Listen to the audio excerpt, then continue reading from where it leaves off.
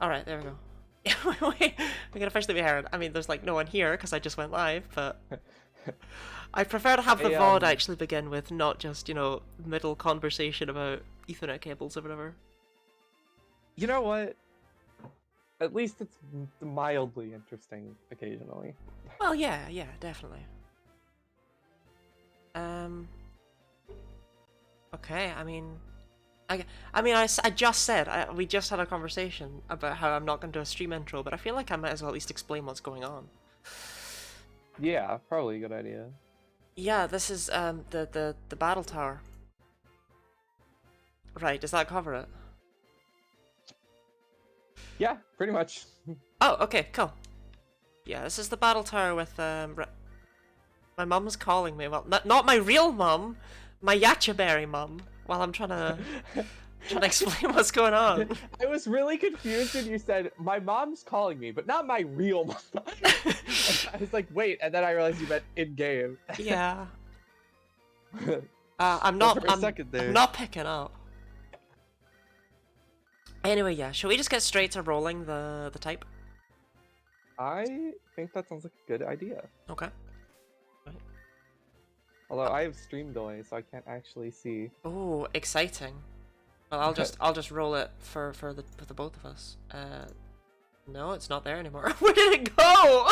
I set it up before stream. What?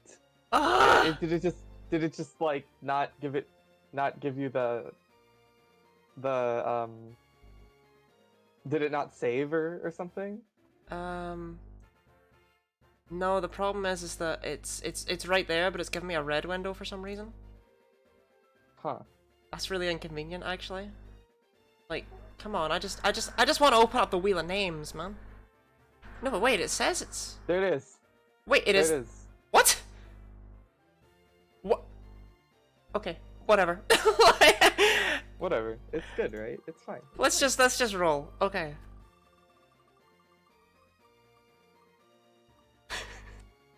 Look, it was gonna happen eventually, okay? We didn't manage to fight it last time. We got normal again. You're not serious. We got it a sec. Okay, well, I guess we're doing normal. Yeah, also I just realized ground is on this list still for some reason. Whoops. We would have probably been able to figure that one out. Yeah. Well, I guess Guess we're doing normal. I guess we're doing normal now, so later we won't have to do it Exactly. later. Right, But, we'll do normal then. well, Okay. I guess it's okay. time to make that team. Smear goal. I'm just kidding. I think in Porygon Z it's probably a good shout. Yeah, I would like to use Porygon Z. You're gonna you're gonna lose your mind as I insist on pronouncing it like that. Which one of us is going to use it? Well, we need to think of some other Pokemon as well. Yeah, my like immediate sort of, I guess, instinctive choices would be Togekiss, Blissey, or Clefable. Oh, true. We do just get a bunch of definitely normal types because of Smile. yeah. Um, Oh, I guess there's options like oh wait, we could do like I might go for something weird like a guts swallow or something with facade. ooh, yeah. That's an interesting option for sure. Yeah. I'm trying to think of what else gets guts that doesn't suck. There's like, because there's like Raticate and stuff, but yeah, there's that you could. I think Machamp would get it, but that's not normal type. So yeah. yeah. I mean, I know Ursaring gets it, but I'd like something with more than like 10 base speed. Oh, you can use the Battle Tower Ursaring set with the Elemental Punches and Hammer Arm. I could. I'm not going to. That is a very reasonable choice. Okay, well I'm thinking Swallow. I actually really like that as a lead. With Protect, Flame Orb, Guts, Facade, And I could Brave Bird. do something with Earthquake then. Yeah. So what's that gonna be?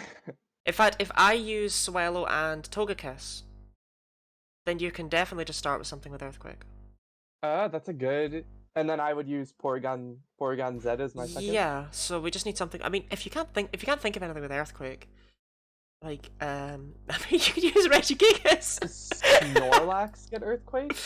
Oh, Snorlax does get Earthquake.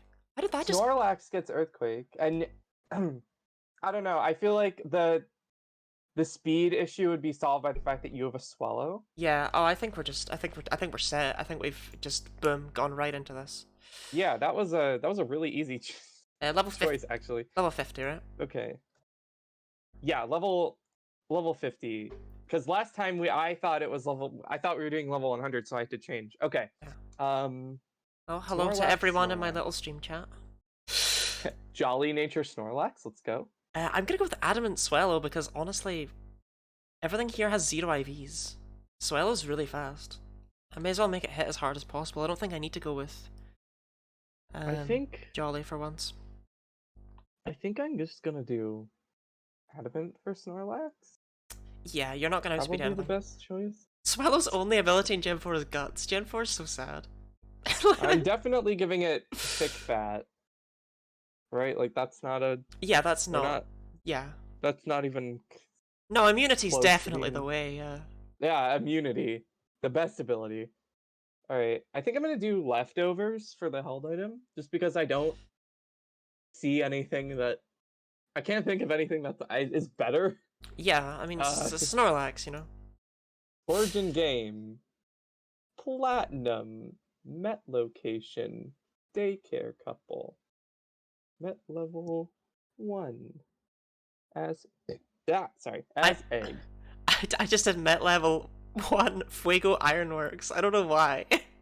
Fuego Ironworks, that's where it is. Invalid Met level, expected 0. Wait, really? It counts getting an egg as meeting at 0? Huh. Wait, Brave Bird's an invalid move, but no, it's not though. I looked this up. But no, it's not though. Swallow Gen 4. Look it up, Gen 4. Oh, it's an invalid move because I didn't get it as an egg! Alright, well, you did.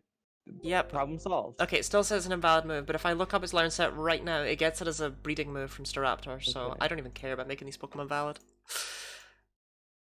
Protect, and the issue is, I don't know what to do as my 4th move, because I'm never going to be not using Facade or Brave Bird. Like, I could bring Steel Wing if I wanted to, but why bother?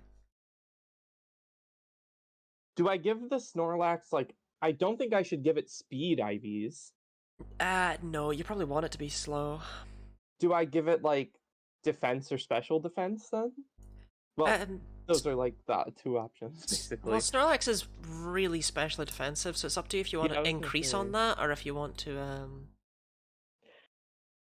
Given the diversity of Pokemon we're going to be encountering... Yeah, you probably want to... I would say... Yeah, you probably want to mix it up. Make it good at both. I would say bulking up its defense is probably the better option. Okay. I'll put the extra 4 into special defense, just to... You know, maybe that 1 point will make a difference. You know? Literally, my only coverage option is Steel Wing. So I'm thinking I might just... gross. I'm thinking I might just take Endeavor instead. Steel Wing, when your coverage option is Steel Wing, you know there's issues. Well, actually, Steel Wing would help me against rock types and ice. You know what? Yeah, we'll take it. It's not good, but whatever. It's not good, but it means I'm not completely. Not good. It means I'm not completely walled. Okay, yeah, actually, that's not a fair. That's an unfair point. Okay, Okay, I've got my Swallow ready. I have a lot of options for Snorlax here. I could go with Snorlax can learn self-destruct. Yeah. I have Protect if you want to run it.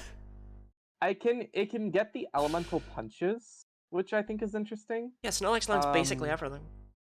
Yeah. Obviously Earthquake. I should definitely give it a normal type move probably, but I don't know what normal type moves. Yeah, normal type moves really aren't that important. If you feel the need to just slap one on for stab, it's not that relevant because, well, we have a whole team. I was thinking mainly just for like general purpose attacking, but Crunch is probably a good idea. Yeah. I would I would say Crunch is probably a good. Earthquake's obviously just fantastic in general, because Yeah, rock and obviously steel types are going to be a problem, but... Obviously Earthquake. Crunch, I'm gonna give it just because. I feel like that's probably a good choice. Lick. No. Um, Outrage. It gets It gets outrage. outrage? Really? That's weird. Yes. Yeah, that's really weird, actually. Um. Oh, I could give it I could give it Rock Slide. That's an option. True. Oh wait, roost is not a good option, hang on. Because you run an earthquake. I'll just need to tell you when Yeah. I'm roosting. Alright, so I'm thinking for the last 2 move slots, my thought is Elemental Punches, Rock Slide, Zen Headbutt. I'm unironically thinking of using Outrage. Please start And ironically thinking about using outrage, and then stop Brick thinking Break. about it completely. Maybe Brick Break. Although I'm not sure if Brick Break would be particularly useful outside of just being like a fighting type move, which I don't know. Okay, the only Pokemon that what were flying and fighting Brick is not Break? very effective against are Zapdos and Rotom. What? That's crazy. Brick Break might be a good choice if we're gonna have trouble with rock types. Rock and what'd you say? Rock and Steel? Rock and Steel, and we don't have anything against Ice really either outside of Steel Wing, so yeah, Brick So Break sounds Brick good. Break's probably a great. Oh, Brick Break with counter. Earthquake? Yeah. Yeah. Does Snorlax get Rock Slide? It does get Rock Slide. Well, there you go. Yeah, I'll do Rock Slide. Rock Slide, and then 4th move, I'm having a lot of trouble deciding. Seed Bomb? What? Snorlax. Snorlax is well known for seeds. Yes. Sure. Do I go like Fire Punch or something weird like that? No, that wouldn't be that useful. Huh. Do I unironically give this thing Outrage? Yeah, go on. You know you want to. I kind of really want to. I mean, could give it's... it Metronome. I mean... Oh god! I could give my Togekiss Metronome. Oh god. I don't know. I feel like that would be kind of funny. Just to give it Outrage, but I don't know how useful Outrage is going to be. But I don't know how useful that 6th attack slot is going to be or 4th attack slot is going to be in general. My other option is to give it Belly Drum. Oh, nice. Yeah, definitely do that. Belly Drum's so good on a slow Pokemon like Snorlax. Yeah, I was going to say, it's a little slow to be using Belly Drum. Or Curse. Curse is another option. But I don't know how much I'm getting out of Curse, to be perfectly honest. As compared to something like, Outrage. I'm just gonna go Outrage, and Okay. I'll reap the consequences of this. We'll probably never use it, but if you don't have anything else that you need in that slot, it's not a big deal. PK Hex suggests... Okay, here's PK Hex's suggested moveset. Swallow, Fling, Natural Gift, and Last Resort. The suggested moveset it gave him my Togekiss was Autosphere, Flash, I don't even remember what the other 2 moves were because they were just so bad. I made a disgusted face at it. Alright, so my other one's gonna be Porygon Z. Yeah. I'm trying to figure out if I want to make a defensive Togekiss or if I just want to go all in on the offense. Like, I'm running Thunder Wave and Roost because I'm disgusting, but I don't really need to run them. So, maybe I shouldn't. It's up to you. I think that you could really get away with either, just depending on how you feel like playing. Honestly, I think Hyper Offense might be the way to go. it's worth considering. I think that like I'm using a Snorlax, Yeah. and I having think a fast offensive Pokemon might be having not having like a fast offensive Pokemon might be a little bit of a detriment. yeah, Porygon Z and Um, Swallow are just so slow. right, but what I'm saying is if Swallow and Snorlax are battling alongside one another, and you choose to go defensive Swallow, we wouldn't really have like a Right, if I we choose to wouldn't go have again, a if I fast choose to offensive go Pokemon defensive either. Swallow, just end the call and go. Let's just leave. Defensive Swallow? Like, Wait, what did you say? I was wondering if I should run my Togekiss defensively. Defensive Sorry, Swallow? defensive Togekiss. I'm dumb. Don't mind me, I'm just gonna look up Swallow's base stats real quick. My brain. My brain. It's got those fearsome 60, 60, 50 defenses. 60, 60, ain't no way. Alright, yeah. I apologize for being an idiot. Anyway, Porygon Z. Yeah, I mean, you just want to slap all the coverage moves on it and maybe even just give it a choice Yeah, specs. basically. What nature? Modest? It's got 80 base speed, right? Yeah, I don't know. Well then, yeah, modest with 252 EVs is, like, honestly, that's Yeah. enough. Yeah, honestly, just, What choice specs. item? Choice Modest. specs? Yeah, it's Or got... Life Orb? Ooh, Life Orb's a shout, actually, never mind. Yeah, go with I Life Orb. think Life Orb's probably I'm gonna run an better. offensive Togekiss. I don't think it's a good idea to go defensive here. Okay, both of Porygon Z's abilities are actually pretty good, I think. Yeah, but you I'm probably not want... sure which one. You probably want download. Yeah, I was gonna say, I don't think its primary purpose is going to be to use normal type attacks, so I'm No. gonna choose download. I don't even think you're gonna put a normal type attack on it, except maybe Hyper Beam. It just doesn't get anything. I was thinking about Hyper Beam. Okay. I copied over the Snorlax to make like I'm just editing the Snorlax. So the Porygon Z had 252 attack, which is not Oh we yeah, don't want physical that. Porygon Z, let's go. Physical Porygon Z, yeah. Okay, Porygon Z does That's not get not happening. fire moves, it gets ice and electric, so I'll slap Flamethrower on my Togekiss. Okay. Why can this thing learn Shockwave, Charge Beam, and Discharge, and Thunderbolt, and Coverage. Zap Cannon? It's very Should important. I use Zap Cannon? Please don't do that. I beg. Yeah, I won't. Don't worry. I'll just slap Psychic. I got a choice between Psychic and Shadow Ball, and they're both pretty terrible. Okay. Shadow Ball, I'll take Shadow Ball. I'm definitely giving this Thunderbolt. I probably should also give it Ice Beam. Yeah, Thunderbolt, Ice Beam, probably give it Hyper Beam. And then if you want to slap Psychic on there... We're doing beams. We're doing all beams. Hyper Beam, another option is Tri Attack, but... Tri Attack I don't is a know shout. how you feel about... No, Tri Attack's actually quite a good idea. Yeah, I was thinking... You can go with Tri Attack and Hyper Beam. That's true. Although my fourth move slot... What do you mean illegal? My fourth move slot could go to Shadow Ball, Psychic. Well, the thing is, I have Shadow Ball, and Psychic is only good against Poison and Fighting types. I suppose Fighting is quite relevant. I was just thinking because I have two Flying types, it's not really that important, but... Yeah, Conversion 2? Please, no. I'm just looking at Gravity. Ooh. Gravity works so well with my Pokemon. It's like I am battling you if I Gravity. Yeah, I guess.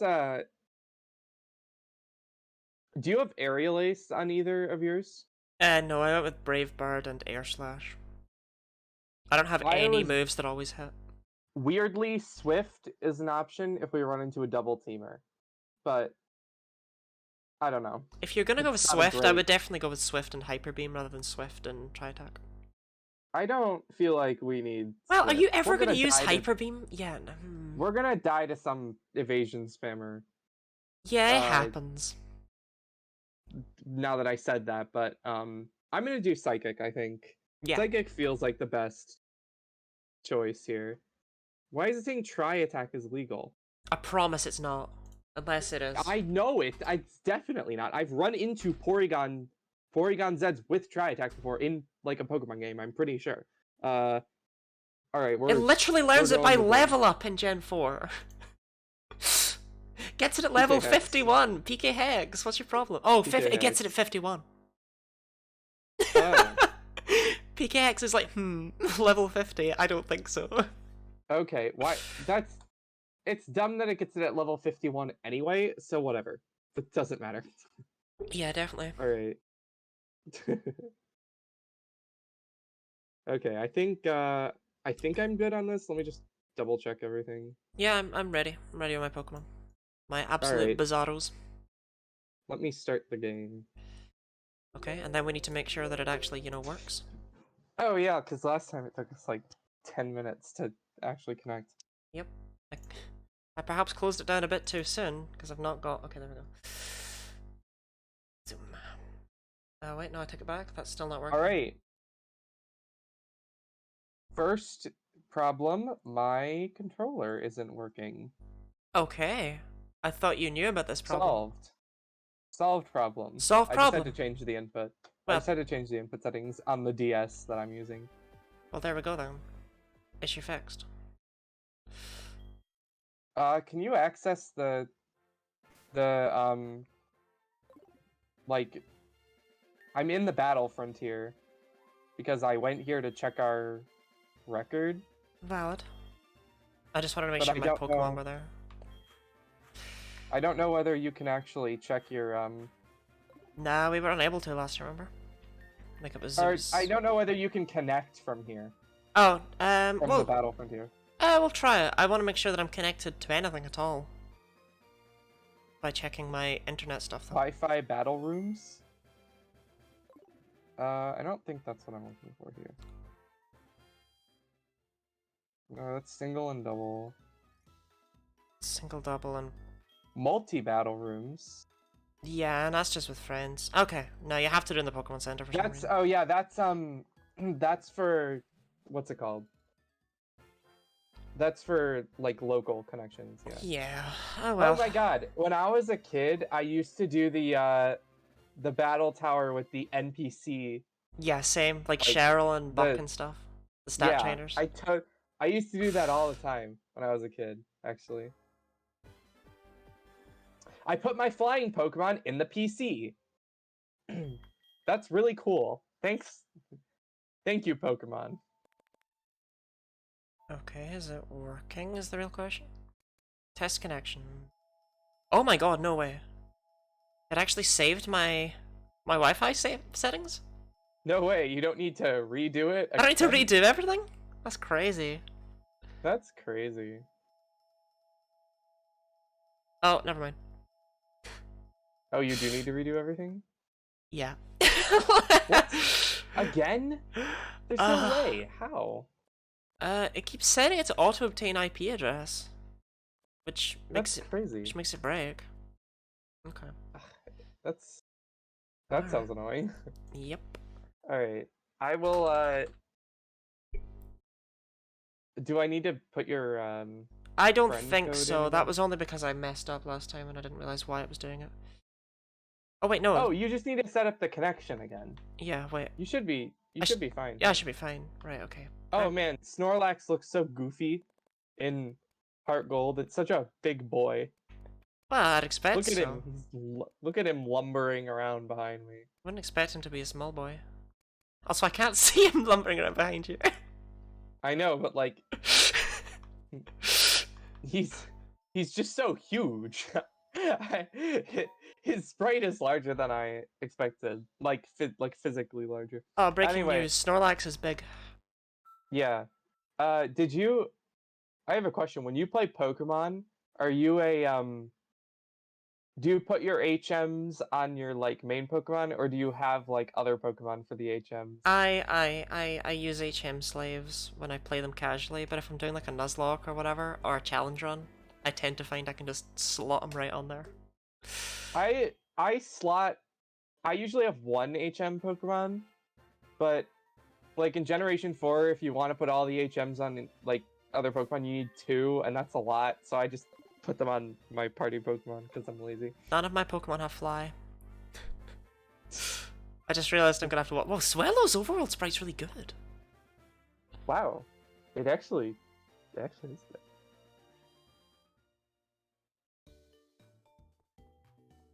Okay, I'm gonna join the union room and see if they kick me out. All right, I'm joining the union room as well. I'm excited for this to take like half an hour to get working, but okay, once we get it working, it'll be working. We got it. It's good. It worked last time, so surely it will work this time. Exactly. I'm pretty much always gonna protect turn 1. Just for reference. Okay. Nintendo Wi-Fi connection music, the absolute fire banger that it is. Unable to connect to Nintendo Wi-Fi connection because the Nintendo Wi-Fi connection user information from the system. It's the same issue. What does that mean? Oh no! Oh, okay. You have to do that again, yeah. Goodbye, friends in my pal pad. I'm just gonna collect so many MKKs. Goodbye, Union Room. No, I'm collecting like 3 Lotties because I really am curious why it's not saving for you like that. We should try to figure that out after we're done. Because this is like, if we're gonna have to do this every time. It's a bit weird. It's a bit weird. All right. How do I have to just go into my pal pad to register here? Yep. Register friend code. Okay, let's go. What is your friend? Oh, what friend's name? That's not. Wait. Give me. I have it open already. So give me yours first. Oh. I can't.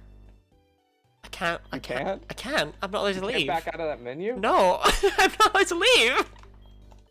What? Maybe it's okay with it empty. Okay. My friend code is 3699 6924 6252.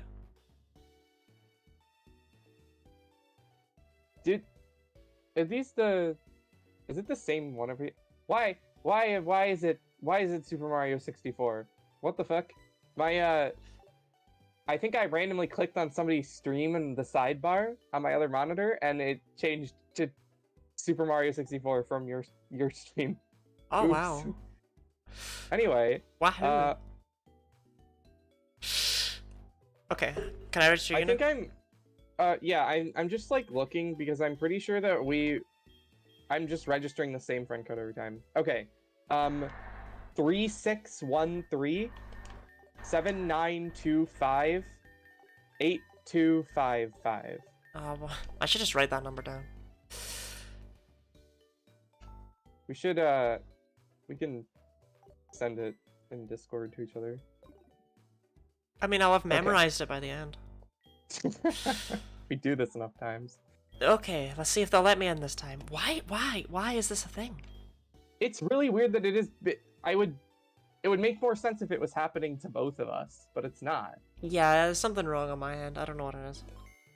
I have a ping in the leaderboard discussion channel in the Super Mario Galaxy speedrunning Discord server. Ooh, is it leaderboard time? AKA the worst channel in existence.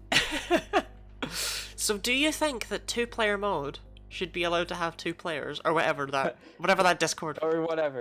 Yeah. So somebody like made a joke about it. And I said, let me look for who cares. Oh wait, I can't find anybody. And now like a bunch of people are responding like, me, actually it's me. Okay, I am alone in the union room. Didn't this happen last time? Yeah. Where we were both in the union room and it didn't work. Don't we have to like disconnect and reconnect? Yeah, I don't know why. I think it's something about how like when you connect for the first time, it like doesn't work or something. Yeah, but like, okay, there's no way that they actually just released it like that. No, but this is not like, we're doing this in a little bit of an unintended way. So I'm not surprised that it is a little finicky. Look, this was definitely intended. Yeah. I'm totally playing this on a DS right now. Same. It's crazy that this is still possible on original hardware. Original hardware. I mean, it is still possible. Oh my god, we're here. Okay. I'll let you talk to the screen. Yeah, I'll talk to the screen. Am I jumping? Yep, I'm communicating. Lottie 3 wants to join you. Alright, Battle Tower. Alright, Snorlax first and Porygon Z second. Swallow and Togekiss. Let's go. I can't wait for you to repeatedly download physical attack. Can't wait for the animation to play every single time Porygon Z enters a battle. Oh, if you think that's bad, wait until you get to see me use Protect every battle. I love how after all the setup, it's just like, nah, alright, in there, in you go, battle time. Oh my god, he's the main character? He's the main character. We found him. It's impossible for him to lose. We found the main character. Alright, well, our streak is gonna be 1, I guess. Yeah, maybe I'll actually track the streak for once. So I don't that's need to, probably a good idea. So I don't need to check so the we don't VOD. need to go back in the VOD and... Yeah. Collector Emil. He's the main character. He's the main character. Would the main character have a Skiploom? Okay, I know I said I was gonna use Protect every time, but come on. I feel like for the first 2 battles, it's reasonable to just... Oh, I made my Snorlax female. That's kind of cool. Alright, I guess I'm just gonna rock... I don't see any move to use right now other than Rock Slide for this... Okay, well... Skiploom doesn't survive anything, so... You never know, it might have a Focus Sash. Well darn. The Skiploom with Focus Sash. It kind of needs it, considering every time it gets hit by an attack, it just dies. Exactly. Focus Sash Skiploom with Leech Seed. New meta. Oh yeah, absolutely. Oh, that wing attack might take you out. It was close. It was close. Almost didn't make it there. On the plus side, I think we're gonna win this one. Potentially. Small chance. Seems unfavorable, but...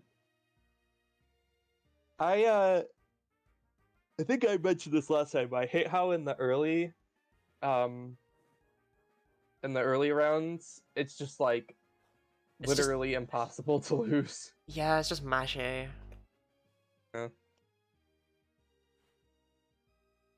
Chincha, okay, that is a threatening powerhouse.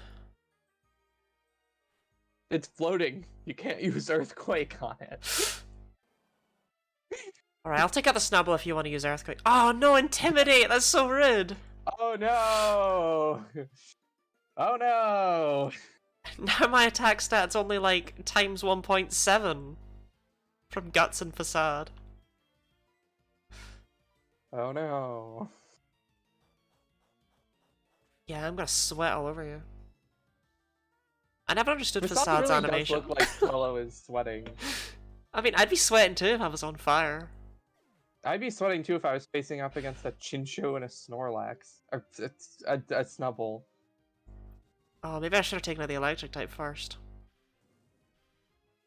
Yeah, I'm sure that's gonna deal a lot of damage. Might be choice specs. No way! Wow, I'm actually... Swallow does only have 60-50 as far as HP special defense is Yeah, concerned. but it's still, I think it's funny that you lost to a Chinch. Look, we won battle number 1. That's all that matters. Oh no, this could not kill. Yeah, true, it's a range. Maybe it lives the earthquake. Oh, Oh, that was phew. probably a range. Yeah, you rolled high. Yeah. I love how we mock this, but the second we get into real Pokemon, we just lose. Yeah, exactly. Well, to be fair, last time I would argue that our loss was at least slightly due to bad luck, because we got the We've got like the one mist, thing. the Yeah. heat wave miss, and then also a Mamoswine was the Pokemon. It was the Scizor, the Tangrowth, the Heatwave Mess. It was all just very bad. Yeah, Tangrowth turned out to be the real threat. You transgressor. Oh wow, we're being attacked for taking out the main I character. really thought this said transgender at first. I was like, Oh yeah, Game Freak were ahead of their time. Oh yeah, really. I was like, dang, that's weird. That's a weird thing for a ninja to say. I don't think I've ever heard of somebody spelling the name Maggie Like like that. that. Yeah. Yeah. Oh, I wonder, does Heart Gold have the facade glitch? I have no idea what the facade glitch even is. Um, in Platinum, at least, I know. Oh, I wasn't using Earthquake. That doesn't I'm rock matter. sliding. I'm a flying type. Right. Oh, sorry, Acupressure I'm on dumb. your friend? Acupressure. The Anyway. rare acupressure on your friend? Yeah. In Platinum, at least, I think possibly also in Heart Gold, using Facade moves the Pokemon sprite up 1 pixel. So if you use Oh, Facade enough times, you displace the Pokemon sprite, like, wherever you want on the screen. yeah, I want to say we've actually had a conversation about that in the past or something. Oh my god, that was a rock slide. Okay, it was a crit. Makes sense that was a crit. Oh no, Ancient Power. Alright, I kind of need to focus on the Omanite, unfortunately, because it will outspeed you, and I don't really want it hitting me with Ancient Power. No way, something's gonna outspeed Snorlax? Man, that's a, real shocker there. Well, it's only think gonna I'll just Earthquake. It's only gonna outspeed you because of the, well, I could go for the scummy double protect, but I don't see the need. That's... seems kind of unnecessary. I think you've told me about the facade glitch before. Maybe I have, but it's just particularly relevant now because we're using Well, yeah, it had fallen out of my head because, we're you know... using this Pokemon with Facade. I don't think we'd ever use enough in a battle to actually notice it, but even if it is in Heart Gold, which it might just not be in Heart Gold. Imagine running a physical Snorlax when you could have given it Blizzard. Fire Blast. Oh yeah, absolutely. Okay, 2 crits in 1 battle. Chill, Snorlax, chill. Oh yeah, I forgot to tell you, I maxed out its crit IV when I was making it in PKX. Full crit EVs as well. I gave it 252 crit EVs, yeah. And a plus crit nature. Graveler. This is why I got Steel Wing! Dude, it doesn't even matter what move I use. Well, Steel Wing might miss, it's only got 90 accuracy, yeah, Steel Wing and could. Graveler's got way more defense than Swellow has attack. Swellow's kind of running off the fact that Guts and I'm sure Facade are being boosted by the burn. I'm sure if Steel Wing had missed, then the Graveler would have been a massive threat to us. Look, you never know, okay? It might have swept. Earthquake's animation is so extra. Like, it's a good move, so it kind of makes sense, but man. Yeah, Sturdy Graveler doesn't... can have Sturdy, but Yes. Sturdy doesn't work like that in Gen 4. Yeah, Sturdy's not good until Gen 5. All it does is make you immune to one-hit KO moves. Yeah, Sturdy sucks in Gen 4. So in Gen 5, they were like, let's make Sturdy super overpowered. And then they did. Yeah, they made Sturdy crazy good. It's a shame that it's still hardly on, like, any good Pokemon.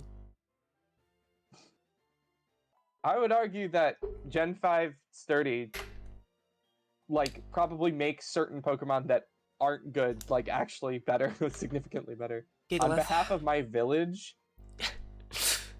Yeah, we gotta deal with the village maiden. The village maiden. I wonder if she's from, Bean... What's that one? Beans on the... Oh, Barton on the Beans? Barton on the Beans? Did you know that Jesus Christ used to live there? They have a bomb shelter. Or something. Oh, Barton on the Beans. Okay, this is an easy earthquake for you, I guess. Yeah. Assuming you don't kill the Pokemon. I mean, I'll just Facade going Chingling back. since it has Levitate anyway, but... Easily forgettable Levitate Pokemon, in my I opinion. know. My brain was like going back and forth on whether it has Levitate, but I figured it didn't really matter. Because, like, you know, it's not like we're gonna have a hard time taking out the Chingling. Yeah, Chingling is so bad. Chimecho did not need a baby. That's like if they were like, oh, here's Tropius's baby form. And it's like, no, please. Tropius is so bad. I used it Chimecho in my casual playthrough of Emerald, actually.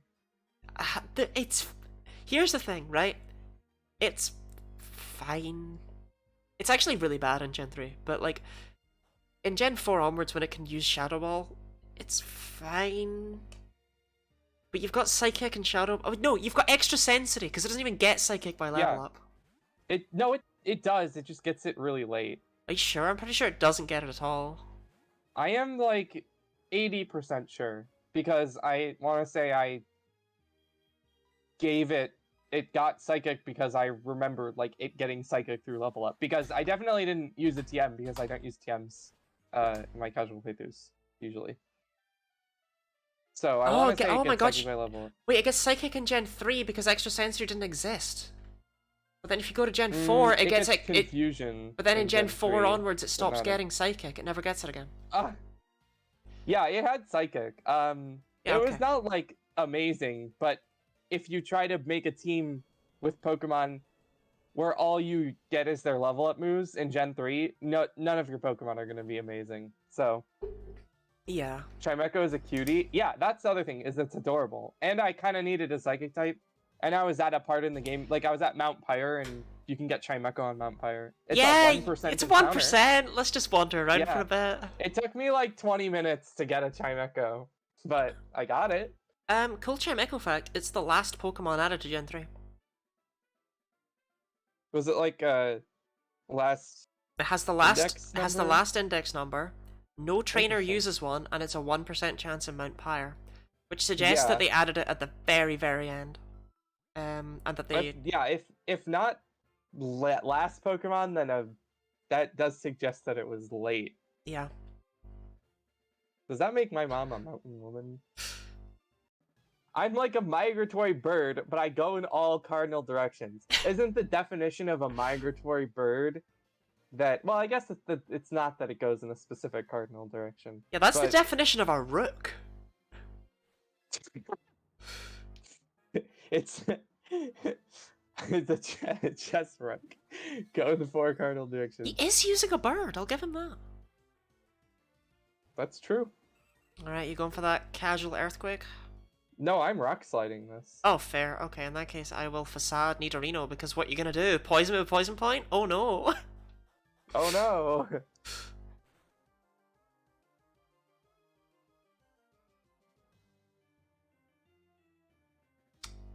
Shame. Oh no. Oh my god! Charlie? Hey, it's Flatter. A move I did not know about. Why did you use it on the Snorlax? There's no way. I didn't know Flatter existed until Gen 6, and then I found out it's been in the game since Gen 3. Yeah. Or something. It's just learned by nothing. Like, yeah, nothing has it. Everything has swagger. I didn't even... Wait, what? Why does Nidorino get it? That's like, literally, I was like in Gen... Or no, sorry. Did I say Gen 6? I meant Gen 8. I played through Sword and Shield, and something had Flatter. I was like, oh, they added a special counterpart to Swagger. That makes sense after all this time. And I realized I looked it up, and it's been the game since Gen 3. I was like, what? It's just, why would you use it? Why would you not just use Confuse Ray? Why would you give them a boost to a stat that doesn't matter? It doesn't affect your... It doesn't affect the calculations, so why bother? What are these Pokemon? Really? Combee? Like, don't you think you can do a little better than that? I know here, I'm looking up the Combee set. I really want to know what it has. Well, I'm telling you right now, it's got Bug Bite, Sweet Scent, and Gust. Because that's all Combee gets. There's literally no... Oh, I thought you looked it up and it didn't have a 4th move. I was like, there's no way. This is not Generation 1 Blue. Oh, Bug Bite! Sweet Scent, and Gust. And you know what else it's got? Ominous Wind, because Combee learns Ominous Wind. Oh no, I hurt myself. Oh no. Oh no. Because I don't believe Combee learns any TMs. I think it must get Ominous Wind via Move Tutor. Bug Bite, Sweet Scent, and Gust are it. Breeding. I don't remember, but I know it can get Ominous Wind. There is a Move Tutor for Ominous Wind in these games, so I'm assuming in the most technical sense of it being able to do that. Okay, let's see. Learn set, Generation 4. Banger learn scent. Sweet Scent, Gust, Bug Buddy. All at level Ominous 1. Wind. Ominous, it can get Air Cutter, Endeavor, Mudslap, Ominous Wind, Snore, String Shot, Swift, and Tailwind by Move Tutor. Why is it not running that banger moves hit? Yeah. Snore. Yeah. It can learn Snore, even though it can't learn... I believe every single Pokemon Like can learn rest. Snore, to be fair. Wait, everything can learn Snore? Yes. Interesting. Oh, speaking of, did you know that Frenzy Plant, Blast Burn, and Hydro Cannon are no longer exclusive to the starter Pokemon?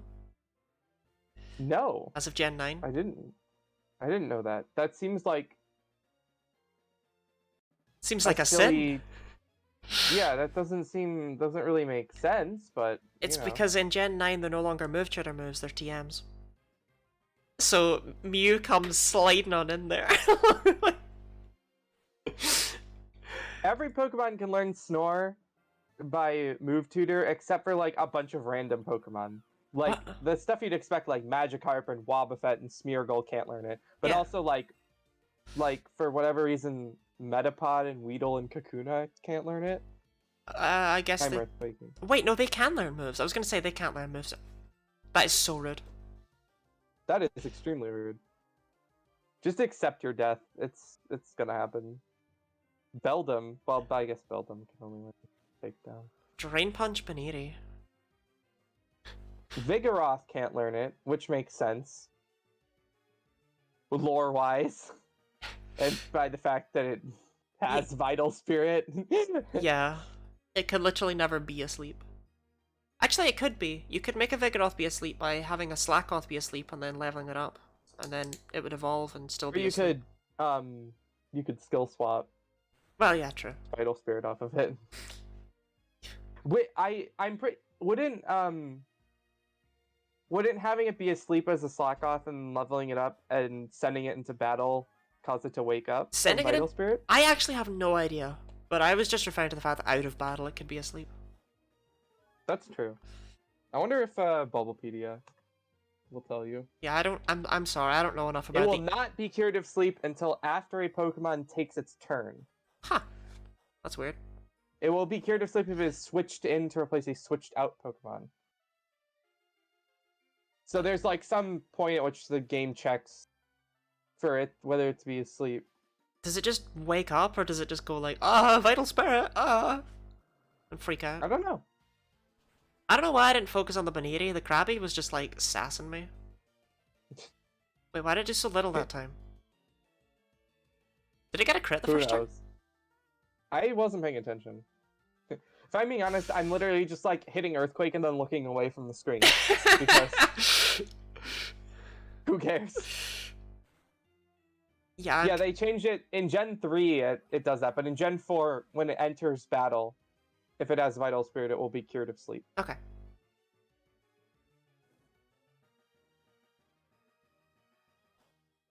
What? Oh.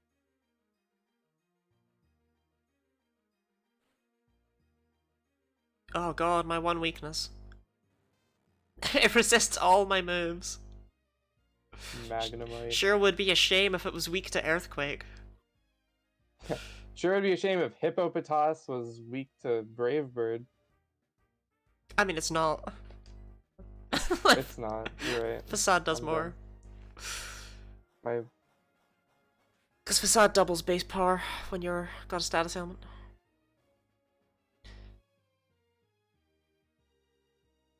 I mean, that Facade is doing like, what, 210 base power?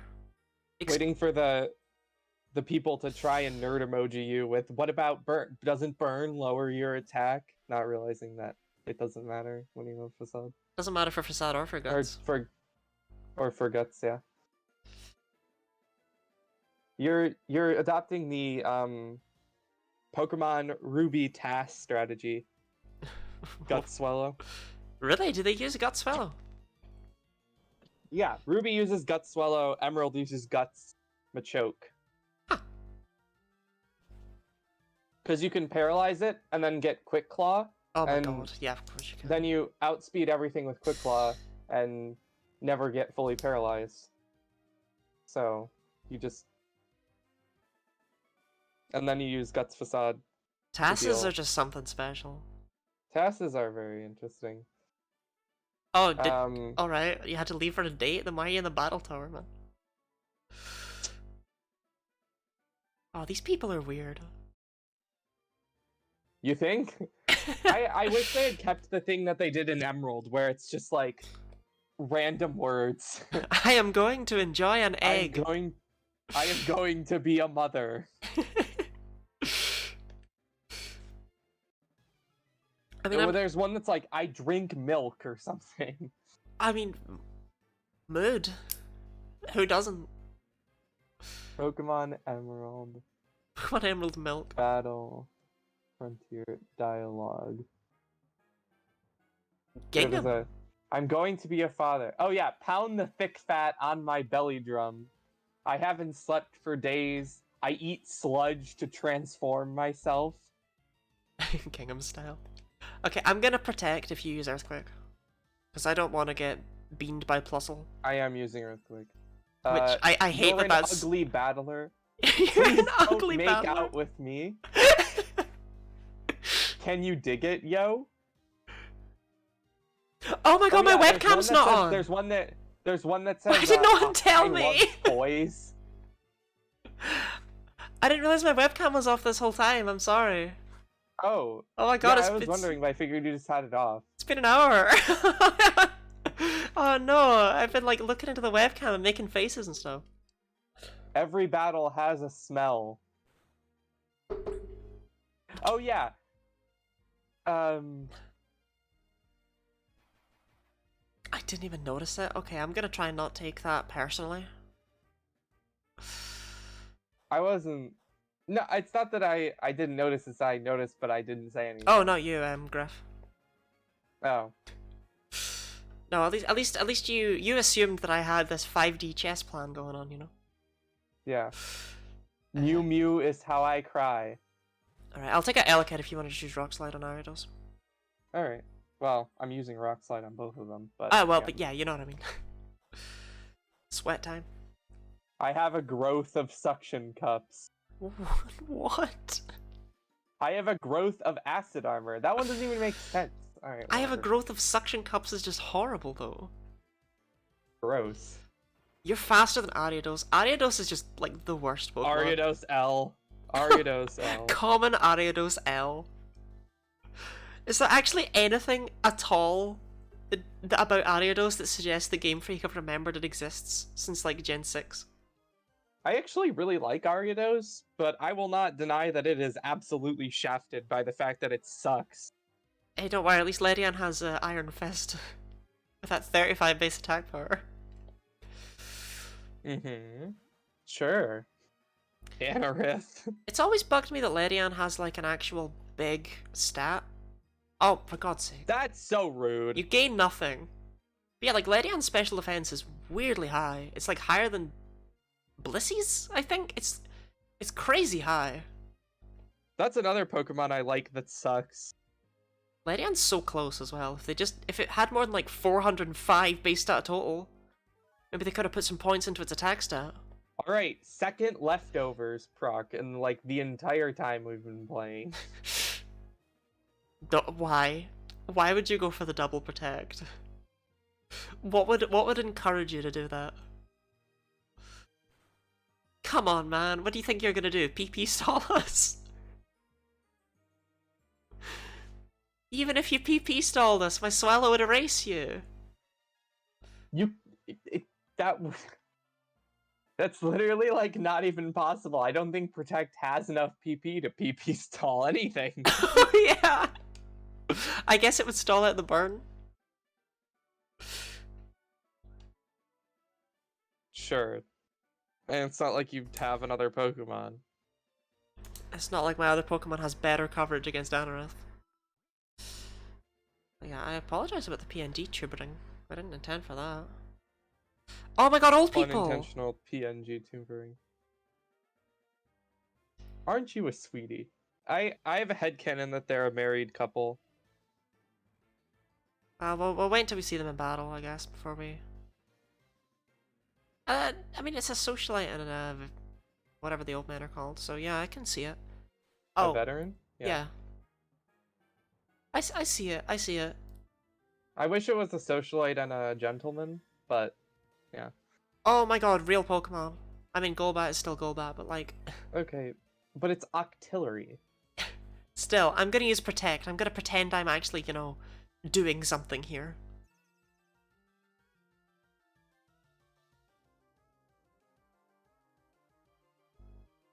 That's so rude.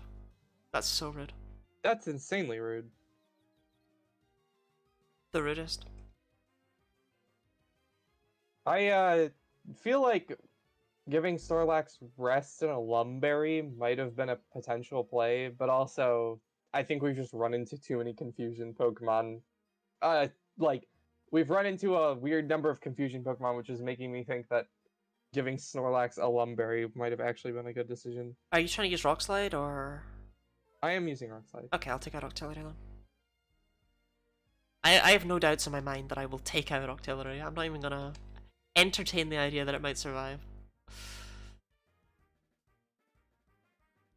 Like, Octillery has like 50 defenses or something like that. It's so bad. Gen 2! What were they thinking? Why is every Gen 2 Pokemon so awful? Holy crap. Sorry, I just was looking at Twitter. Oh. And I saw something that I'm very excited about. Oh? Can you share it, or is it like, you know... You know Chugga Conroy? Yeah, he's doing Black 2, White 2. He's doing Black and White 2, yeah! Yeah. I'm so excited. Because Black and White 2 are like, in my opinion, like... It's been like 3 years since he did Black and White. It's been so long! I know, and I'm really excited he's doing Black and White 2 because I really love those games a lot. Like, yeah. Like I said, I think they're the best games. Yeah, so. I've actually not seen his announcement video, but I saw it, like, it came up on my subscription feed, and it was like catching a new Let's Play, and it's like, oh gee, I wonder. Because I could already tell based on his hints. I'll just keep attacking the one on the left if you just keep using Rock Slide. You'll hit eventually, yeah. Yeah. Especially because a lot of his like recent Let's Plays I haven't really been that interested in watching. I wasn't really interested in watching Paper Mario or like some of the ones beforehand. So What, you didn't want to watch Xenoblade 2 for a year and a half? Yeah, exactly. So I didn't really end up watching Black and White 1 that much just because Black and White 1 are just not games that I'm like super interested in, if I'm being honest. Like, I don't like them. Oh my god! Dude, Golbat is pulling out the juke. That's crazy.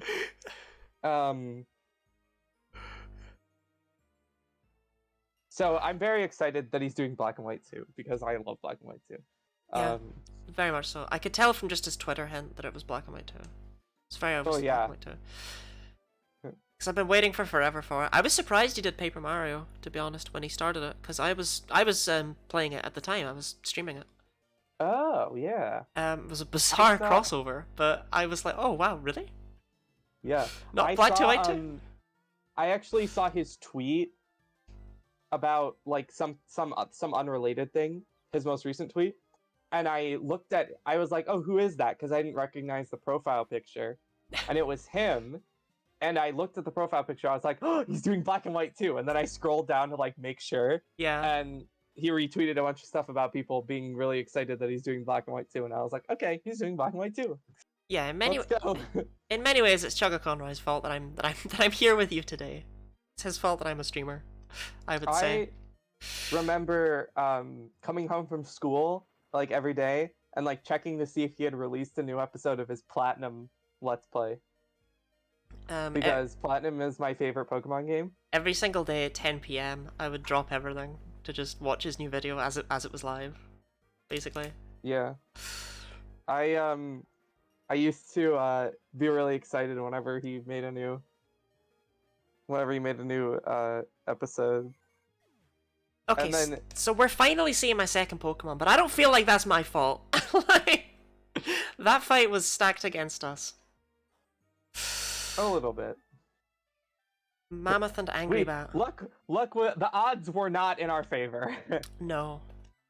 Alright, it's time to finally see Togekiss in action. Sea King. I am Oh no, unfortunately Sea not King. running any Electric or Grass moves, so... Alright, you know what it's time for? Earthquake? It's time for Outrage. May as well. Yes, I am running Air Slash Serene Grace Togekiss. Why do you ask? That's a good idea. I like Serene Grace. Of course! Of course! It gets through it! It didn't do anything, but come on! We got confused for like 4 turns in a row. Alright, well that is at least the... Nice. That is the very, very easy baby battles down. We might actually need to start thinking about things now. Oh no. I hate when I need to think while playing video games. Same. I mean, I clearly do. Every time I need to think about anything, it just goes badly.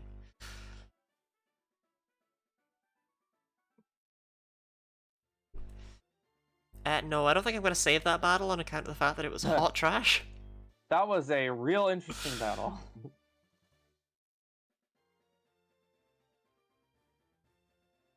Alright, once we finish the first 2 rounds, that's when I consider the battle tower to actually start getting, like... Yeah, the first round is like... Excuse me, the first round is like you could probably randomly pick your moves and still win. Second round is still pretty easy, and then third round and onward is where things start actually getting pretty... Like, not hard in the third round, but like reasonable in the third round. I can't wait until we get a type where I bring Pokemon that can be hit by ground moves. Cause I was just looking at my party there and I was like, that's a lot of flying types. When's that gonna happen? I'd like to run Garchomp, I think, for a dragon. So, then, I guess. I genuinely feel like we should ban Garchomp because it's just so good. And like it for doubles ground, though. For ground we did kind of deliberately choose not, or for ground I just felt like least... it genuinely wasn't as good as Flygon because of what we were trying to achieve. Which is crazy. Yeah. With Garchomp, I'm kind of on the fence about Garchomp. Maybe we can compromise like making it the second Pokemon, but also like it would be a really good choice, you know. But there's a lot of good dragon types. Yeah. That's for when we get dragon though. This is ground. This ground. This is normal. Yeah, I mean, okay, normal was clearly just destined to happen, you know. There's no fighting it. If we got normal twice in a row, I think that's the universe telling us that we needed to do normal. Cameraman is a noble gas in a trench coat.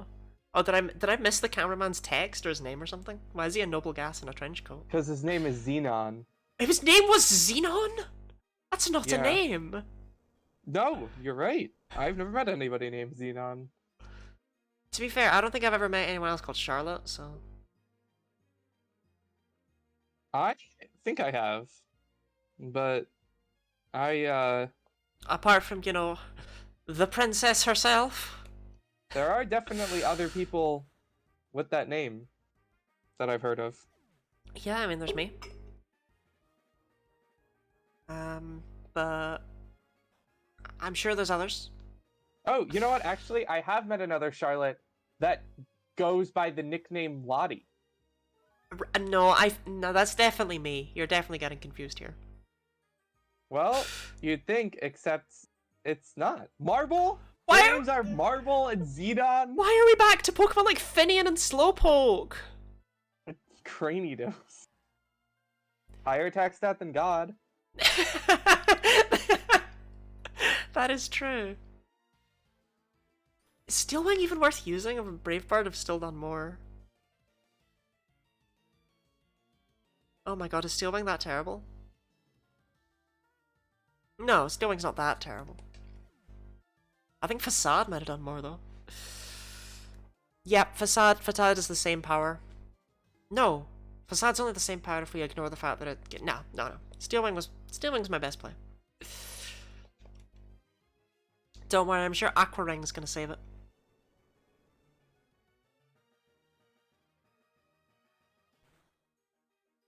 Aqua Ring.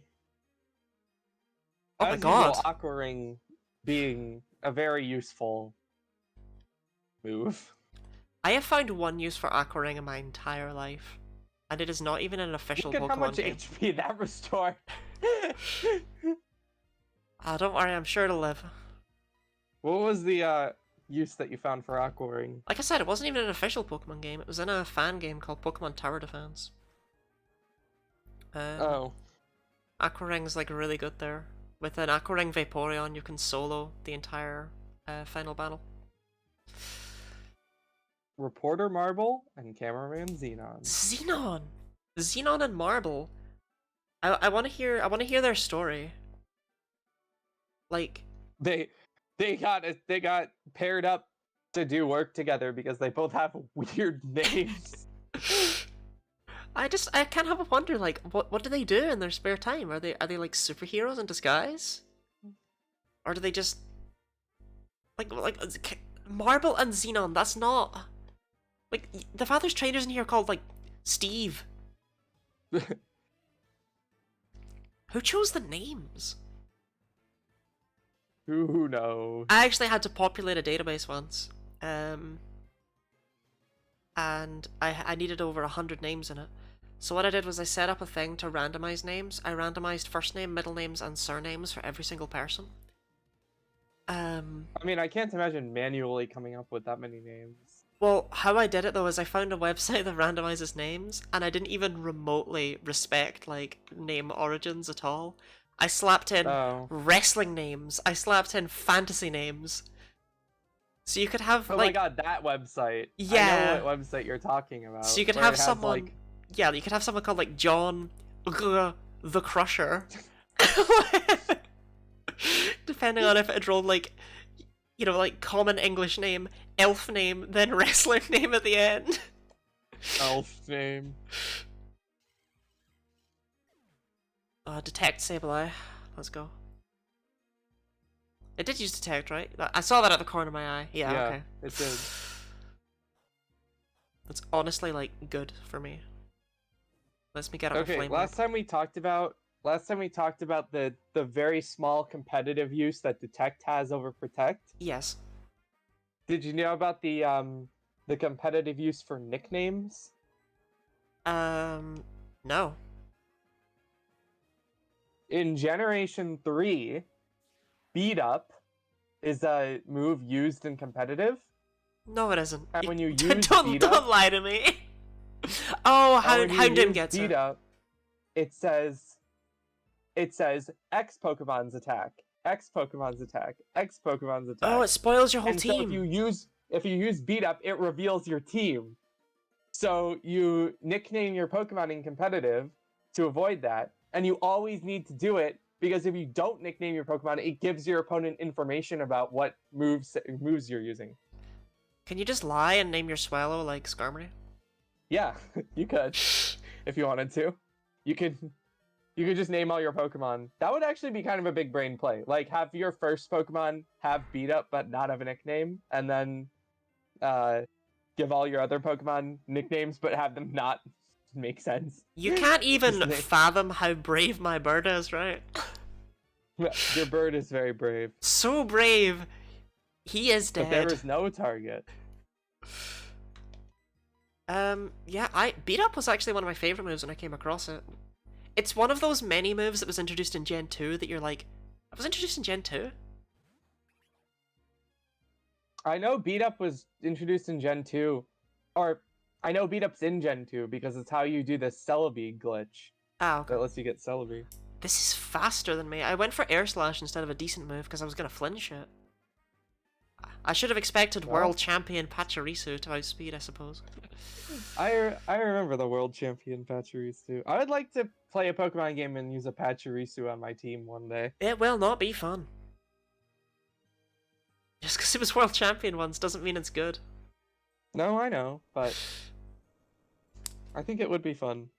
I like using underpowered Pokemon. I think it makes the games more fun. Yeah. I mean, sometimes you have to. As well. Underpowered and underutilized Pokemon. Yeah, I mean, I've grown a massive appreciation for Granbull and Ursaring of all Pokemon. Neither of which are featured on this team. But as a result of my stupid challenge runs. Yeah. I think that people complain about Pokemon games being too easy, but also use like all of the most powerful Pokemon and then like teach them all of the best moves and stuff like that. And it's like, Yeah, I mean, if you Scarlet limit became yourself a little bit, yeah, and don't Scarlet became genuinely hard with only Metronome. Like genuinely hard. if you not even like, sorry, I'm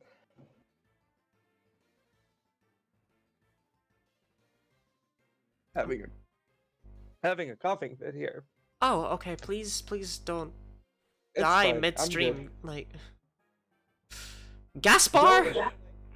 I'm still alive as a person. Anyway, I'm just gonna pretend if you go for earthquake. have to like do a challenge run. If you just limit yourself a little bit, like you don't min-max your entire playthrough, frankly, a lot of Pokemon games become much more challenging.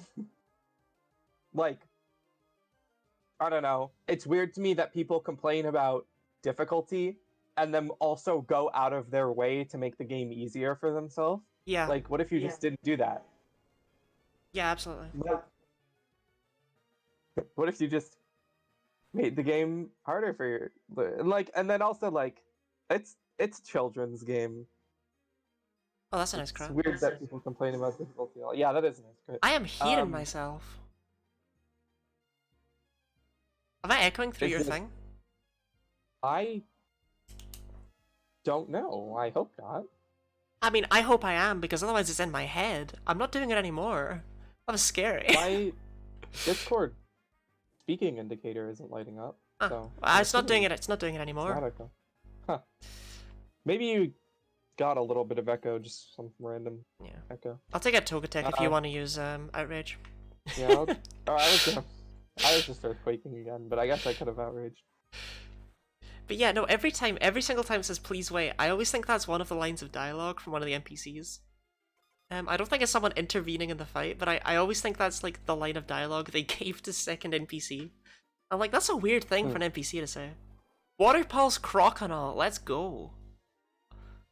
If this confuses, Well, luck is officially not on our side today. Nice crit. Water Pulse Croconaut is just such an incredible strategy. Because Croconaut is known for its high special attack stat. Yeah. Oh yeah. Man, I don't suppose you've ever run, like, a game where you would use Croconaut. I think you only run Actually, Emerald, in my right? casual playthrough of Heart Gold, I used for Alligator as my starter.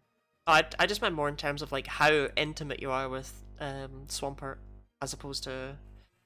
Yeah, I really I know quite a bit about Swampert. Yeah, I realized after I said it, I could have worded it What better. do I do to this thing? It doesn't matter. Outrage it? Yeah, outrage. Let's go. Yeah, I'll outrage. Why not? Anyway, I know a lot about how how much damage the specific Swampert you use in a Pokemon Emerald speedrun does to all the gym leaders' Pokemon, basically.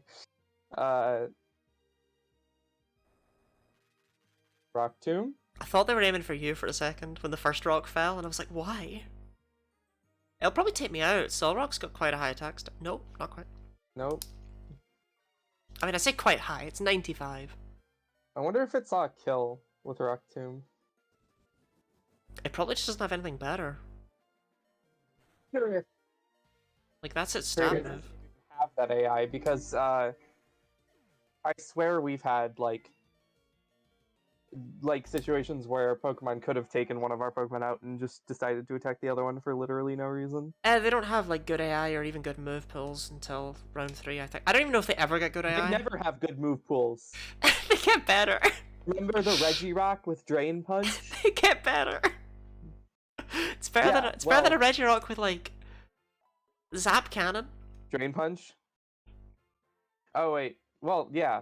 Can Regirock learn Zap Cannon? I know Regice can. Yeah, Can Regirock? don't they all get it at level 1 or something? Or is it only Regice? Maybe I'm It not might sure. only be Regice. I thought they all got it. I'm not sure. It's better than an Umbreon with Synchronize. What's the official name for them? Legendary Titans? Yes, Yes. Legendary Titans. Steve! They all get Charge Beam at level 1. They all get Zap Cannon at level 66. Oh, yeah, okay. I'm sure they all got Zap. Lock On and then Zap Cannon. Alright, Except for Regidrago, which gets Dragon Energy. I'll just protect if you wanna. That Pokemon doesn't. Yeah, Regidrago and Regieleki get like no coverage. They don't count. They don't exist. They're not real. Regieleki's not real. It can't hurt you.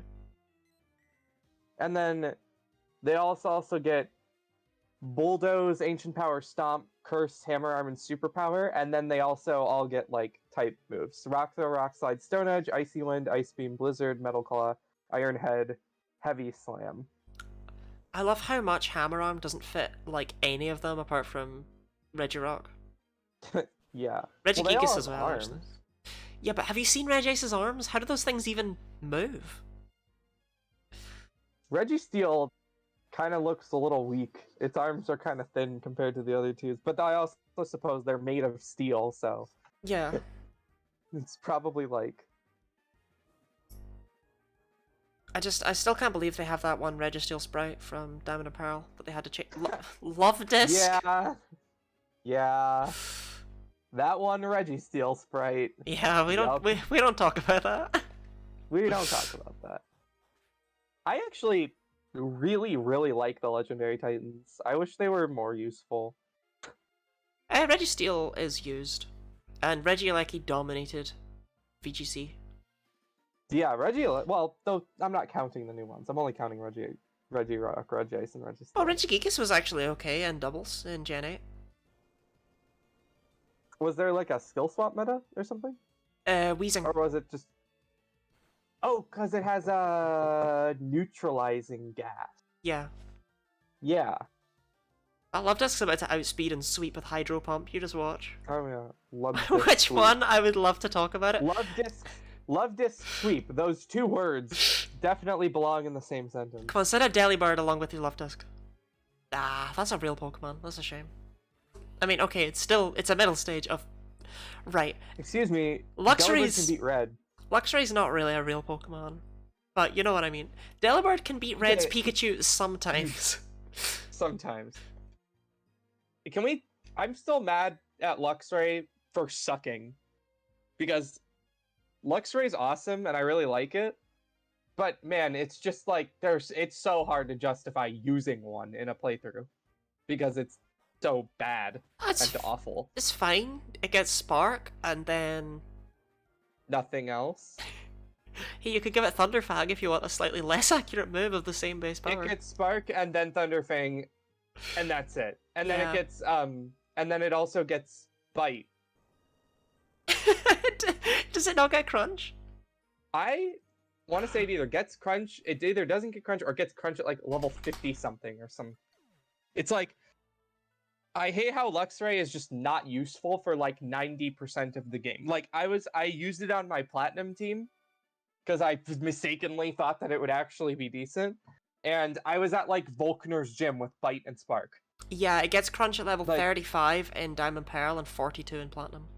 Yeah, it's like for whatever reason, just like they decided to totally shaft its moveset to make it completely not useful for an actual playthrough of the game. Like, if it makes you feel better, its stats are also bad. Yeah, that's another thing that's true about. Although on my Platinum team, I did actually use a Clefable, and that was good. The Clefable was good. Yeah, I really like Clefable. I've had good experiences with every Clefable I've ever used. All one of them. Also, my Platinum save file had the Cute Charm glitch, so the Clefable didn't even have Magic Bounce, it had Cute Charm, and it was still good. This looks like a Rock Slide moment if I've ever seen one. Yeah, this is definitely Rock Slide moment. That was the first thing I ever RNG manipulated in a Pokemon game. was RNG manipulating my trainer ID for the cute charm glitch in Platinum. Fun fact about me. Huh. I've never done that. A lot of people haven't, just because it requires you to start a new save file, but it's a really cool glitch, and knowing your trainer ID and your secret ID is very useful for other stuff, like RNG manipulating shinies and stuff like that. I'm actually surprised that Facade KO'd. I'm also sort of surprised. I didn't exactly think Chansey was gonna live it well, right? But like, I'm not burned or anything Right, yet. yeah, but I was expecting it to make maybe. Yeah, I was live in the expecting red. with just Chansey's raw HP stat that it'd be fine. Yeah.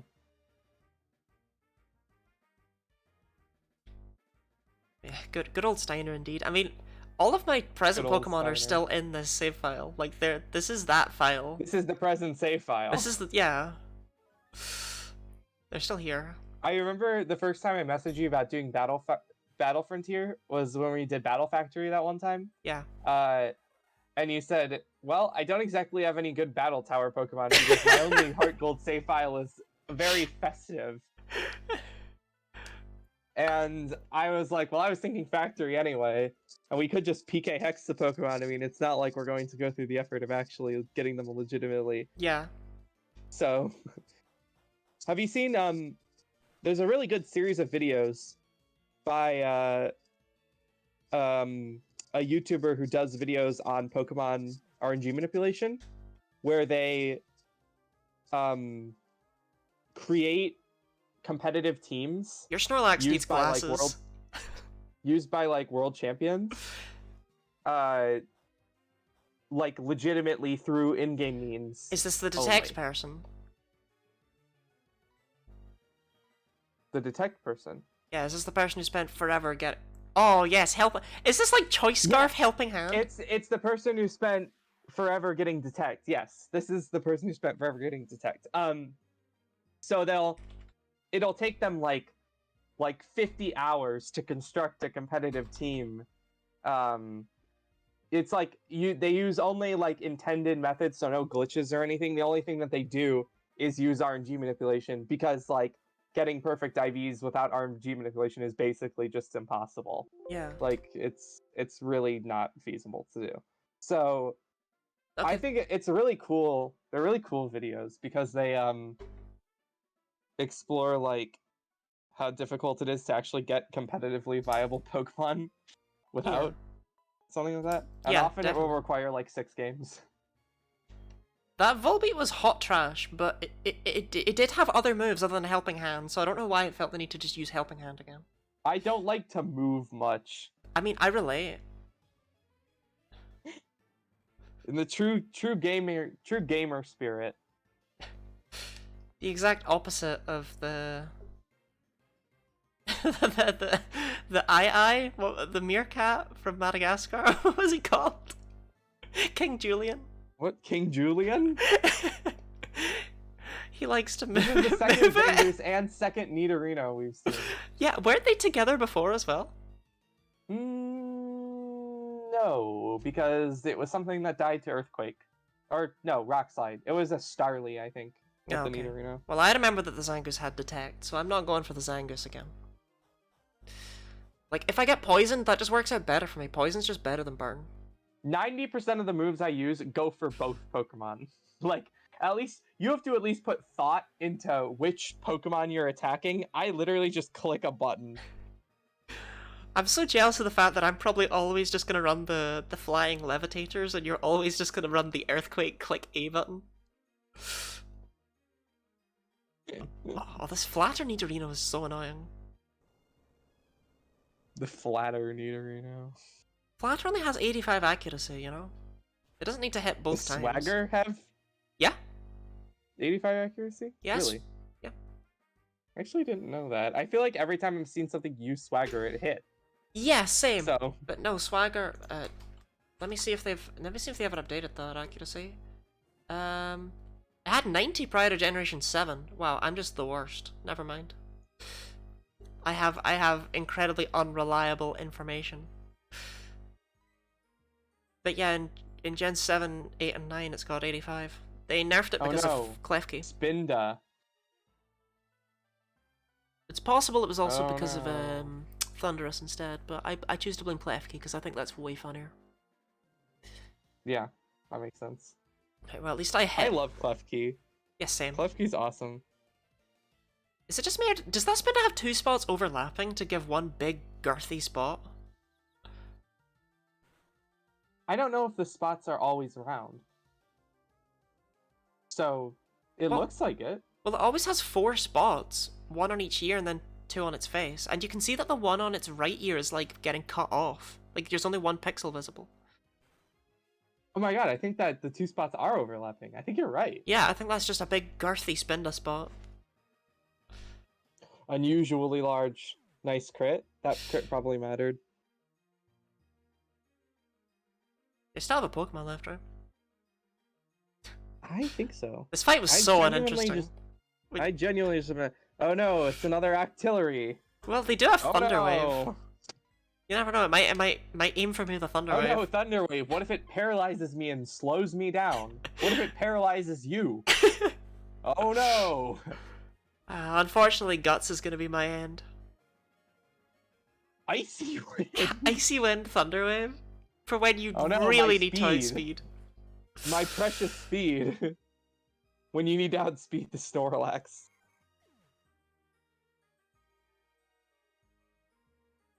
It's gonna do hefty damage to you. Yeah, just you wait. That's like a 17 hit KO. Yeah. Outrage. Outrage. You're gonna regret it when it tanks these outrages. Darn. Oh crit. That Oh, no, that it was a mattered. crit. That That's mattered. why. That's why it didn't tank the outrage. Yeah. You're running that sniper Snorlax. Sniper Snorlax. Imagine. Imagine. Oh man, this is rotten. We Papa, I lost. am so sorry. Wait, was he your papa? Or is your papa just being referred to in a general sense? I think it's just a general sense. Yeah, sorry. Oh, what's the Is that story a here? roughneck? Raise them with love? Raise them with love. There's There's no no end end to either adolescence or Pokemon. What does that mean? I'm gonna be a child forever, and they're just gonna keep adding Pokemon. Which, yeah. Is that a reference to Roughneck Kirby? Roughneck Rodney. My favorite trainer. I mean, there's always a roughneck in like every game who's like, God, I love fairy types, you know? Right. I can't decide whether. I think my favorite Pokemon trainer of all time might be Charles, because he's a heartbreaker. who doesn't like Charles? Yeah, who doesn't Charles like is heartbreaker? so funny. The fact I knew who you were talking about, you know? Well, yeah, because he's iconic. Yeah. I'm a heartbreaker. My name, Charles. Charles. Gosh, it sure would be great if Primeape had an evolution that made it less terrible. Hopefully, if they ever did that, though, they don't make it the most broken thing in the world. Oh no, scary face. Ah, darn, I was hoping that'd be on you. That'd be funny. That would have been really funny. Ah, I should have protected. I couldn't have possibly known. You should have protected that earthquake. I was more protecting the scary phase, which sounds dumb, yeah, I know, but... like, it's funny. I'll probably still outspeed you. Oh, Sugarberry. It's good. Really? Sugarberry On Matang. Matang? God. Wow. Wouldn't have KO'd anyway. That really weakened Earthquake's power. It only halves it, so... I was expecting it to do more damage. Well, let's hope I can take out whichever's on the right-hand side, Banette. Okay, and then if you just use Earthquake again, you'll take out Matang. Yeah, Banette's got absolutely. nothing for Swallow. Banette's living the worst life. Banette If was... that first Earthquake high rolled, I think Matang could live the second one, but it would really have to I'm still the fastest thing on the be field. unlucky. After Scary Face, you're still fastest. Banette is like the only Pokemon that was hurt by the physical special split. I feel so bad for it. Like, hurt. God. There's a few, like, Alakazam isn't living its best life because suddenly, like, it doesn't have any coverage, for example. But Banette, man, that's just so tragic. It's got It's nothing trying to get a now. Mega Evolution. Surely that made it better, right? Well, it did make it better because you send it out and you use Prankster Destiny Bond. Yeah, it did make it better because it can die more effectively now. That's literally what I used my Mega Banette for in my Radical Red playthrough. I mean, tried with other moves.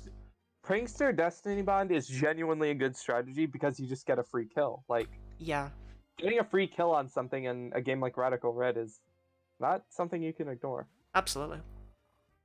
Oh, my team. I'll just click Moonblast real quick. Smile. If you want to use Play Rough. Yeah, I'll just use Play Rough real quick. I almost used Crunch because I thought I had Brick Break. That would have been a good move. Oh yeah, this is what Brick would have helped with. Oh well. This one Pokemon. Yeah, would have helped us take out Mighty and. Oh come on! It's got a... What is that? Choppleberry. There's no way. Shoutouts to Mighty Anna for being like the only Pokemon Shoutouts to the available in fact Platinum. it barely lived. But yeah, the only Pokemon. Shoutouts to Mighty Anna for being the only Pokemon available in Platinum that learns Thief by level up. Really? So if you want a Pokemon with Thief and don't want to use your Thief TM, you need to get a Mighty Anna. I'm pretty sure. I didn't know anything learned at my level up. It's like you got to get the Mighty Anna to like level 50 something. 52? 57? No! 57. Yep. Mighty Anna learns Thief at level 57. Yeah, out of the Or Pokemon you that can learned get- Thief by level up, the only one I expected was Thievul. I didn't Or you expect can get a Bombardier. Kecleon. And guess how you get Kecleon? Transfer? Great Marsh. Oh, I'd rather get the Mighty So Anna. you can either get good RNG with Kecleon or go catch a Mighty Anna and level it up to level 57. Or you can use your one Thief TM. I am gonna get very familiar with Kecleon in the future. When I was doing my casual playthrough of Platinum, because the reason I wanted a Pokemon with Thief in the first place is because I wanted to get a Lucky Egg. So when I was doing my casual playthrough of Platinum, I taught Thief to a Yanma. Big brain. Yeah, It's good coverage. because it can learn Thief, apparently. I think it's the only Pokemon that can learn Thief and has Compound Eyes. Oh, okay, that is So okay. That I is actually taught good. Thief to a Yanma. And people always whine about how getting a Lucky Egg from a Wild Chansey is 1 in 400, but like just use Compound Eyes. It's 1 in 400? Because it's 5% for a Wild Chansey to appear, and then 5% for it's holding a Lucky Egg. But if you use Compound Eyes, the chance goes from 5% to like 20% or something. Yeah. So it's like way more likely if you use Compound Eyes. I don't know why everybody always spreads misinformation that it's way more unlikely than it actually is, because all you need to do is get a Pokemon with Compound Eyes, and it's much easier to get one. I think I got my Lucky Egg in Platinum in like less than half an hour. Yeah. Total. It was I remember it being really fast. It took me like I think 3 or 4 Wild Chanseys to actually get it. I'm just gonna protect. I want to just take out that Kingler in one go. And Do I Rock Slide this? Yeah, I think so. I think we Rock Slide these. I just don't want. Compound Eyes is a great ability, and it doesn't get enough love, I don't think, because people complain constantly about how such and such holding an item is so unlikely. Oh man, you should Leaf Blade. use Sure is lucky Compound that's a special move, Igrovile. Harden. Okay. Because Iron Defense would have just been too much.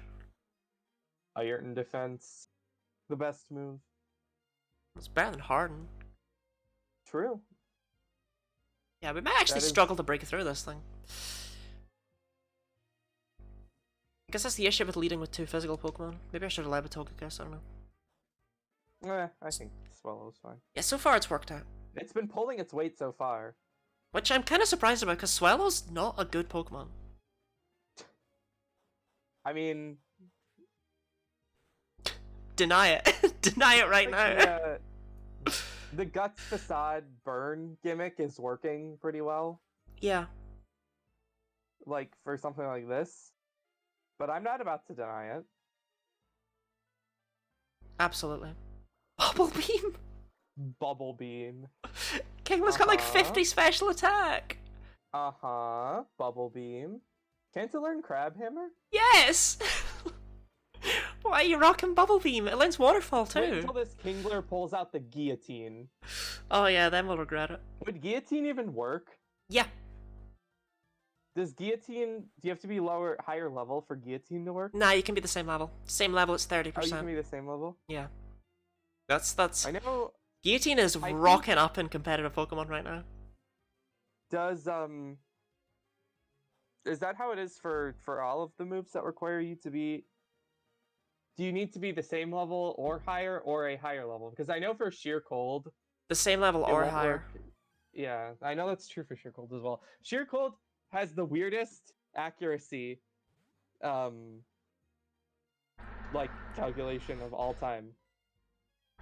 Sheer Cold's different as Sheer well Fucked up. nowadays because it's less accurate if you're not an ice type, but I don't know how. Here, let me look it up because it's really weird. Okay, so Sheer Cold,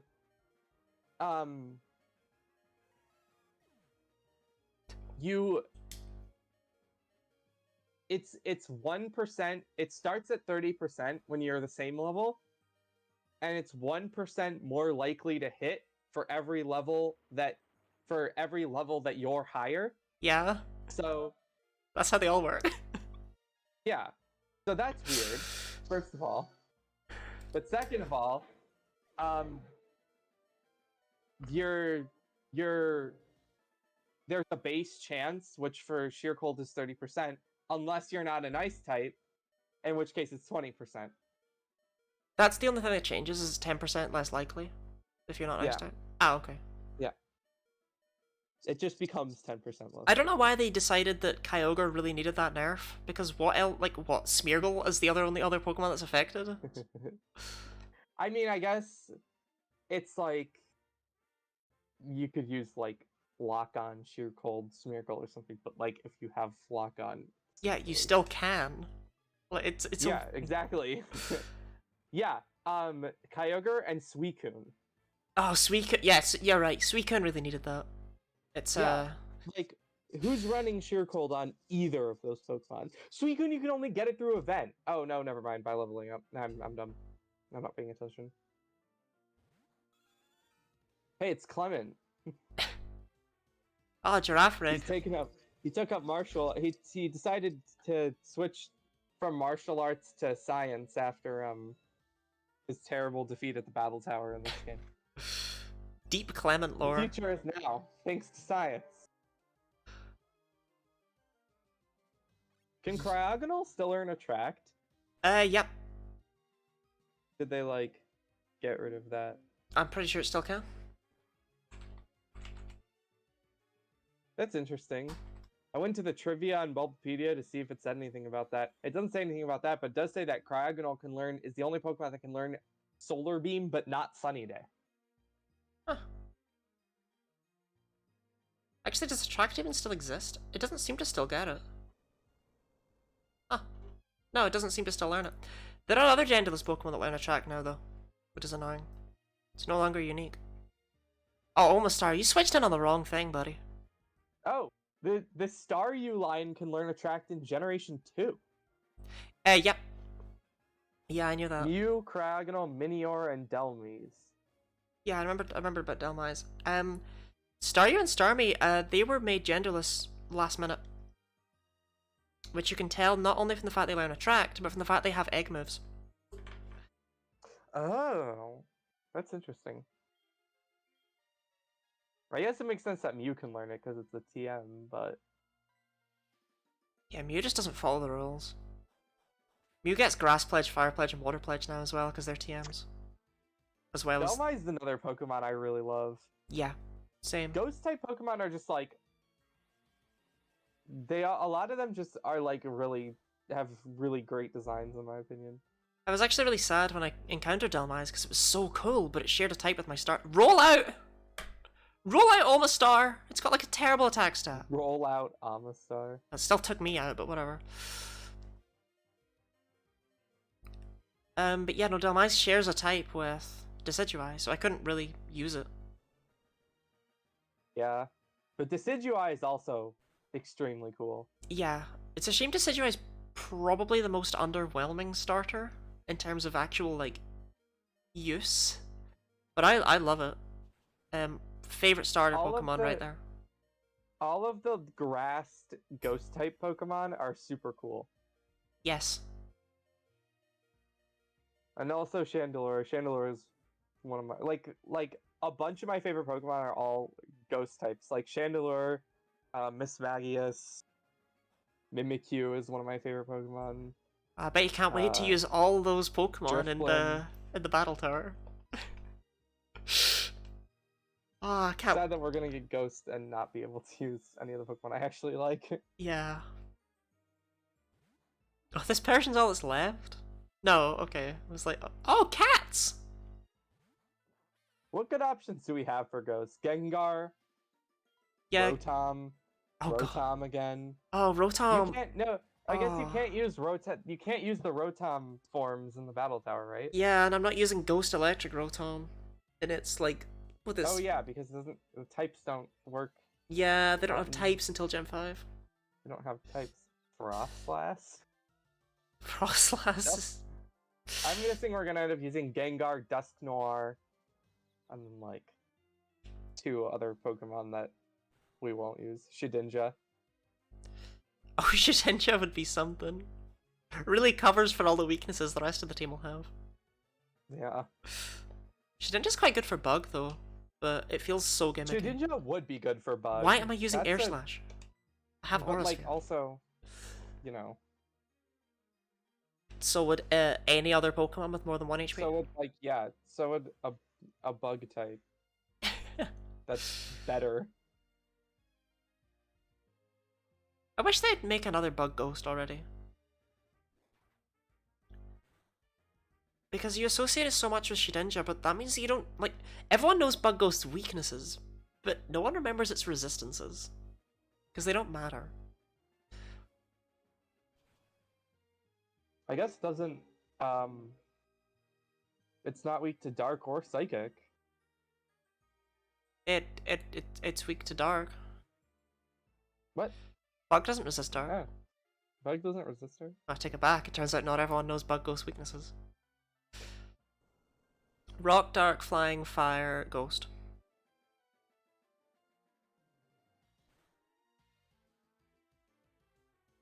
It's a surprisingly good typing, but it's just...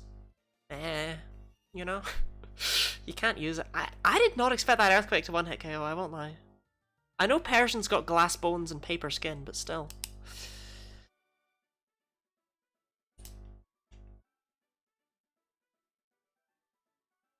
My muscles and Pokemon are seared into your mind. Are seared into your mind.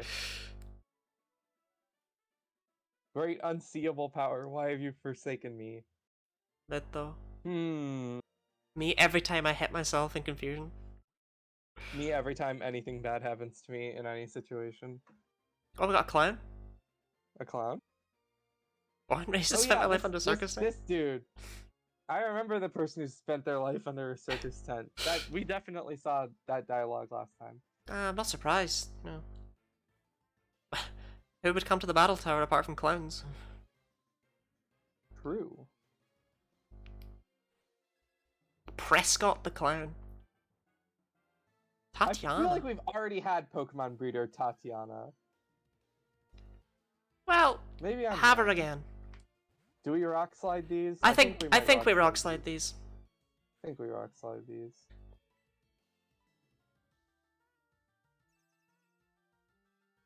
Don't mind me protecting. I knew it. I knew it.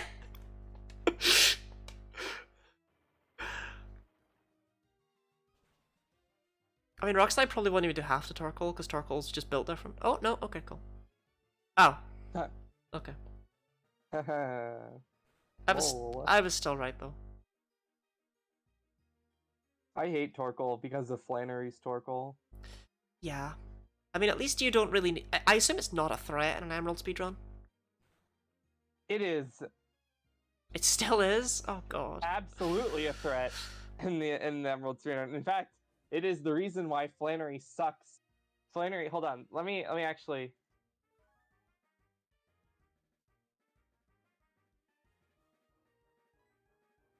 check something real quick.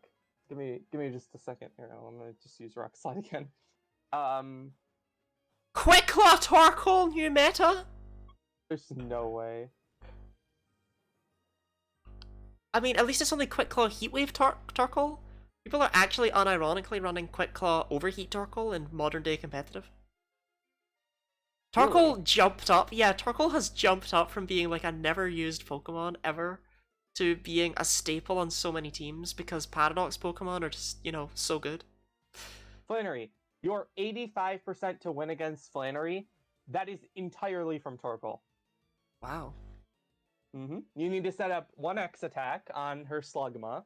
The Slugma, if you're lucky, will not use Sunny Day. If it does use Sunny Day, Sunny Day boosted Overheat does like 60 damage, and you have like 80 health. Then you can miss Mudshot on Camerupt and get rolled by Camerupt, but that's really unlikely. Generally, you're fine. And then Torkoal, you don't one-shot Torkoal, you two-shot Torkoal. So you attack it once, and if Slugma didn't use Sunny Day, then it will sometimes use Sunny Day, and then you get the kill for free, assuming you don't miss Mudshot.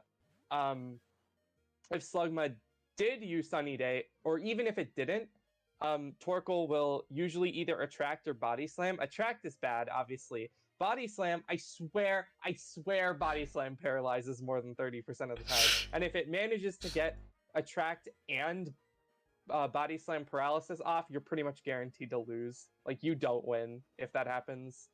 And then obviously Overheat critical can kill you, and Sunny Day boosted Overheat plus pretty much anything will also kill you. And you can't really heal, because if you heal, then it can attract you. So you kind of just go and hope you still win. It has Attract? So, yep, it has Attract. Attract, Body Slam, Overheat, Sunny Day. Did they just decide to With a slap white that on there because she wasn't bad enough? Otherwise, they were just like, come on.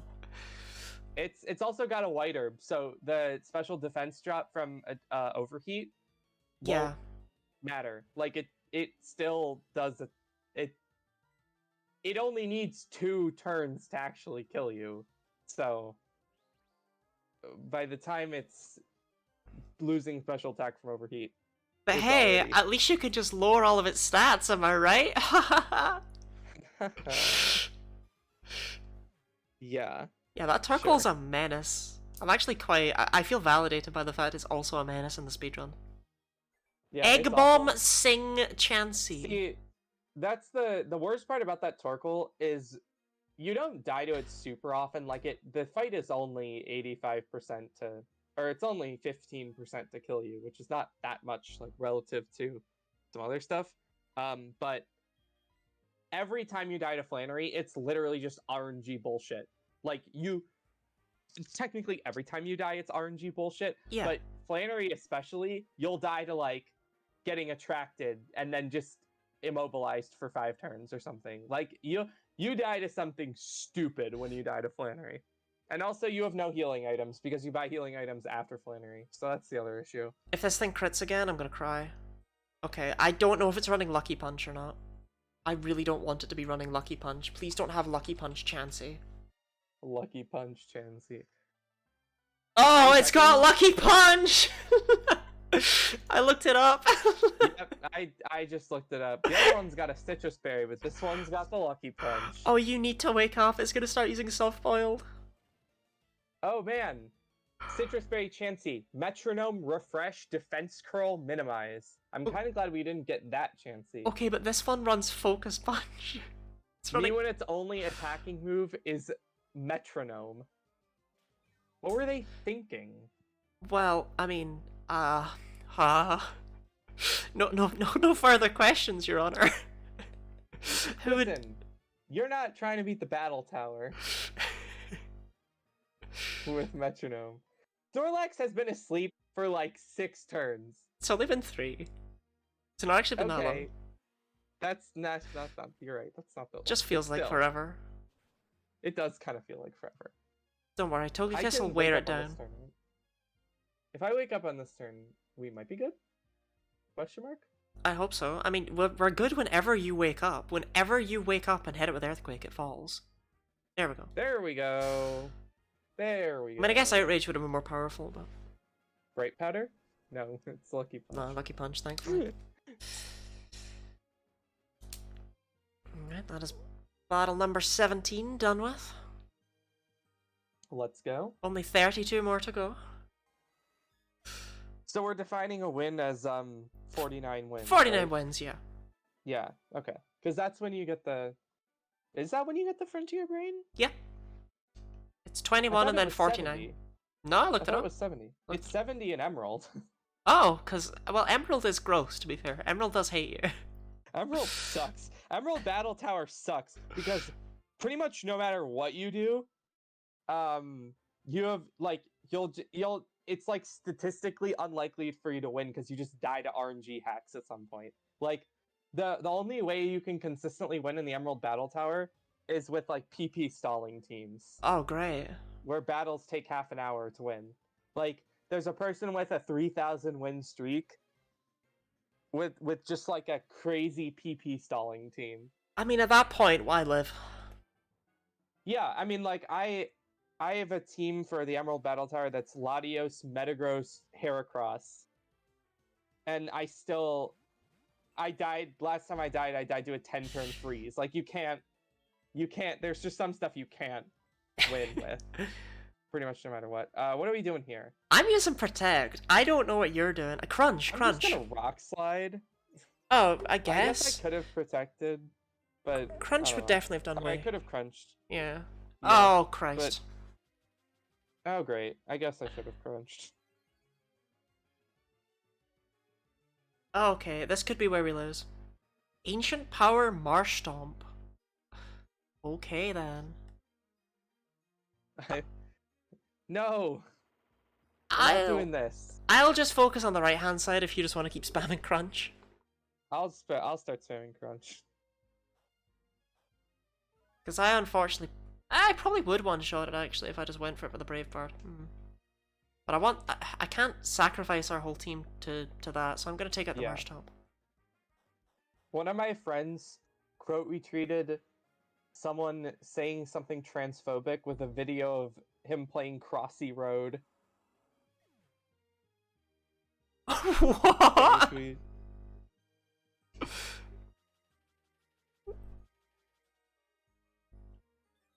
I feel like I've heard the smallest snippet of a story right there.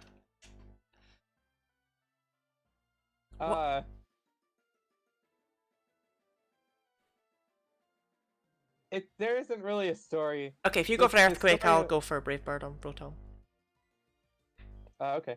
So the story is that, I guess the technical story is that a long time ago, somebody tweeted something like a super bad opinion, and that same person replied to oh God. with a picture of them getting like 90 in Crossy Road, and said, "We didn't get to 100, but the grind doesn't stop here." So What? we were in a voice call, and he was like, "Should I just tweet another Crossy Road high score?" And I was like, "Yeah, that's a good idea." So Alright, well, yeah. I'm glad to hear it doesn't actually Basically, make any sense. The other part of the story is that somebody who is a very well-respected speedrunner with very good times retired and deleted all of his stuff to like focus on real life, which is fair, and then came back and started posting, like made a new Twitter account and started posting a bunch of really bad opinions and basically totally annihilated his image. You hate to see it. I mean, no, you don't. People could he was just probably like that the whole time. Well, yeah, but you know, if they just didn't, then maybe they would not be, you know. It's funny because if he had never come back because he's not speedrunning again. He just made a new Twitter account. And so if he had never come back, no one would have known that he's actually like transphobic. Yeah, And he would exactly. have just he would have just gone down in speedrunning history as like a really well-respected individual. This is not ideal. So I got really excited. I was like, oh my god, I have a move with that never misses. And then I got really heartbroken. Why? Because you don't? Because Aura Sphere's not gonna do much here. Oh yeah. Well, even if I had given Porygon Zed Swift, it would have had the same issue. Yeah. So. Great. Now it's gonna be Thunder Waving. I love Thunder Waving. Well, we might get to see Porygon Z for the first time here. Or this Crunch will hit. Oh, thank God. Well, I thank you, Snorlax. You paralysis and how many double teams was that? 3 4. or 4? 4. Yeah. I hit it the first time too. Your Snorlax missed every single time. It was very sad. Yeah, because I have terrible luck with move accuracy in Pokemon. Just like in general. I mean, you've used so many moves at this point that surely Law of Large Numbers has taken effect, and you really have hit... Gambler's fallacy. Yeah, you really have hit 70% of your Focus Blasts, for example, but you just... It doesn't feel like it. Because you remember the ones you miss more than the ones you hit, you know? Right. I mean, not that you've used Focus Blast ever. Oh, Taunt! I have gotten in Pokemon Emerald, I have gotten the legendary 1 in 400 double tackle miss. Oh, would love to see it. As well as the 1 in 400 double mud shot miss, I believe. I lost a Dragon Warrior randomizer race the other day because I missed 2 1 in 16 chances in a row, which is more likely than the tackle miss, right? But it was significantly more annoying, I feel. Yeah. Wait, but what do you mean by miss 2 1 in 16 chances? Sorry, like, as in, I had a 15 out of 16 chance to hit. Oh, yeah. And I missed twice. Yeah. I see, all that's offset by the fact that I've never missed the 15 and 16 Lunatone range on Tate and Liza. Well, there you go then. There's gonna be a day where that happens. Yeah, you don't really want to mess up there. 2 tackle misses? Sure, I'll deal. 2 Lunatone misses? I mean, well, if you get the 15 and 16 range if you miss that on Lunatone, your run is 100% guaranteed dead in the water. If you miss tackle, it's usually not 100%. It's usually still alive unless it's like this is a very specific scenario. have you ever seen Wally KO the Ralts? Like, no human has ever seen Wally KO the Ralts. That's never happened to a human. It's 1 in 300,000, I think. So, I didn't realize it was that unlikely. It's incredibly unlikely. If you just use Earthquake, I'll just use Facade, I guess. Yeah, this is an Earthquake battle. It seemed like the sort of thing that would have happened to Werster, but I guess not. Multiple people have seen the Ralts live on 1 HP, but even that is like astronomically more likely than the Ralts dying. So I'm just gonna switch out, I think. I don't want to deal with switching out is so bad in doubles, though. Switching out is really bad, but also I'm Earthquaking. Never mind, I'm out of here. I should have protected. Yeah. I was like, how bad could it really be? How bad could it really be? Yeah, and also people have gotten a shiny Ralts and a shiny Zigzagoon before. Not like at the same time, but people have gotten both. Damn. Wally flexing. Yeah. Wally, the Ralts and the Zigzagoon can both be shiny for some reason. Also, there's one Emerald runner who's gotten 5 uncatchable shiny Zigzagoons. Like the tutorial Zigzagoon has been shiny, and the funny part is actually that if the tutorial Zigzagoon is shiny, your run is over because you don't have enough time to make the RNG manip. Of the shiny animation. Oh, that's quite funny. So it kills your run. Yeah, I think that it is probably unlikely a human will ever see Wally kill the Ralts, and if a human does see it, it will probably not happen Yeah. It'll probably happen like once. I mean, it probably ever. has happened, you know? Probably someone saw it once, like as a child, and just Yeah. never Oh knew yeah, but like in a the reported significance. speedrun, I don't think it's ever happened to anybody. Yeah. Which is funny because like in every single Emerald task, it happens. Obviously, in my human theory task, I did not have Wally kill their ults because that would have like past a certain point, human like given that it's never happened to a human, I don't think that's right to put in a human theory Yeah. task. But it would have. I got a notification that my friend has added me back on Snapchat. Oh? I You're... have literally no idea who it is. I haven't used Snapchat in years. You're in there. And I don't know why I'm getting text notifications about Snapchat. Like, it's to the point where I legitimately think that might be some kind of scam.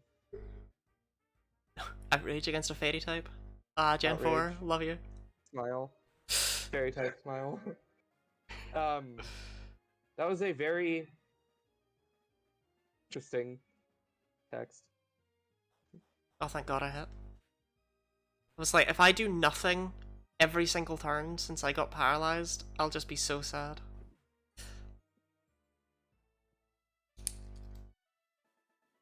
Let me see if I can think of any other, like, insanely unlikely things that have happened to people in speedruns. I know somebody has seen 3 crits in a row. In a speedrun. Let's see. Isn't Wally's Gardevoir always male, though? When you fight him later? Wally's Gardevoir is always the same Gardevoir when you fight it later. But the Gardevoir that he catches does not have fixed stats or anything. That's weird, because normally they at least pay attention to gender. Nope. That's so strange. Yeah, well, it only just occurred to me there. It's like, wait, hang on. Pretty sure Wally's Ralts can just change gender. Yes. Which, like, transgender Ralts. I know, right? You love to see it. I'm surprised that it can be shiny. Because that results in the fact. shiny. What's with all the cyclists? We're indoors. Yeah. It's not the time to use that. Oh, that Grottel's getting brave birded. This Wigglytuff's getting outraged. No, I'm gonna use Earthquake. I should have probably used Rock Slide, but whatever. Nah, Grottle Grottel's doesn't live these. Yeah, no. It's Grottle. I mean, Grottel's kind of bulky, I guess. It's not even Torterra. It's Grottle. I love Grottle. It's an interesting middle stage. I think it's one of the better middle stages in my opinion. Yeah. But Torterra, I really like Torterra. Yeah, Torterra's fantastic. Torterra's just like, what if we made Venusaur again, but this time we did it well? What if we made Venusaur but cool? Yeah. Instead of... I've always thought Venusaur looked kind of weird. Just like, I feel like the proportions of it just look weird. I don't know. There's something weird about the way Venusaur looks to me. I mean, if you think it looks weird, just look at his red and blue sprite. That's got proportions. It's being crushed under its own flower. Every red and blue sprite is weird. True. Okay, thankfully burn doesn't hurt me on the first turn I get burned, so I get 1 turn. You get 1 turn. And sometimes 1 turn is enough. Yeah, I can take it this Vigoroth for you, I guess. Would you rather took it the Wigglytuff? I don't know. I mean, given that this Earthquake isn't gonna kill the Wigglytuff. Yeah, I'll take it the Wigglytuff.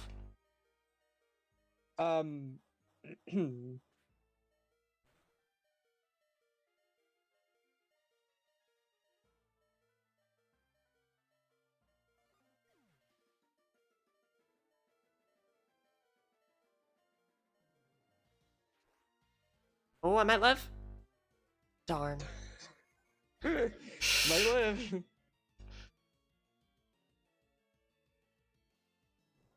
Honestly, at this point, I wondered if you should have just choice banded the Snorlax rather than leftovers. Yeah, it legitimately might have been a good decision. It just but clicks Earthquake. To be perfectly honest, I hate using choice band any choice item in the battle frontier because you can get bullshitted so hard by being locked into a move with choice items that I just don't like. If you it. crunch Kadabra, I'll take out Vigoroth. I was gonna just say I can Earthquake because it'll take out the Vigoroth and then you can just kill Kadabra.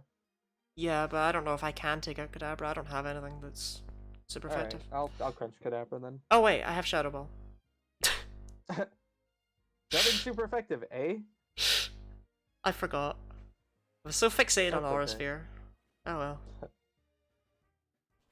I don't anticipate this Kadabra will survive. No. God, Kadabra really, like, okay, I've been playing a lot of Gen 1 lately, and like, oh my god, Kadabra really is just insane. Kadabra in Gen 1 is interesting. It's even more insane when you get it as Psychic an types in Alakazam. general in Gen 1 are interesting. Yeah, but because of this, the way that Special was just one stat, and nothing resists Psychic apart from other Psychic types, like, Kadabra just walks in and says hello there, and then bends a spoon all over you. Every My time you... favorite part was when Kadabra totally spooned all over the place. It's spooning time or whatever. Oh yeah, that's definitely what Kadabra just walked in and said. It's spooning time. It's spooning time. Spoon Lord. I've got Impossible Evolutions. Oh, that's the same guy twice. Twins. As if we can talk.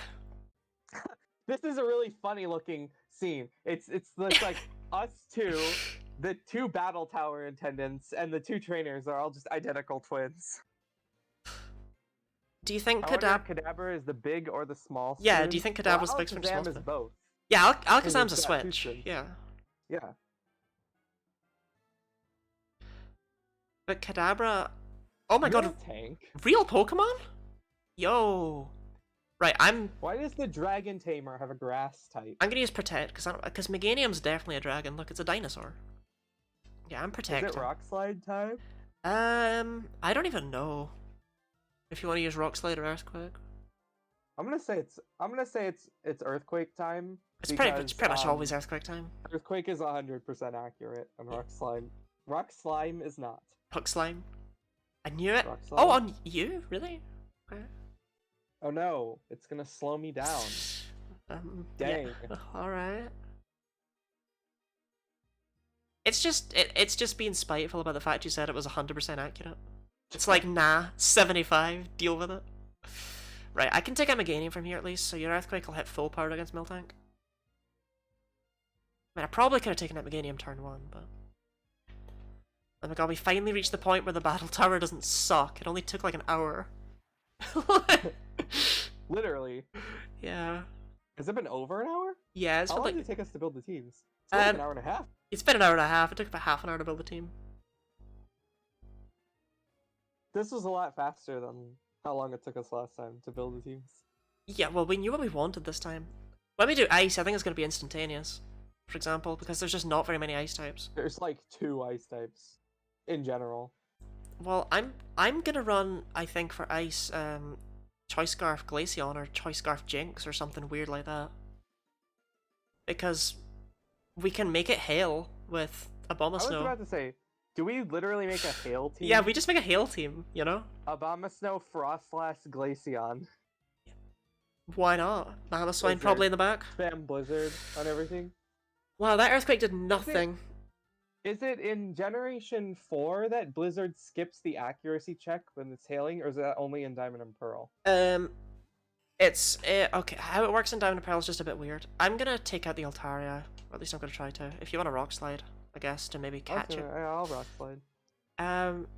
Yeah, and Blizzard always skips accuracy checks to always hit in hail, but in Diamond and Pearl it did a weird thing where it had a 30%. Wow, wow. Oh yeah, it has a 30% hit through protect. To hit through protect, yeah. Yeah. Who decided that was a feature? I love how that Miltank went, right, I do nothing to the Snorlax, let's just take out the Swallow. Least weird thing in Diamond and Pearl. Yeah. Like, let's be real. Most normal Diamond and Pearl feature. I mean, Hypnosis had weird accuracy in the Japanese version of Diamond and Pearl only. Had like 75 accuracy. I told you about the item duplication. Do you know the item duplication glitch in the Japanese version of Diamond and Pearl? I've never heard of this. If you have a Ditto that's holding an item, transform to something, and then you use Thief on it to steal the item, you'll get the item, and the Ditto will still have the item. That's so actually, you can just dupe items. That's actually really interesting. I Rock Slide it again, because I'm silly. It doesn't really matter. Miltank's got good defense, but his special defense is nowhere near as good. Which is about the one thing that makes Whitney manageable. Miltake's udders make me uncomfortable. It's the only Pokemon with, like, proper nipples. Right? Like, Nutsleaf just has little dots. Yeah. I think, yeah. Right, I think we're gonna win this one. Maybe. I think we got this. I think we got this. Maybe. Ooh, Can we beat a Skarmory? Oh, I don't know. I don't think I have any coverage moves for Skarmory. Well, I have good news for you! Oh, I forgot your Togekiss has Flamethrower. Well, Yeah. I've got Rock Slide, so I don't think we're... Oh, what? Oh god, really? Who runs Octoberry? Okaberry? On a Skarmory? There's no way. Well, Wow, let it live. 20% burn chance? No. Drill Peck. Oh, offensive Skarmory. Okay.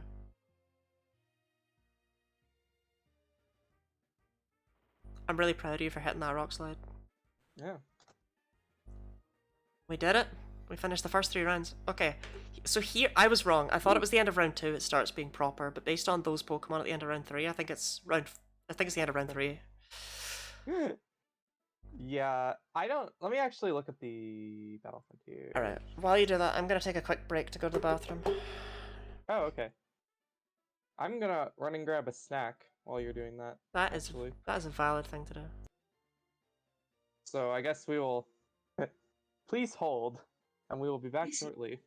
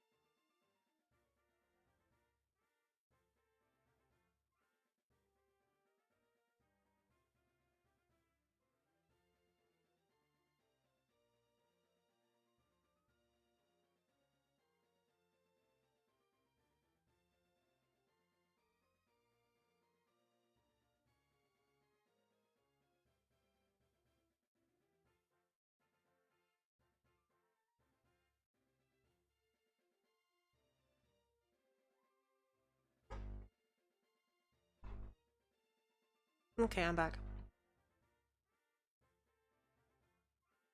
You're not, though.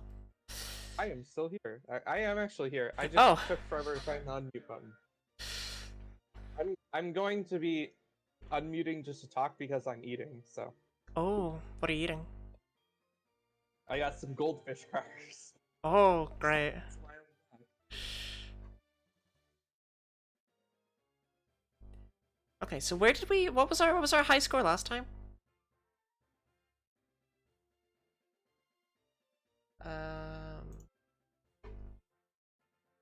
30 something. I think 32 or 39. 30.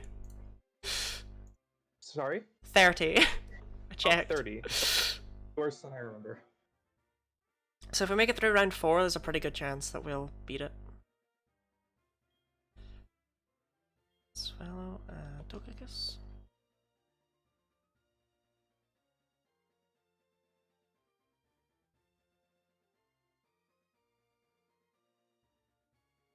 I just can't get over the fact that so far 3 of the Pokemon I've used, of the 4, are completely valid when we roll flying. I probably will Do we bring... want to have like a dupes clause? Like where we can't use the same Pokemon twice? No, because Gliscor is actually godly for flying, but I would run a completely different set. I would run one that focused entirely around being offensive and fast with Earthquake. Yeah, maybe we make the rule that we don't just use the same exact Pokemon. Like we need to give it different moves or something. I don't know. I feel like it would be. It's more fun to have more variety, but we'll still have pretty good variety even if we use one of the same Pokemon. Yeah, I'm unlikely to ever use Swallow again. I just really wanted to run something with Guts Facade, Okay, this is like real Pokemon. I'm gonna do Protect Shenanigans. Alright. I'm gonna do Earthquake Shenanigans. What a surprise!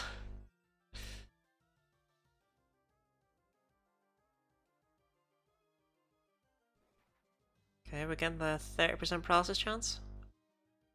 Oh no, surprisingly. You're faster than Slowbro. That's actually quite good to know. It's in the name. I'm still surprised. They actually have the same... As if my Pokemon isn't named Snorlax.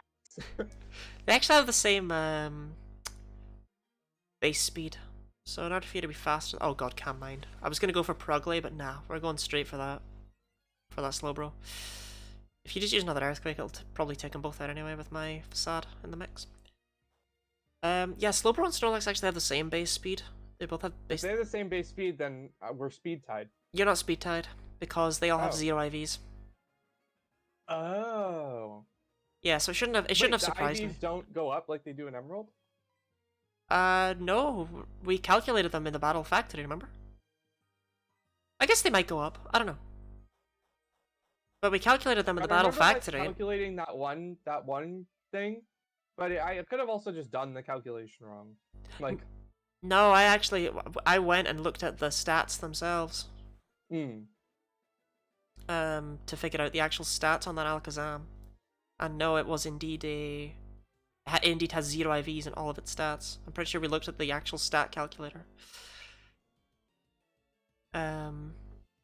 Which is such an interesting choice. Who needs IVs anyway? Right, I'm quite happy we took out that Slowbro before it was able to do anything, because I don't know what kind of set it was running, and it might have been nasty to try and take out just with your Snorlax, for example. Probably just like Calm Mind. Water Gun. Confusion. Probably worrying too much. Oh, I never ticked off that we finished off round 3. Hypno, okay, that's a nice easy Facade. Depends on what its friend is. Crawdont. Yeah, I'll take a Hypno with Facade. Because I know... Because I know Do I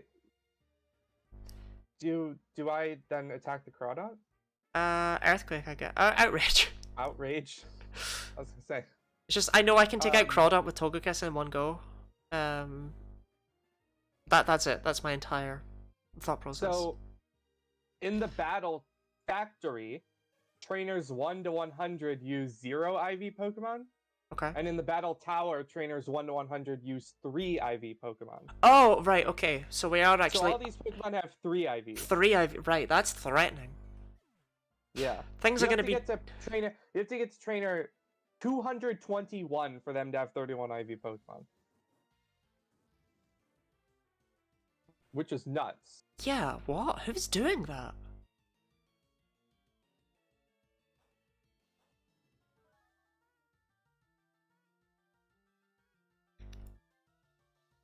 Like, why even bother with 3 IVs? Why not go for like 10?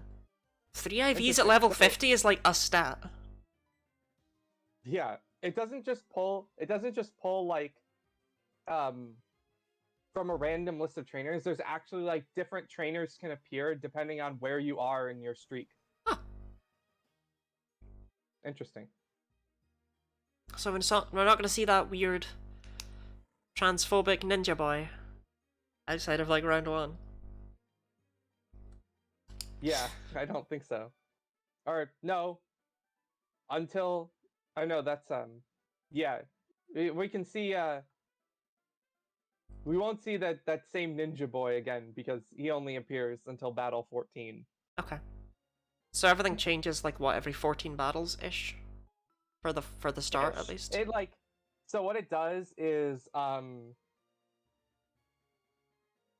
let's see, it every 14 battles Any bad kids littering the fields? like a new it gives you like a new set of trainers. And also retains like part of the previous set of trainers. Oh no. That it this is very, for whatever reason my brain is having a lot of trouble parsing this chart. I can tell. It like it shifts by 1. So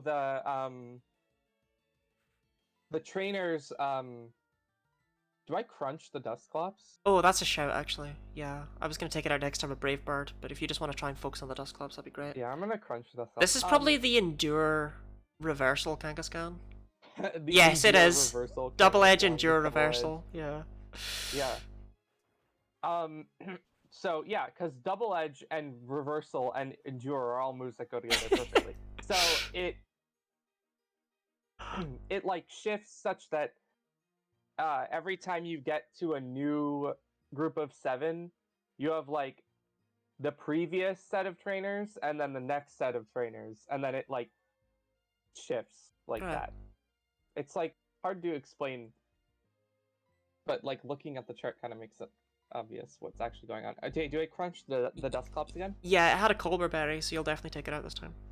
Although you did get a crit, so let's hope it wasn't like a high roll followed by a low roll. I don't know if I'll quite. Oh my god! Never judge the power of Guts Facade. Wow, I didn't think I'd take out a Kangaskhan. This is going really well. We haven't actually taken damage. Because my protect. That's about to change. Yeah, I know I'm gonna be burned, but like still, that was really good for where we're at in the challenge here. Yeah, actually, I agree with you. I'm just being Turns out pedantic. protect on a Chansey. Turns out protect on a Another glassy Pokemon's Chansey? actually really good. Hariyama, right? I'll Brave Bird Hariyama. I'll just get rid of it.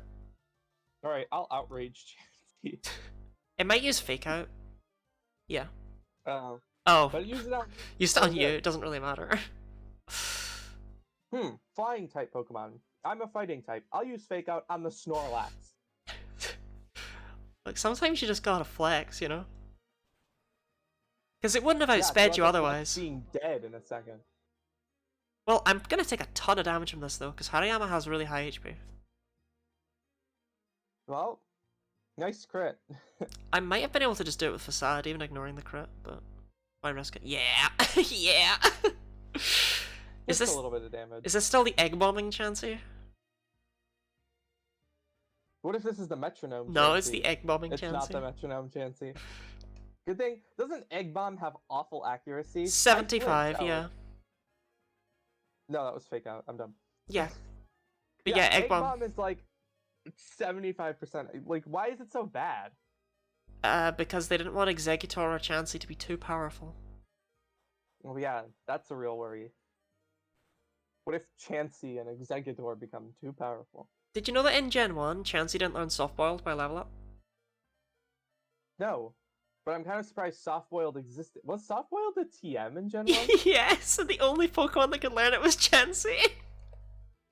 That's a classic Gen 1 moment. Obviously Mew could also learn it, but like, yeah. TM for a signature move. Yep. Yep. Gen 1. Can you imagine if they did Gen that with 1. like any other move nowadays? Like imagine picking up a TM for like, oh god, what, like Kinesis? Yeah. Imagine how people would be saying the games were bad if there was a TM for a signature move, but that people like don't say red and blue are bad, even though they are bad. Kinesis is Like- such a funny well, Kinesis isn't even in red and blue. It is, but it's not. It can only be called with metronome. Nice. Nothing Classic. learns Kinesis in red and blue. Yet another Gen 1 moment. See, I feel okay. We've already definitely encountered Roughneck Rodney. Yeah. Oh my god, Water Dark? Okay. Interesting. Alright. What do I do here? I guess you just Earthquake. They're both glassy as hell. I'm just gonna protect. Yeah, Because they'll probably go for me. Crawdot went for me last time I protected. Anyway, so like I think like a lot of the earlier Pokemon games just have like a major glaring flaw. Gen 1's major glaring flaw Is that existing. It's completely broken in every possible way. Yeah. Yeah. What's your favorite Gen 1 like battle oddity? Mine is crits being able to deal less damage. I hate that. It's not exactly unknown, but it's very funny to me. I mean, the 1 in 256 glitch is something, right? You know, like that's something everyone knows. glitches. But let's talk about Rage.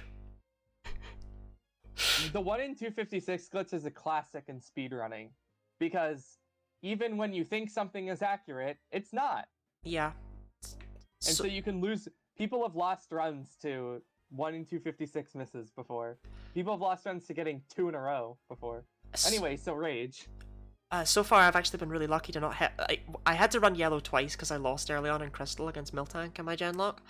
But I've not had a single 1 in 256 miss, and it's really stressing me out. Because it's like if I have to come back to yellow again, I know I'm going to get one at a critical moment. Rage. Get one at some point. Rage in Gen 1, you use it and you're locked into it forever. Oh yeah, because somebody used that to set up the game to soft lock. It's not even hard to do. If you have a primate with Rage and you use it against Lorelei in red and blue. Yep. Yep. Game is done. Soft lock. And then they added special AI to account for that in yellow. Actually, they didn't. What they do in yellow is they just make Lorelei pick her moves completely randomly. That's the special AI. In yellow, her Dugong always uses rest on a certain turn. Or no, it always uses something on a certain turn. Really? Well, this is built for Earthquake. I think that's used in speedruns. Huh, I didn't know. You can set up because it like always uses rest on turn 2 or something. There's like some special case they put in the AI. I'm pretty sure because I want to say in speedruns that you set up on the Dugong. I guess her AI manages to still be so terrible that I thought it was completely random when I had to fight her twice. Oh, and the Swagger gives us the easy win here. Yeah. But yeah, Rage. So it locks you into it forever. It increases in power very, very pathetically with the Rage counter. It doesn't just boost your attack stat or anything like that. It's got a weird Rage counter. But my favourite thing of all, if it misses due to an accuracy lowering thing, but not due to the 1 in 256 glitch, somehow its accuracy becomes 1 in 256. How? Classic. How did they code that? How did they make it so it's got an exception if it misses due to the 1 in 256 glitch? So if it misses, well, the 1 in 256 glitch is caused by a comparison. Yes, but why does that matter? Why is it different? Well, it's different parts of the code, but what was I gonna say? Oh, so what happens if Rage misses due to like an accuracy drop? Then Rage's accuracy becomes 1 in 256. Yep. And it doesn't like. Does Rage stop when it misses, or does it just keep going? Thankfully, it does stop when it misses. So my guess is that. Actually, it might only fail if it misses on the first turn. It might not stop if it misses. Its accuracy becomes 1 in 256? Yes, as in it hits, 1 out of every 256 attempts. Wait. What? That's what I mean. How did they do that? You know what? Genuinely, I'm also pretty. Do we rock slide? I think you earthquake. I want the Raichu gun. All right, I'll earthquake. I'm genuinely also confused as to how that happened in the code. Yeah, I don't get What? that. It sounds like I made it up completely, but if you look it up, Bulbapedia will tell you. Maybe its accuracy just gets permanently set to 1. But why? That's a fantastic, amazing question. Maybe it could be that like when rage stops happening, the game tries to like reset its accuracy, and then it doesn't work. You know what? That's the closest thing I think we'll ever get to an answer. That's well, I mean, the game is decompiled. Like you could look at the code, but I don't even know if that would answer it. I don't know if that'll explain why. Code sounds like a good way to give myself a headache. It might explain how. It'll never explain why. That's a good point. That's a good point. Psywave's also a fun one in Gen 1. What does Psywave do in Gen 1? Well, it's garbage. It's got like 70 accuracy. Well, it's Psywave. If you rock slide, I'll just take out Sceptile. I definitely did a Brave Bird for this. I definitely could not have just used Facade. But yeah, Psywave in Gen 1, it's got like 70 accuracy or something like that. It's terrible. And it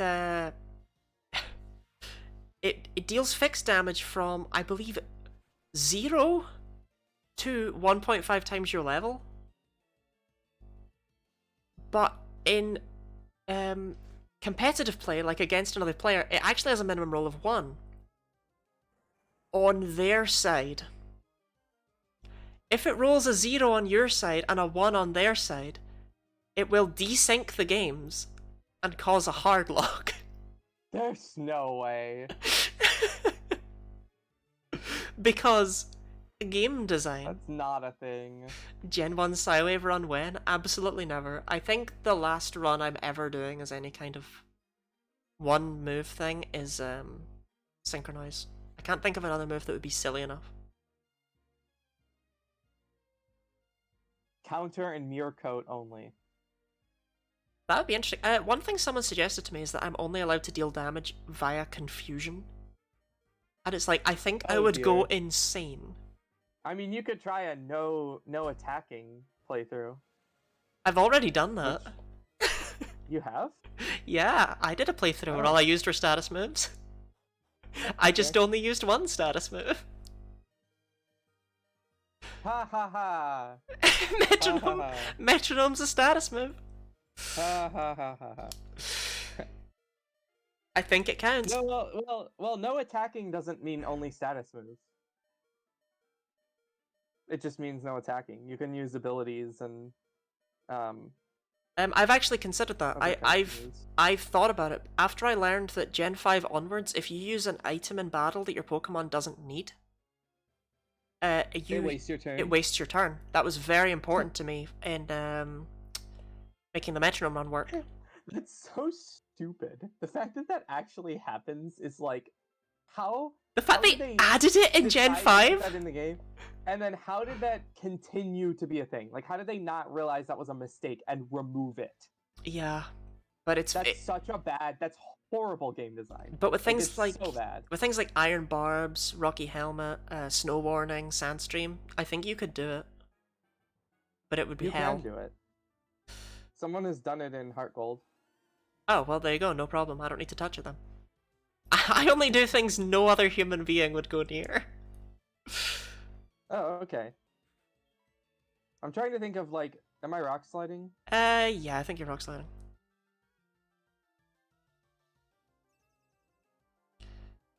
What? Yes. I'm trying to think of, like, the most sadistic challenge I can think of.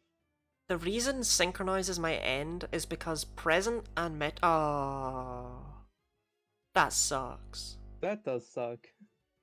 That really sucks. But yeah, Present and Metronome are the only two runs like that you can do with just one move. Like, you don't need status moves for those. But for Synchronize, I need status moves, because it's not possible otherwise. Is Synchronize normal type? Psychic. Psychic. You can probably see the psychic. problem. Yep. Yup.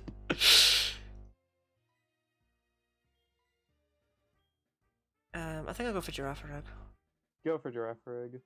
Because I could take out the Noctowl with the next Rock Slide. Honestly, I might do enough damage to Girafarig that you can take it out with Rock Slide too. Oh my god. Or that will happen. Facade moment. Well, now Rock Slide will take out Noctowl though, right? I don't actually know how it works in double battles. That mechanic. I was gonna say it might just roll better and kill it. Yeah, that's also true. Like this just looks like a range for it to die. Synchronize is only super effective in 2 situations, Dragon and Ghost. No, I wish it worked like that. No, it's always a psychic move. It always does psychic damage. It's really bad. If Synchronize is super effective... Oh wait, no, it's not. It doesn't have a fixed damage. Never mind. I'm silly. I'm just gonna Rock Slide again. I'm just gonna Facade Magmar. Can a Dragon or Ghost type even learn Synchronize? No. What can learn it? Oh! Interesting question. I just happen to have encyclopedic knowledge of that. So... I know, that's why I asked you! Kecleon gets it at level... I'm probably the only person who knows that off the top of their head. Kecleon gets it at level 1.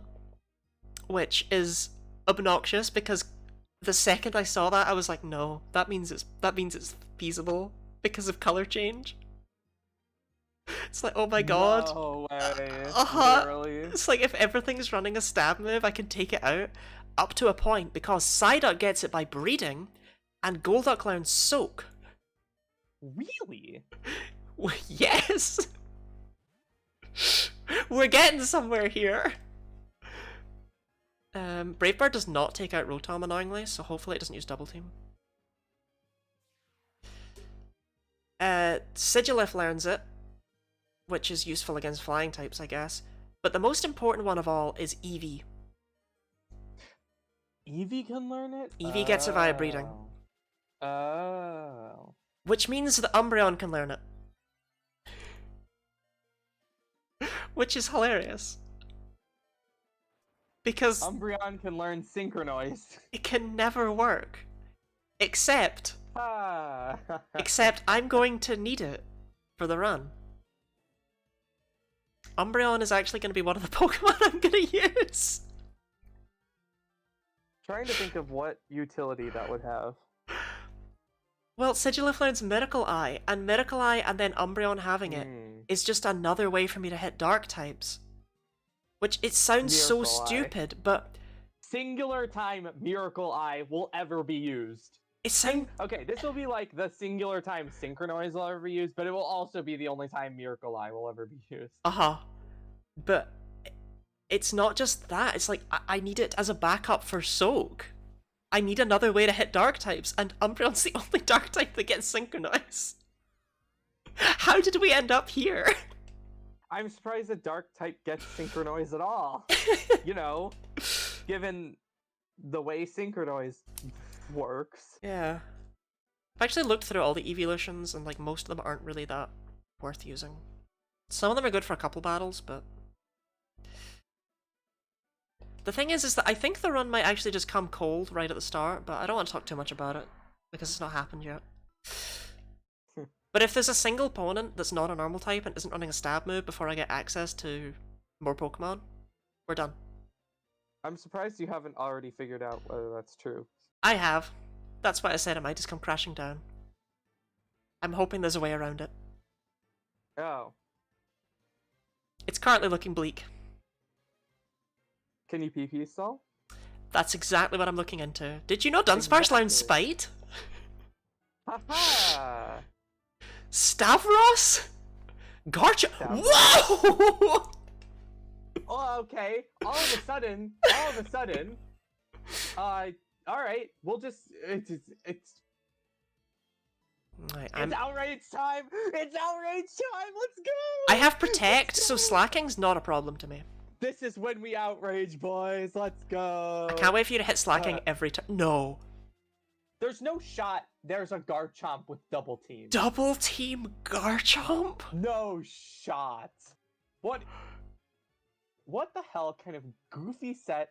It's Bright Powder! It's Double Team Bright Powder Garchomp! That is disgusting. There's no way. You did nothing to that slacking. Oh, I rather would have gotten the Focus Sash Garchomp, honestly. I guess What? let's just hope I hit. Bright Powder? I didn't You've hit. got to be kidding. I didn't hit. No, He's just spamming that's double not team. Good. Seeing a Garchomp spamming double team. Oh my That's like- god. If a wrestler in the middle of a wrestling match jumped out of the ring and started picking flowers, I can't afford to start presented a bouquet to his opponent. I can't afford to start using Protect to stall at the slacking. I need to try and hit Garchomp. Yeah, we both do. This is so gross. I'm outraging again. I need to do big Oh, damage. if thank it God. actually hits. Okay. Oh god. That's probably it taken out. It's not over till it's over. I have like 7 million attack. Oh, okay. Oh my god. We're golden. That was that was foul. Random. Man, that round went really hard for some reason. Or, it's not over yet. But Yeah, Jeez. upsettingly, yeah, that means slacking gets a chance to crisis hit is me. not averted yet. Yeah, Oh, no. the crisis is not. Yeah, what so far from being averted. Oh, we still use an outrage, are we? I used it in because if I was hitting the Garchomp, I wanted to be hitting it with outrage. That's fair. Um, If I can outspeed and take out whatever's on the right, it doesn't really matter. Oh, it doesn't. Wait, look at that HP. I don't think there's a point in protecting. Ampharos. I easily outspeed and take out Ampharos. Ampharos is a joke.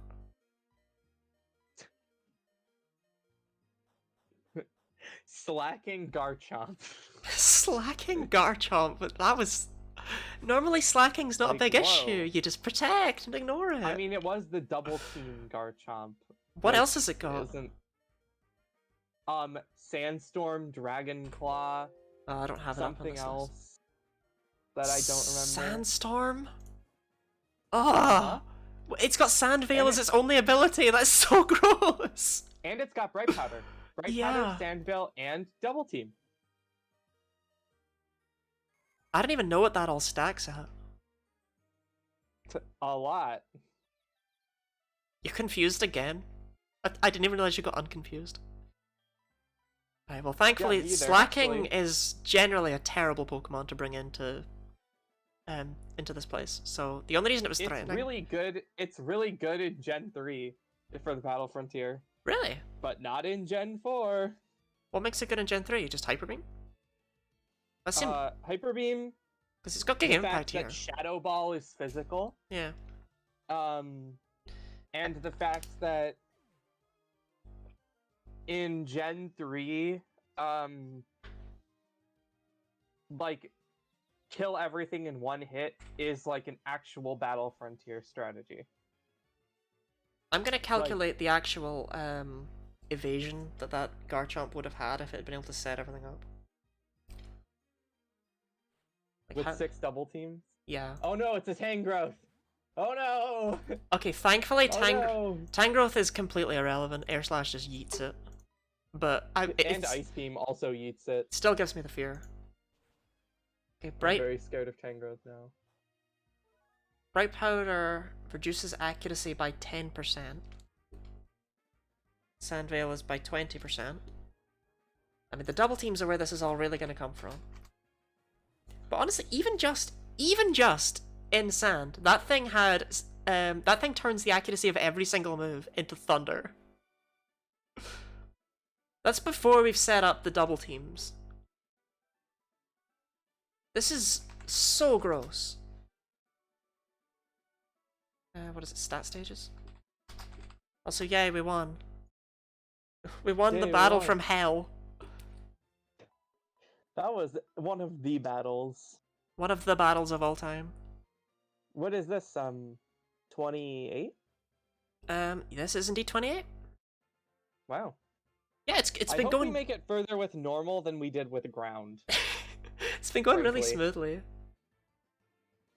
Don't say anything.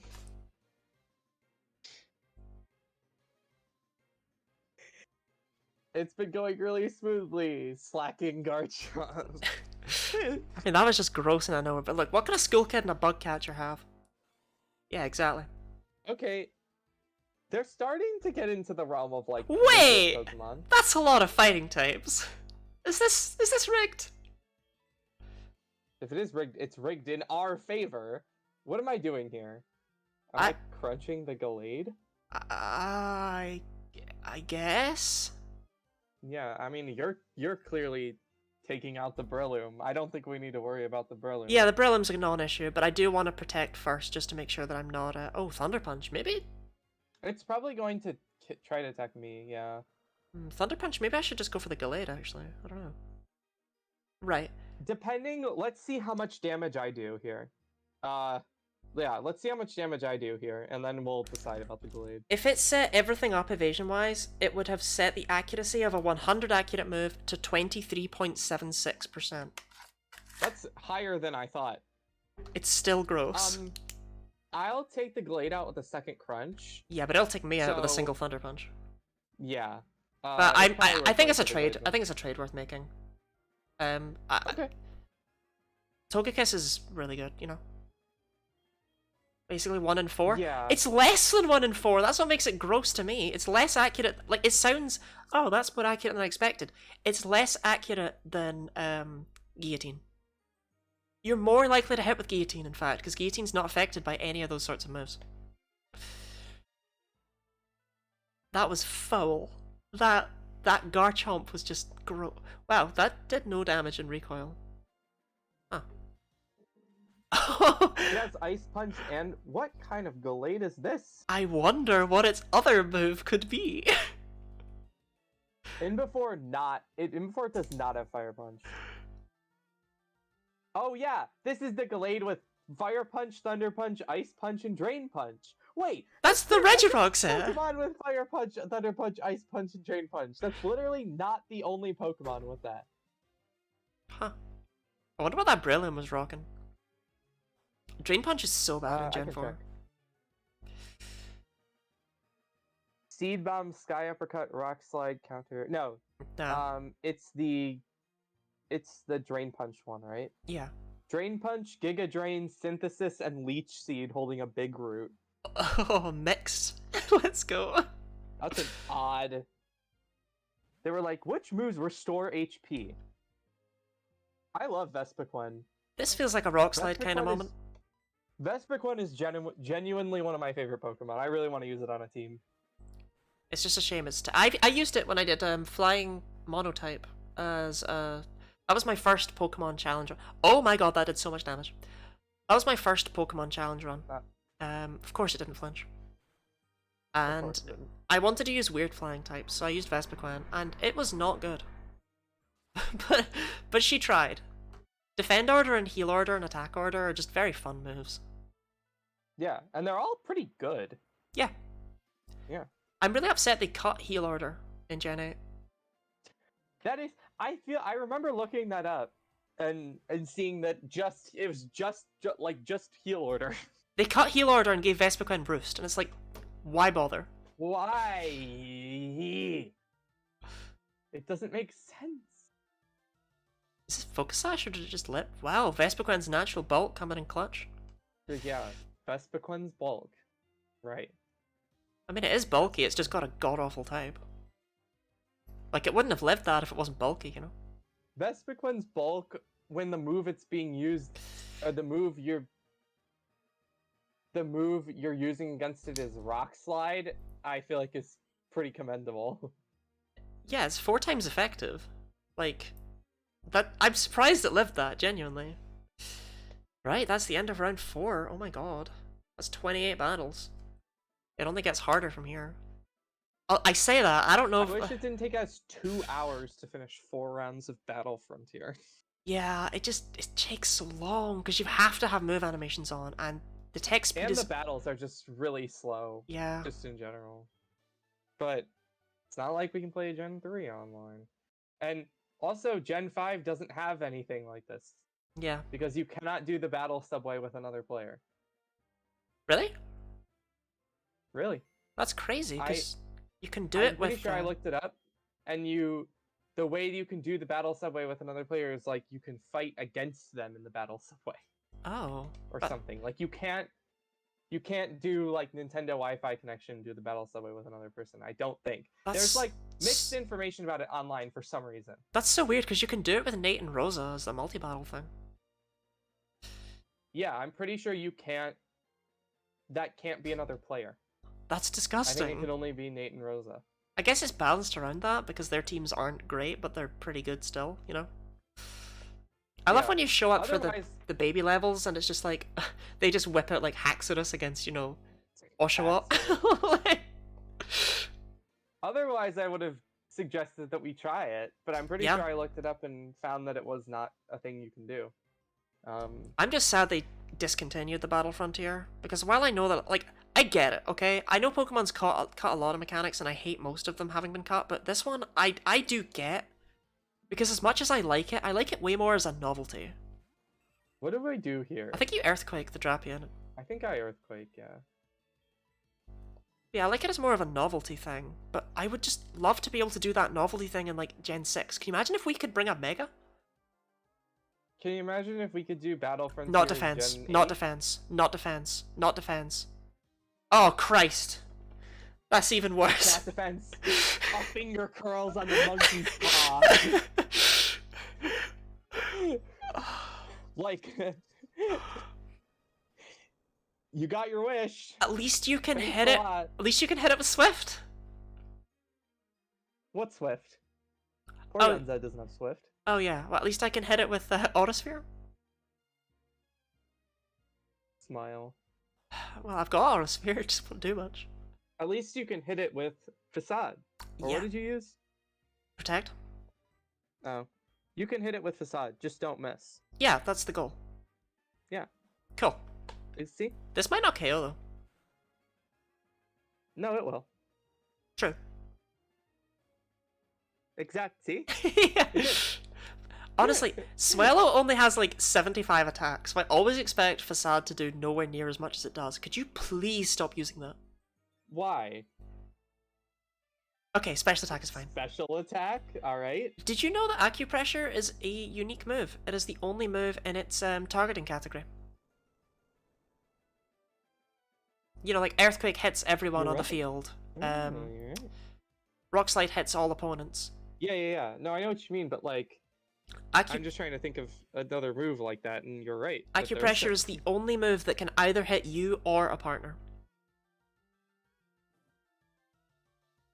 Cool Acupressure fact. I guess like Heal Bell doesn't... You can't do that. Yeah. Or Heal Pulse. Yeah, Heal Pulse, you can only hit a partner, you can't hit yourself. Yeah. Okay, that Skarmory is gross. I'm gonna take out the Houndoom. I don't have anything for Skarmory. I'll Rock Slide. Don't worry. I've got something for the Skarmory. I mean, I'll probably like 3-shot the Skarmory anyway, and it's unlikely. I mean, it might have Rock Slide, but I doubt it. It's unlikely to really have much. Oh my god, really? Oh, Focus Sash. I should have realized if it took out Claydol, it was gonna take out Houndoom.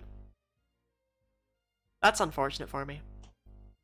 I mean, it's not, because if Swellow dies... Does the Houndoom have Thunder Fang? Let loose the Houndoom. Aren't you not dead?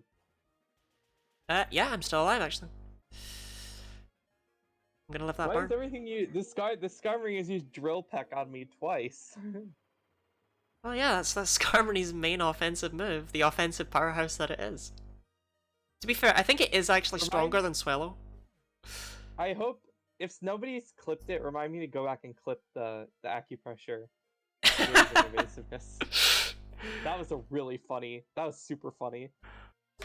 I want to show that to, I want to show that to the world. Show that to the people I know who like Pokemon. Oh, I disagree. I think that... Okay, it ended up being funny because of the fact that it didn't matter. But if it had mattered, I would have been very sour. If that had been how we lost, that would have been really funny. Well, in a sense of the word. Yeah, as I thought, Facade would have been 3-hit KO. Did you know that only... Okay, I don't know if any more get it now. Oh, shoot. Well, okay, at the point at which this fact was true, did you know that only 3 Pokemon got same type attack bonus from Steel Wing? Skarmory... I want to see if I can think of them, hold on. Skarmory, obviously. Mm.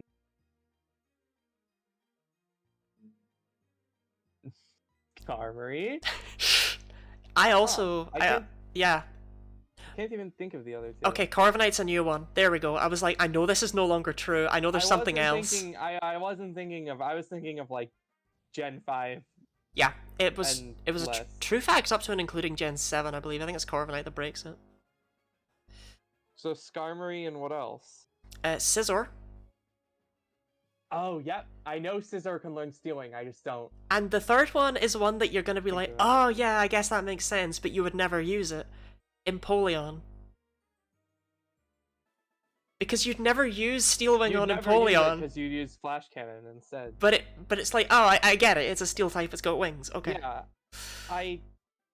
that's something that, again, it's like those. I think Scizor and Empoleon. Actually, they're both Pokemon I've used on my teams. So I think I would probably know at least one of those in theory, but like it's not like I would remember it. Okay, this battle's important. Yeah, this battle is very important. Oh, we already fought the smelly guy. Every opponent has a weakness. Wait, wasn't he the one with the Garchomp? I hope not. We've already fought him. I don't think the trainers and teams are. I mean, they're not, right? But it's called superstition. Exactly. Okay, no, I don't think he was, thankfully. Double team Garchomp. Nope, the Dragon Tamer is a Rhydon. Okay, this was built for Earthquake. So we literally just had a Drapion. Was that the last battle that we got a Drapion? Yes, yes. Did we just get 2 in a row? I'll just protect. Alright. Because what else do I do, right? I mean, I kind of need to. That's how Guts works. Not protecting is bad. Going back to the stealing thing... Fling? Going back to the Stealing thing, I'm not surprised I only know Skarmory because you'd never use Stealing on the other two. Yeah. Like, hell, Scizor's better off running Metal Claw, right? And you would never use that. No, we never use Metal Claw on Scizor. Okay, annoyingly Rhydon outspeeds you, so I kinda need to go for it with Steel Wing. I would rather have gone for Drapion, but yeah, this is all assuming you would have even two-shotted Rhydon. What are your Snorlax is adamant, right? Yes. Scizor just needs Bullet Punch, that's it? Yeah. Sword Stance, Bullet Punch, boom, set done. Like, I mean, okay, fine, you want Bug Bite on there, but like... This is a hard gold, actually, so I can use PK Hex to look at my save file. Let me check what my Scizor has. Valid. Probably doesn't have, like, the best moves, because I guess they're, like, egg moves and other weird stuff, you know? It doesn't. Yeah. Night Slash, X Scissor, Metal Claw, Sword Stance. What the hell is that? Okay, let's hope Steel Wing takes it out. It's the best moveset I could get with just level up moves. Scizor misses Dual Wing Beat. It got it for exactly 1 generation. I mean, okay, it doesn't miss it as much as Scyther liked it, but still. If you get poisoned here, that'd be funny.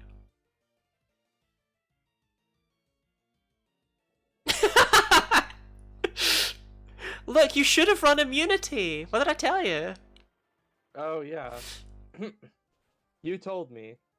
Okay, annoyingly, I now think I should have taken a Drapion.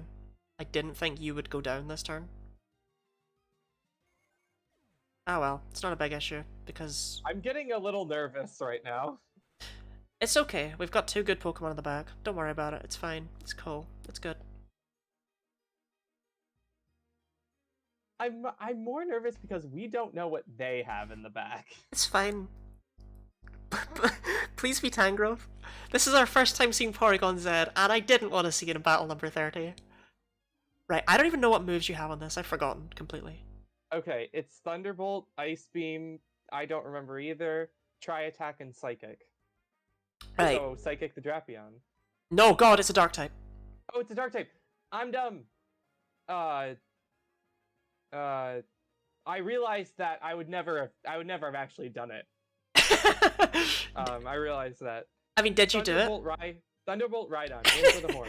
Wait, don't use Thunderbolt either, because even ignoring that, it will have Lightning Rod. Just do... yeah. Yeah, try Attack Drapion, try Attack Drapion. Try Attack Drapion. I'll Aura Sphere Rhydon.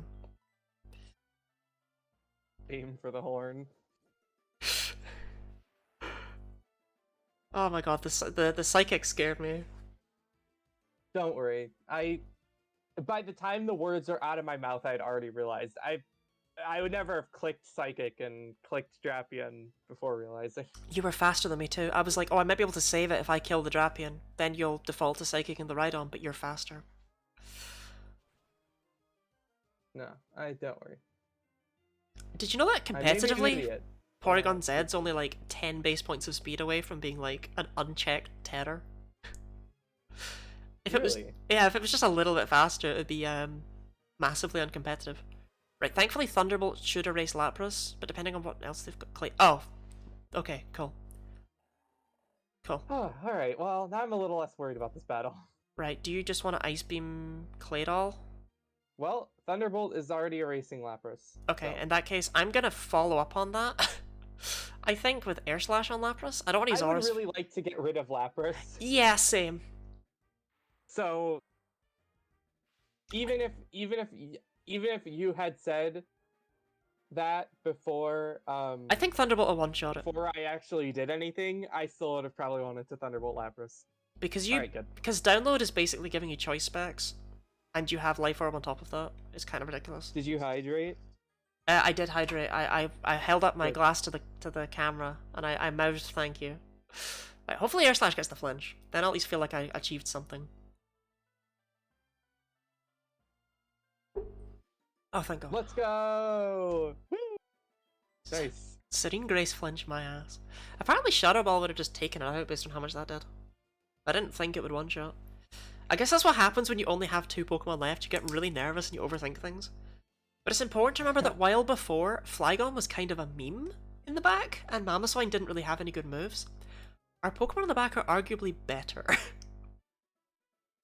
Like, we're keeping good stuff in the back. We have 2 Life Orb. It would have been funny if we had just led... I don't know why we didn't lead with... Oh, okay, yeah. I like leading with Swallow. I don't want to have I think leading with Snorlax was the better decision, but, you know. Yeah, neither of those are Pokemon I want in the back. Snorlax is too slow and Swallow's too fragile. But we did it! Alright. Oh, wait, no, hang on. Battle 30. Wait, no, This is the run. No.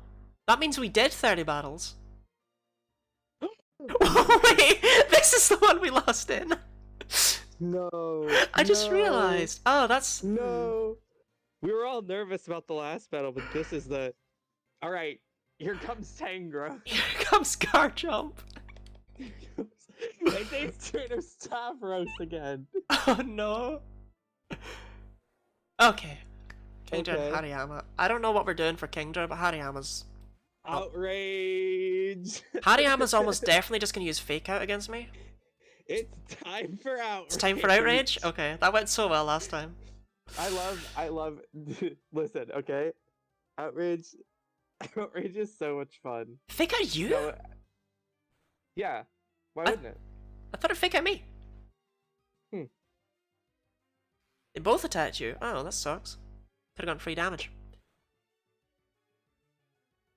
Although, you know... The Hariyama faked out me last time. Oh, did it? We came up against the Hariyama. Oh, yeah, because Make or break for real. Because it already outsped you, that's right. Okay, am I just Brave Birding Hariyama then? I would if I was you. I don't know if Facade would KO it, and I don't really want to find out. But Brave Bird basically just, like, that's Swallow gone. Swallow is no more. But it means that your Outrage is guaranteed to hit Kingdra, which is what's most important to me right now. Yeah. This has got like Focus Band, because we know it doesn't have the sash. It's probably got a what's it called? Scope lens. But I can look it up. Yeah, because I don't like looking up, because every time I do, I accidentally type in like a Pokemon's name wrong. It's got or... a Razor Fang. Yeah. Oh, okay. That's gross. Okay, Swallow's still in it, actually. That's really nice. Because your Outrage will probably take out Kingdra? If it doesn't, I would be pretty surprised, frankly. Yeah, Kingdra's got decent defense, but Kingdra's just overall just a Pokemon. But it's super effective outrage from a max attack Snorlax. Yeah. I don't think it's easy for it to survive Okay. that exactly. I love how even the game knew that we were more scared about the last battle than this one. Because this is... There's still 2 more Pokemon. Yeah, but I have a facade ready to just fling out.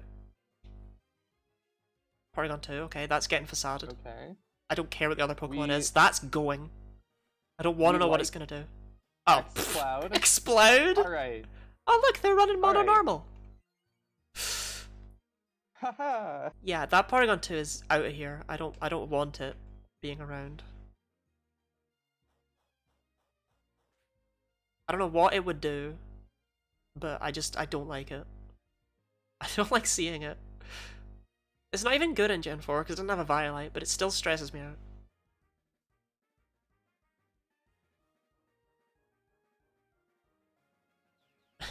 Bro, you learned Psychic! I mean, I guess Extra Sensory has 30 PP for some ungodly reason. Did you know I had that much PP?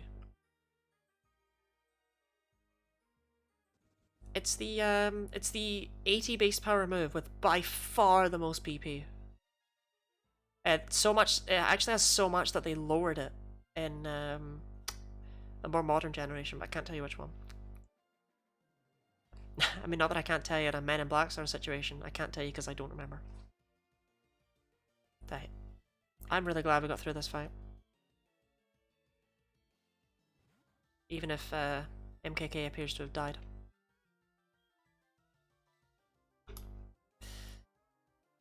Extra sensitive. What the heck? Oh, there you go. You're back. You know what happened? You. I moved very slightly, and my headphones got pulled out of I hate that. The jack, literally like 1 millimeter, and so I could still hear you, but the microphone on them wasn't working. Ah. Well, I apologize for just probably... I've never seen that happen in my entire life. They disconnect so so little gently. that the microphone stops working. Oh, I was probably just rudely talking right over you. Well, there we go. We did it. 31. I think the only thing you missed me saying was me saying, when you said I can't tell you which generation, I said you can tell me, but then you'd have to kill me. I looked it up. It's Gen 6. Extra Sensory is a weird move. Extra Sensory is a very weird move. Pretty much the only reason I know about it is because the Togepi in Heart Gold Soul Silver starts with it. Oh, it does, you're right. Which means its father was a Noctowl. I was gonna use that on my team in Heart Gold Soul Silver until I realized that you don't get a shiny stone until after you beat the 8th gym in Kanto. Yeah. Yeah. And then I was like, dang, never mind. That was before, past a certain point, I decided to stop caring about trading, like, items, evolutionary items, over from other save files. Like, I used a Mag Mortar on my team in Heart Gold by trading the Magmarizer over from Platinum. As you should. Do we? I think we Earthquake. I think you Earthquake. Actually? I think you Earthquake and Protect. Because Nidoking might have, like, Thunderbolt or something. Yeah. Depends on how cool a set it's running. Oh my god, that's not... why we play ROM hacks. That's not a cool set at all! That is absolutely why we play ROM hacks. Honestly, Radical Red, right? It fell apart at the end. Genuinely, I think that the end of that game is miserable. But I loved the rest of it. It gave me... I've always wanted to try making a Pokemon ROM hack, but it's just so much work. I would love to playtest a Pokemon ROM hack and be able to tell you... I'd be able to just slap you in the face and be like, no. If I ever made a Pokemon ROM hack, I would not have you playtest it. I would have you like help design it. Yeah, I have a decent amount of knowledge about Pokemon, I think. A small amount. Yeah. But it's like when you think about how much stuff you have to do to like make a proper, because I wouldn't want to make like a ROM hack that just makes it takes a game and changes the Pokemon to make it harder or something like that. Like, there's already games like that for every single, or ROM hacks like that for every single Pokemon game. With Drew? Really? Did you sense that I used Bravebird? Oh no, you did not sense that I used Bravebird! Okay! What caused the A to switch? Heracross is just really not having a good day. Yeah. Right, well, that was fun to head across. Nice to see you. Anyway, there's a reason why most like Pokemon ROM hacks that are like full new games are made by teams of people and Yeah. not a singular person. Yeah, definitely. Because it's a ton of work. Yeah, I mean, if you ever did, I would absolutely help you design any sort of trainers or anything like that that would need to be done because I feel like I have the knowledge in those areas. But Like theoretically, I have the skills to make one. Like I can learn the tools, I can program, although I don't know how useful that would be. I'm not an artist, but I don't think I would actually make any new like sprites or anything. just make one Um, new Pokemon. I could write, yeah, I could write I could definitely write like dialogue and stuff, Yeah, but I just don't. I genuinely feel like I am not like it's a lot of work for something. ADHD Yeah, too much to dedicate myself to a project like that. Like it's way too much work. it's a lot of work for something that if you're not that dedicated to shuckle. Right, I guess you rock slide and I'll just take out Vileplume. I was gonna facade. I'm gonna die from the burn anyway. I've So never heard of that actually. Quetzal Alpha. Yeah, Griff mentioned it once before, and I never looked into it. I meant to. Whoops. There was another ROM hack I came across recently that I've already forgotten the name of. I kept it up on my phone though. And once again, I kept it up to research it later, not because I had researched it already. What was it called? Pokemon Xenoverse. I've never heard of it. Apparently it has all new Pokemon, really good art. Alright, can we take out this Shuckle? It's a version of Pokemon Emerald multiplayer. It's got multiplayer features, huh? Ooh. Multiplayer? Multiplayer, you say? Oh, it's like the maybe not. Huh. This is like you could look into that. Why? Guard, Blisseyith, Horn Drill, Guillotine, Fisher, and Sheer Cold. Why would you want that? Why would you not just put Sheer Cold on? Nothing's immune to Sheer Cold. You don't need the coverage. In later generations, when they made the change to accuracy, they also made Ice types immune to Sheer Cold. Did they? So, that game has like all of the moves from generation up to generation 8, so it might have that change. Depending on how faithful. I seriously didn't know that. I actually just looked that up to check it. I actually didn't know that was a thing. I didn't know they'd made it Ice types immune. That's really cool. But it's also really sad because I liked Sheer Cold being the only one-hit KO move nothing was immune to. Where's our new one-hit KO move? It is in the generations that matter. Where's our ghost type one-hit KO move just called Kill? Haunt. Haunt. But yeah, I really like one-hit KO moves. I'd like more of them. I should have used Aura Sphere just in case. Moves are fun. They're fun. Yeah, I've used, I mean, Guillotine's one of my favourite moves. Definitely. It's the only one-hit KO move that hit during the Metronome run. And I used it in my Gligar solo run because it was my only way to beat Wallace. I could not get past his Pokemon with, like, ice moves otherwise. Have you seen a speedrun of Generation 1 of Pokemon? I have. Let's go, X accuracy. Horn Drill. That's actually, so, that's the reason why you use Nidoking in Generation 1, because Horn Drill is a normal type move, and in addition to the fact that Nidoking has type coverage with stuff like Bubble Beam and, you know, whatever, and Thrash. Thrash is also good for speedrunning. Yeah. Going and catching the Nidoran, like, takes a bunch of extra time, so you think it wouldn't be worth it, but and Squirtle, which is a starter that you use, does get a one-hit KO move, but it gets Fissure. And Fissure is ground type, so it doesn't work on flying types. And Gyarados is flying type. Earthquake here, I think. Yeah, Earthquake for sure. So, it's actually, for that reason, among other reasons, it actually becomes worth it to go out of your way to catch the Nidoking, because it has a normal type one-hit KO move instead of a ground type one-hit KO move. This kills for sure. Yeah, There's no shot I live this. I kind of blanked on that. Maybe? I mean, you're not like max HP or defense or anything. Way. Yeah. No way. No way. Oh, crit. That's the rudest crit. Sir, I would have been hard-pressed to survive a close combat from what I assume is well, no, it wouldn't be max attack Heracross. It's just got a good nature. It doesn't have IVs or EVs. It has EVs. No? No? Trainers in Generation 4, opponent trainers cannot have EVs. But they do. We looked it up. They have EVs in these stat builds. If I look up this Heracross right now, Bulbapedia will give me its EV build. What? They have EVs. But You were confused then as well. Huh? I know they can't in normal gameplay. What are you using here? What am I try-attacking? I'm try-attacking something, but what am I try-attacking? Do you want to go for Ninetales and I'll just Brave Bird Heracross? Yeah, I'll go for Ninetales.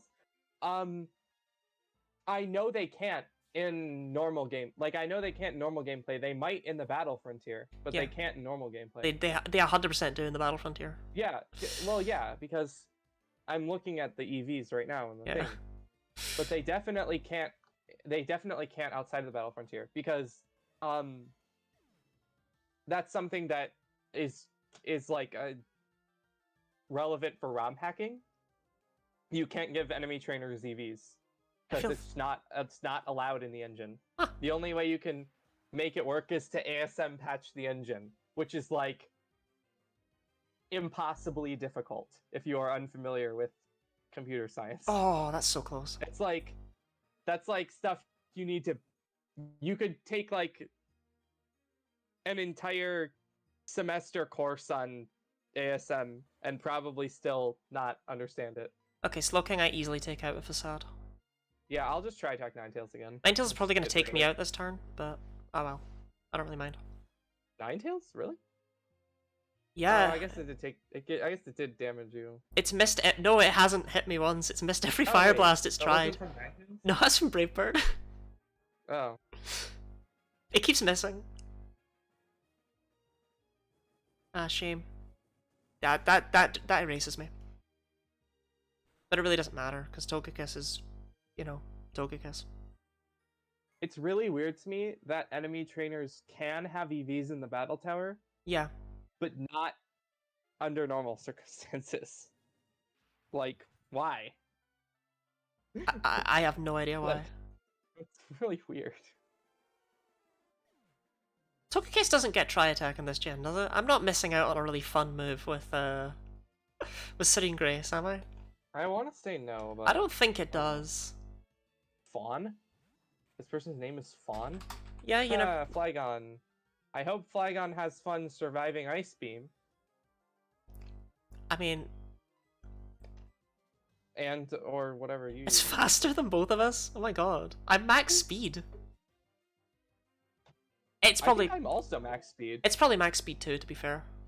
Flygon's just got a base speed of I think 100. I gave this Porygon Z max special attack, max speed. Okay. It's like, what else would I... Oh, it's got a Yachi Berry. It won't help it. You got a boosted... Your mom's been shopping for Fawn there. It is legal! Tri-Attack's legal on Togekiss! Weirdly. Ah! Weirdly. So, it's legal on Togekiss because you can get it from the, you can get a purified Togepi in Pokemon XD that comes with Tri-Attack. Of course you can. Ah, I could have been rocking Tri-Attack with... Speak of disgusting. Yeah, that would have, like, 40% chance to just shut down the Pokemon. Tri-Attack. Ah, well. Oh, here's a fun fact. In the Pokemon Emerald speedrun, there's a battle that you're 100% to win, but the last Pokemon is a Shroomish with Effect Spore. So there's a 10% chance you get status, and you have a full heal, but there's a chance you've already used the full heal. And if you've already used the full heal, you get fucked. Like, you lose so much time, because the only way to deal with the status is to go into a Pokemon Center and take the center. And that takes forever to do. Oh, Gyarados. That sucks.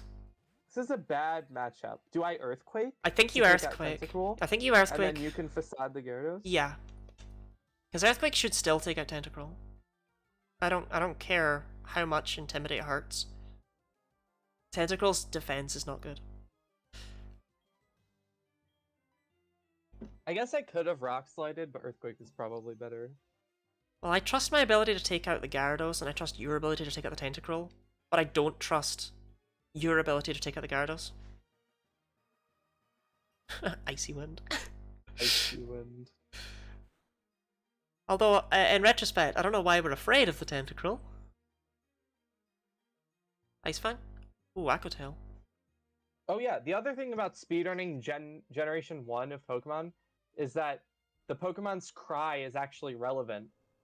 The length of the Pokemon's cry Oh, does is Nidoking actually have a relevant. Nidoking have a short one?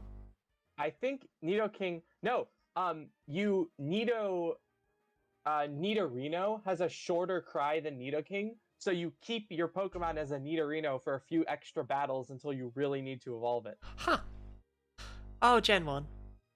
And in Gen 2, in Pokemon Crystal, it's faster to play as the girl because the girl's sprite loads 1 frame faster per battle. Oh, that's a big thing over the entire run. Yeah. Oh yeah. Absolutely. Like it's much fat. Like you have no reason not to pick the girl. Yeah. But in most games where you have an option to pick your player character's gender, it's faster to play as the girl. In pretty much every game, except for Gen 5. It's Gen 5. It doesn't matter. And in, I want to say, Gen 5 might be the only gen in which it doesn't matter. Because Gen 4, the catching tutorial is faster if you're the girl. In Gen 3, have I already told you why the girl is faster in Gen 3? Is it something weird to do with Brendan's amount of text, or...? It is to do with Brendan, but not his text. Is it to do with his Pokemon? Yeah, it's the order he sends out his Pokemon in. It's different than the order May sends her Pokemon out in. And if you play as the boy, he leads with a... I think it's either in Sapphire or Emerald that he does this. He leads with a Wailmer with a Growl. Oh, yeah, you don't want that. And then you get fucked. Because there's no dealing with the attack drops from Growl. Yeah. And it's also faster because of Brendan's text. Brendan's text is also faster than May's, but the safety is way more important. Oh, okay, I guess you Rock Slide here. Togekiss is really bad. I'm gonna yeah. try and take out Gyarados, but I think I'm gonna get outsped and KO'd. Oh, well. Extreme Speed? Extreme Speed Togekiss, let's go. I might live that. I wouldn't be surprised. Not if it's running 252 attack, actually. It's probably got Hustle. Yeah. Critical hits. Hustle. Hustle. Yeah. So the other thing that happened was in my Heart Gold playthrough where I was going to use... Oh, Gyarados Ice Fanged you anyway. Oh, you got Hustle instead of Swimming Grace? Where I was going to use Togepi. Oh my god! Togepi. The egg Togepi hatched with Hustle, and I had to breed another one to get Serene Grace before realizing I wasn't going to be able to get the Shiny Stone. What the hell? Come on, man. We might lose now. Genuinely. Yeah. We might. I need to focus on... I would hesitate to believe they can survive against Thunderbolt, Porygon Z, but not if they're both still out. Get rid of Gyarados. I'm gonna get rid of Gyarados, Get rid of Gyarados. I know Shadow Ball seems like a weird choice, but it was like, Air Slash doesn't have 100 accuracy. And Aura Sphere is not very effective. Yeah. I'm pretty sure anything would have taken it out. I would have used Shadow Ball in that situation too, frankly. Yeah. Sky Attack, okay. Sky Attack? Well, you don't have a Power Herb. Or a Power Herb? You do have a Power Herb. Okay. I'm sorry, Power Herb. Still gonna do... Nice! Let's go! Okay, question. Can I use Flamethrower on you? Does that thaw you out? Or is that only a Gen 1 thing? I can't actually remember if that works like that in Gen 4. I'm looking it up. Okay, Kangaskhan. I'm just gonna focus on Kangaskhan. I'm gonna look this up anyway. Yeah. But, I'll just Rock Slide then. It's faster. Oh no, I don't live that well. If at all. Okay, cool. Yeah, you're gonna need to deflaw, Pokemon like... cannot be frozen in harsh sunlight? Yep. Really? I actually didn't know that. Did you know that if Shaman Sky is frozen in battle, it reverts to Shaman Land? Yes, I actually did know that. In Generation 1 and 2... Oh, in Generation 3 onward, if a frozen Pokemon is successfully hit by a damaging Fire-type move, it will be immediately thawed. Okay. I couldn't remember if it was a thing. So... Drain Punch Togekiss? With what hands? Drain Punch. Wait, how is it hitting every move with Hustle? This feels unfair. Maybe it has Serene Grace. Let's look it up. No, at least I can Air Slash it. It doesn't say. Oh. That's tragic. Yeah, it's got nothing if all it's got left is Drain Punch. Yeah, The fact... based on the... Wait, oh, the power. Sky Attack, Extreme Speed, Drain Punch, Roost. What a... So, do you want to Flamethrower me then? No, I think 2 Air Slashes will take it out. Okay. I was gonna say we could Rock Slide. I was aiming to flinch never it. mind. Turns out it's irrelevant. I mean, Thunderbolt will take it out anyway, right? You know when you get frozen 700 turns in a row?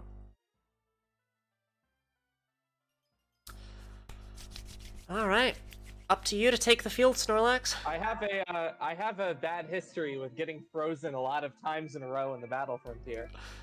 Yeah, but even if you do, If Porygon... I had a nickel for every time I lost a battle by a really long freeze, I'd have 2 nickels, which isn't a lot. It's weird that it happened twice. Are you ready for nickel number 3?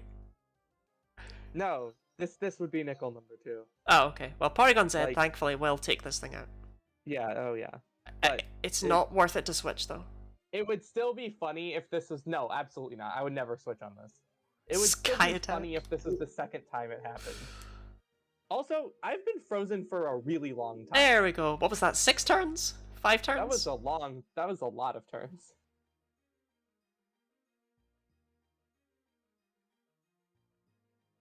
Wow. Interesting. A Pokemon with color change can be frozen by an Ice-type move. Oh, does it freeze it first and then change its type? Yep. Ah.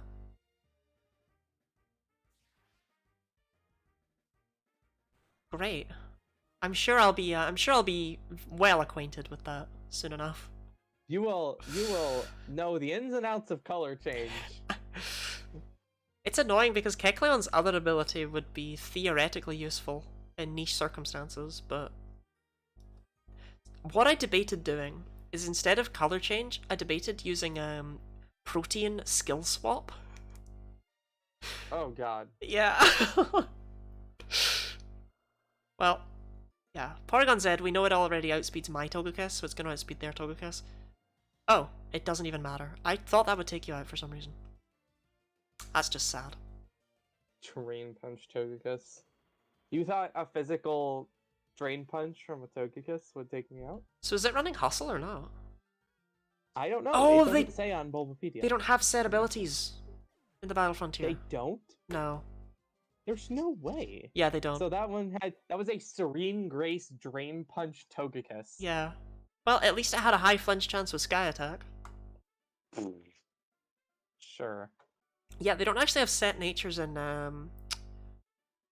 they don't have them ever. I don't think they even get them in like Gen 6 or 7 in battle facilities. Like the battle tree and stuff. Because okay.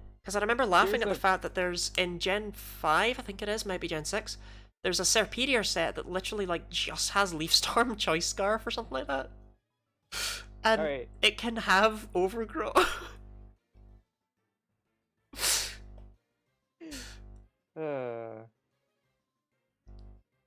Okay, here's 2 interesting pieces of trivia. One, Blizzard was 30% to freeze and it was changed to 10%. Yep. And it was only 30% Oh, in God. the Japanese Generation 1 games. Alright, I wonder what move I'm using here. Uh, Here's another interesting piece of trivia. There's one move, besides Tri-Attack, that doesn't have a 10% chance to freeze. That can freeze. Do you know what the move is? I'm guessing instead of a 10% chance, it's got a lesser chance, because I don't think there's anything with a higher chance, right? No, it has a higher chance than 10%. Is it 15 or is it 20? It's 30. Is it maybe like freeze shock? No. No? I don't actually know. Freeze shock cannot freeze. Yeah, I didn't It think is so. secret power. Oh, yeah, okay. That's a good one. Used in the snowy area. I think we lose, by the way. Yeah, I was gonna say, this is not looking good. I think we're It's not done. looking good for us. Because We might be done. Because I think Weavile outspeeds and takes me out. Yeah, and I don't think Porygon Z is beating 4 opposing Pokemon by itself. Okay, what do I do then? Do I... What Oh, if... thanks, download. Thanks. I'm gonna try and Thanks. take out the Weavile, I guess. I'll try attack the Weavile. Okay. Just to try, just to see Oh, I outspeed it. if we can... Oh, wait, maybe we have a chance here then. Provided it doesn't have like Focus Sash. Thanks. Oh, it's not a Focus Sash. Or no, it is. I thought the animation meant it was a Focus Band. That would be great. Okay, Night Slash. I might live It that. used Night Slash. You probably live that. Unless it crits. Unless it crits. Lol. Yeah, I think we're done. I think we're done. Because even Unless it has a Focus Band, unless it has a Focus Sash, it has a Focus Sash. Unless this Night Slash crits, the Night Slash crits. And Lucario... We should not be saying. We should not say anything. Lucario easily takes you out with close combat.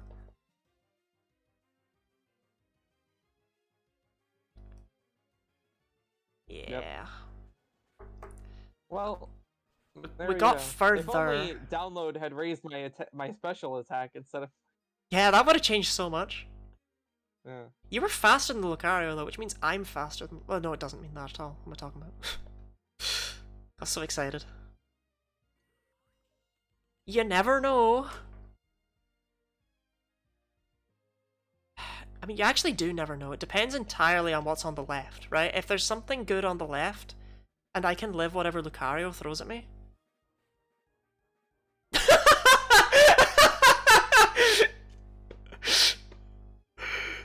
Once again. Oh, really? I'll just take out Lucario. Oh man. Oh, is that Quick man. Claw? There's no way. Is that Wow. Quick Claw? That's BM. You just got BM'd. Quick Claw Manectric? Really? Quick Claw? Why? Why do you have Quick Claw Manectric? Lucario Why? outsped me anyway. We were done. Lucario out here using close combat on a Togekiss. Quick Claw Manectric. Oh, that's so Oh, that's a tragic. claw. Here, you know what? Let's see what that thing has. Thunderfang, Firefang, Ice Fang, Bite.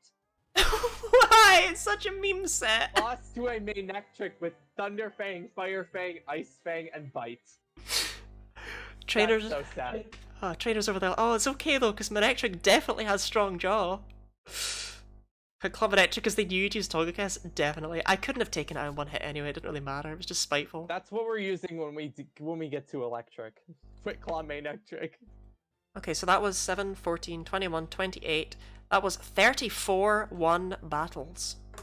Alright, I'll go add that to the streak message. Yeah. At least we got a decently long streak first try that time, and it didn't take us like 20. Yeah, I mean, what do we do now? Do we just do we just leave? I was gonna say. There's no time to do it again, you know what I mean? I typed Electric, normal. There's 34, you said? That was 34, yeah. Yeah, so we had... Well, that was battle 35, Yeah. actually. We did 34. Yeah, but we... Oh, that sucks! They had, like, just the right Pokemon to take out our team. That's what happened last time, though. Oh, last time actually we got way less lucky last time.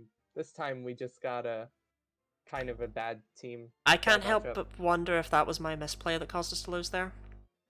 I wonder if I How just... did you misplay? Because I protected turn 1, because I thought it would use Fake Out on me, and it didn't. Oh no, wait, it did! Right. It did! It did? It did! I protected from it, yeah. Oh, never mind, there was no misplay. We had no chance. Wait, or did it use Night Slash? It attacked me! Regardless, so it probably would have just killed me. I don't think... I really doubt we could have won that, excepting maybe, like, something stupid, like crit.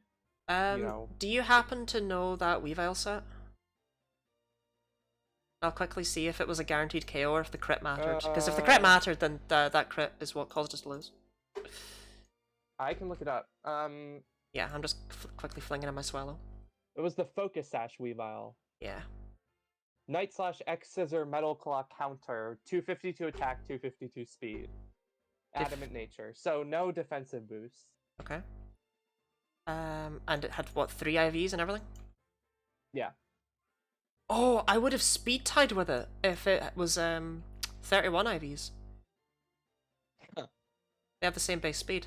No wonder I was surprised I outsped. Okay, Night Slash was only a kill with the crit. It wasn't even close otherwise. The crit mattered? The crit mattered. Ugh. The crit mattered, Ouch. and the crit cost us because if Quick Claw hadn't activated, I would have been able to outspeed and one-shot Manectric as well. Yeah. So it was the Quick Claw. So did the Quick Claw and the crit They both need to happen? They both or... needed to happen. They both needed to happen for us to lose that. Wow. However, well, okay. Well, now I feel less bad that we lost because that was an extremely unlikely loss. Well, the Quick Claw didn't need to happen because the crit happened, but if the crit didn't happen... Yeah, no, that's what I was asking. Like, yeah. did both of them, like, if the Quick Claw hadn't happened, would we have won? Nah, it was entirely down to the crit, which... did it have I figured no. Wait, what did it have as an item? A Focus Sash. Oh, yeah, of course. So, yeah, no, that sucks. Yeah. Let me check. Facade... Facade wouldn't have knocked it down to the sash without burn, guts, boost. So yeah. I don't think I misplayed, because if it didn't have a sash, no, I would say you probably played perfectly. It's just that, or at least like I don't think you could have played better to give us a significantly better chance of winning. Yeah. You know, like the issue is kind of just like that. It's got crit by Night Slash, which isn't. It's Night Slash. It's an increased critical hit ratio, right? Like, it sucks, but it was bound to happen as you keep on going and go. Oh, okay. As you keep on going through and through, so. What can you do about it? I'm just a bit sour about it right after the Snorlax freeze for 6 turns. Like, come on, we couldn't have had any luck between the two. Yeah. Okay, so what is... I'm excited to figure out what the first type we win with is going to be. Implying that it'll be one? Yeah, sure. I hope we win with at least one. That's what I'm going to say about that. Yeah. I hope we win with at least one. Okay, so the odds of a critical hit from that were 12.5%. So we had a 1 in 8 chance to lose that fight. Which sucks, but... How are the odds of 12.5%? This is Night Slash, increased crit rate. Oh, yeah, duh. Yeah, that's why I'm not too sour about it. 12.5%, and I thought 1 in 12. And I was like, what increased the crit rate to 1 in 12? Yeah. And then I realized I'm not very smart. Ah, It's, well. what was I gonna say? I think of crits as 1 in X, like every probability in Pokemon is 1 in X. Because this is a weird reason to think that, but nothing is percentages. When we talk in speedrunning about probability, nothing is spoken about in percentages. Everything is always talked about as, like, fractions. That's fair. So I think of everything as fractions. Well, you should. Do you know the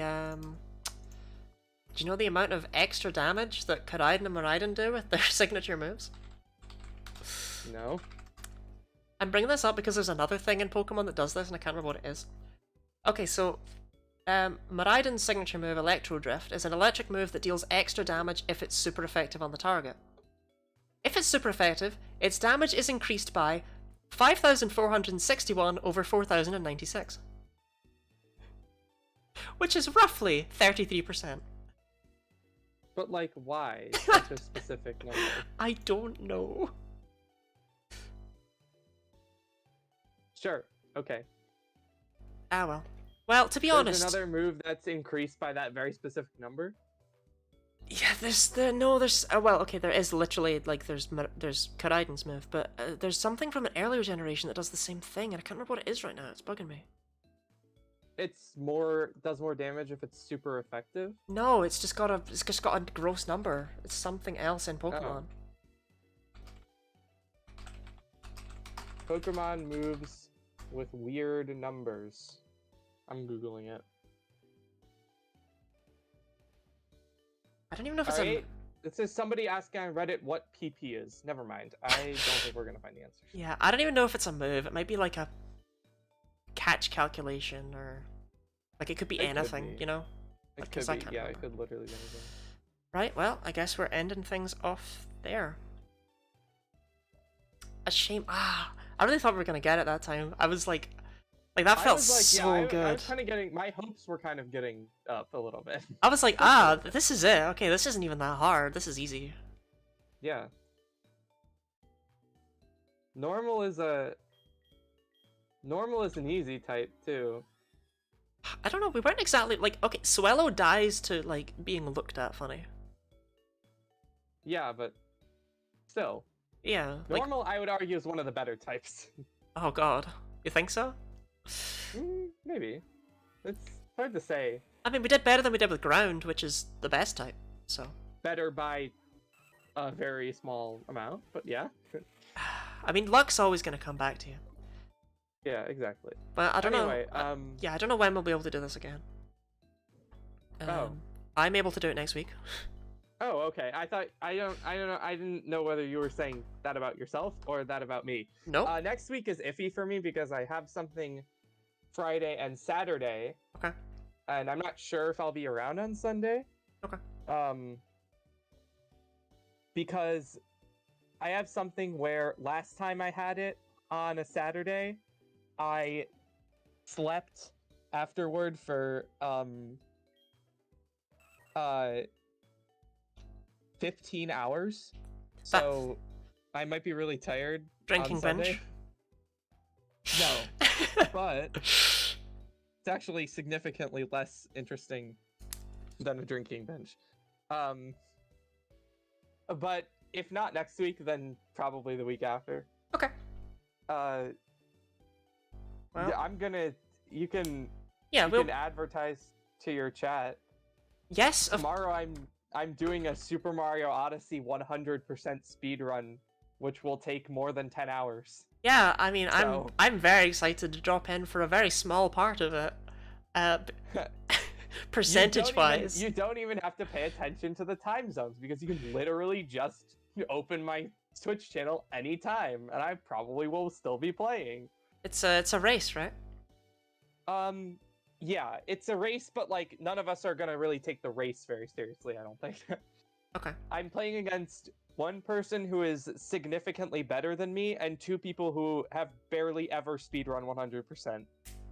Like, I've practiced a lot, but I haven't actually done a full run.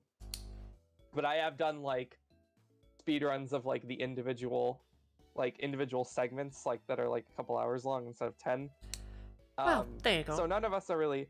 I also, the person who's second place might be joining. So. Wow, that would be fun. fun. The race is not going to be a very competitive race. It's more just like people to keep me from going insane. Yeah, I mean you'll be looking up moon locations in the middle of it. I hope I don't have to do that, frankly. I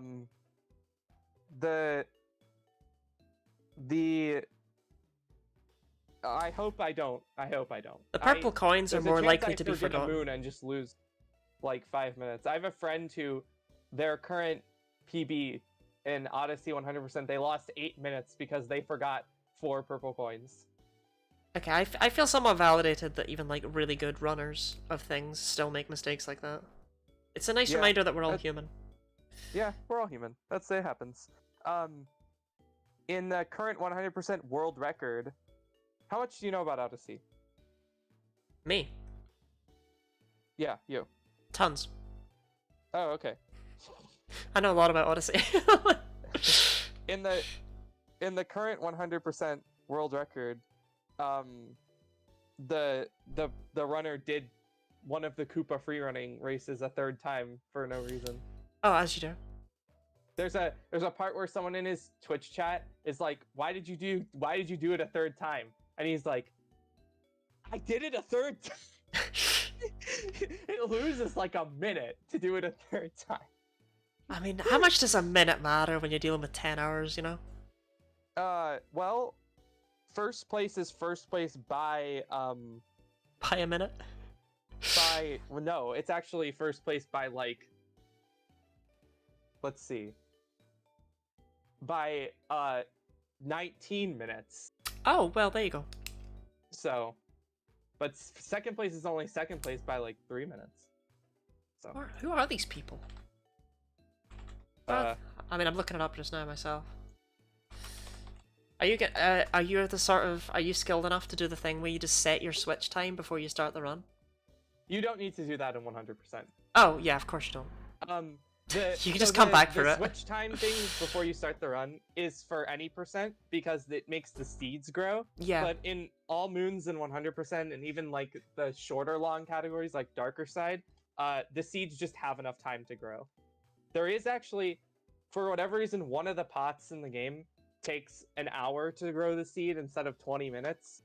So if you plant a seed in the wrong pot in a certain part of the run, then you have to change your switch time to grow the seed. But other than that, I'd like to give a big shout out to last place on the 100% leaderboard, whose note literally says, "This is my first time ever playing the game."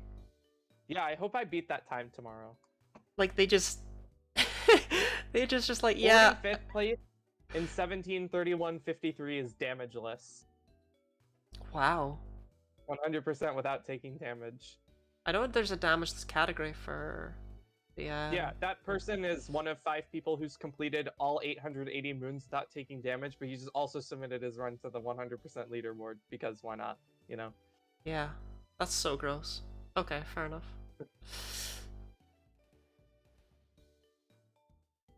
Anyway. You can see from the fact that there are 53 100% runs, and 156 all moons runs, that not a lot of people run 100%. Wait, hang on, what's the difference? 100%. So in all moons, in 100% you need to get all of the souvenirs, costumes, captures, and music tracks. And because you need all the souvenirs in 100%, you need to get all of the purple coins. Whereas in all moons, you don't need to get all of the purple coins. You only need some of them. Oh, and 100%, okay. you need all of the outfits. And buying outfits costs coins. So not only do you need to go out of your way all over the run to pick up coins, but you need to grind coins for, like, an hour Fun. of the run.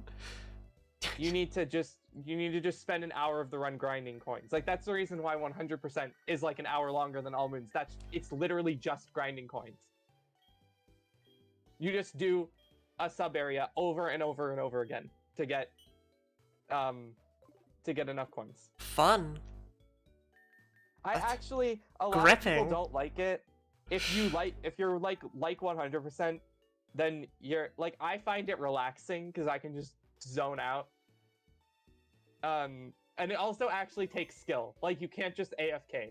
Yeah. Like, it actually takes skill to grind coins because there's a glitch you can do to duplicate the coins that's actually, like, you can actually, like, practice and get good at. So, not only do you need to grind coins, but you also need to practice coin grind if you want to be good at 100%. I've decided I don't want to be good at 100%.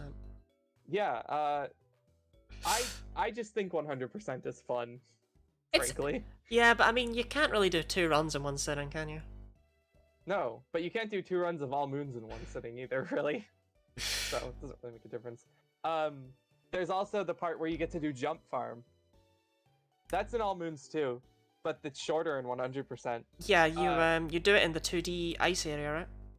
Right? Yep. And it's like 5 minutes of shaking the Joy-Cons as hard as you can. That's fun. Yeah, see, I told you, I'm actually quite knowledgeable on Odyssey. Yeah.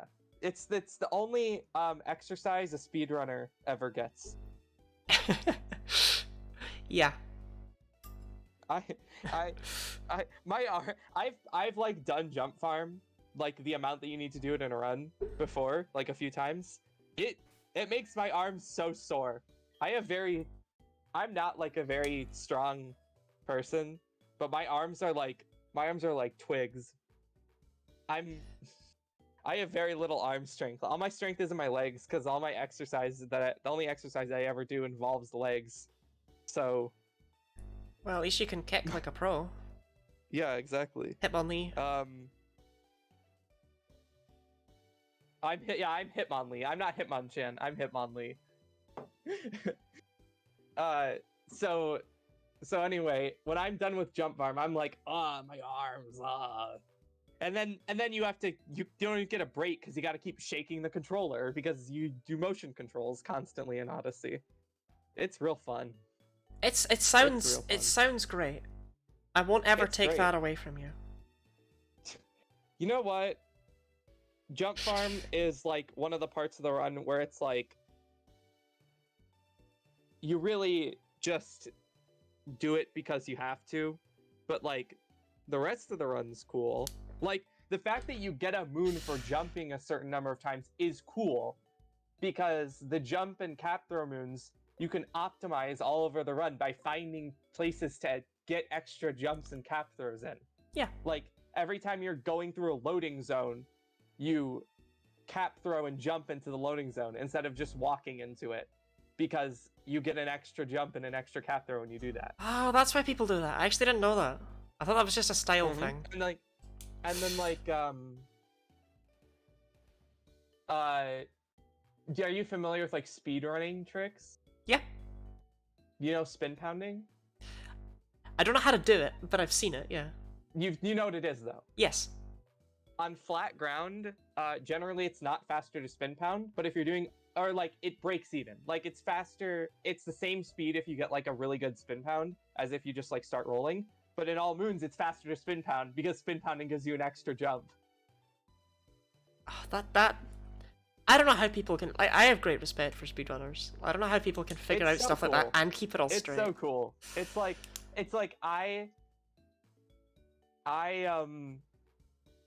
like that's the type of thing that I love like optimizing in speedruns. So like it's like the same with like star bits and Galaxy. Like I collect like every star bit when I play Galaxy because I find it fun to like try and optimize getting as many as I can. But in Odyssey, like I'm always like thinking about where can I. It's like a matter of like thinking about like what options you have in a given situation and when it's worth it to fit in extra cap throws and jumps and stuff like that,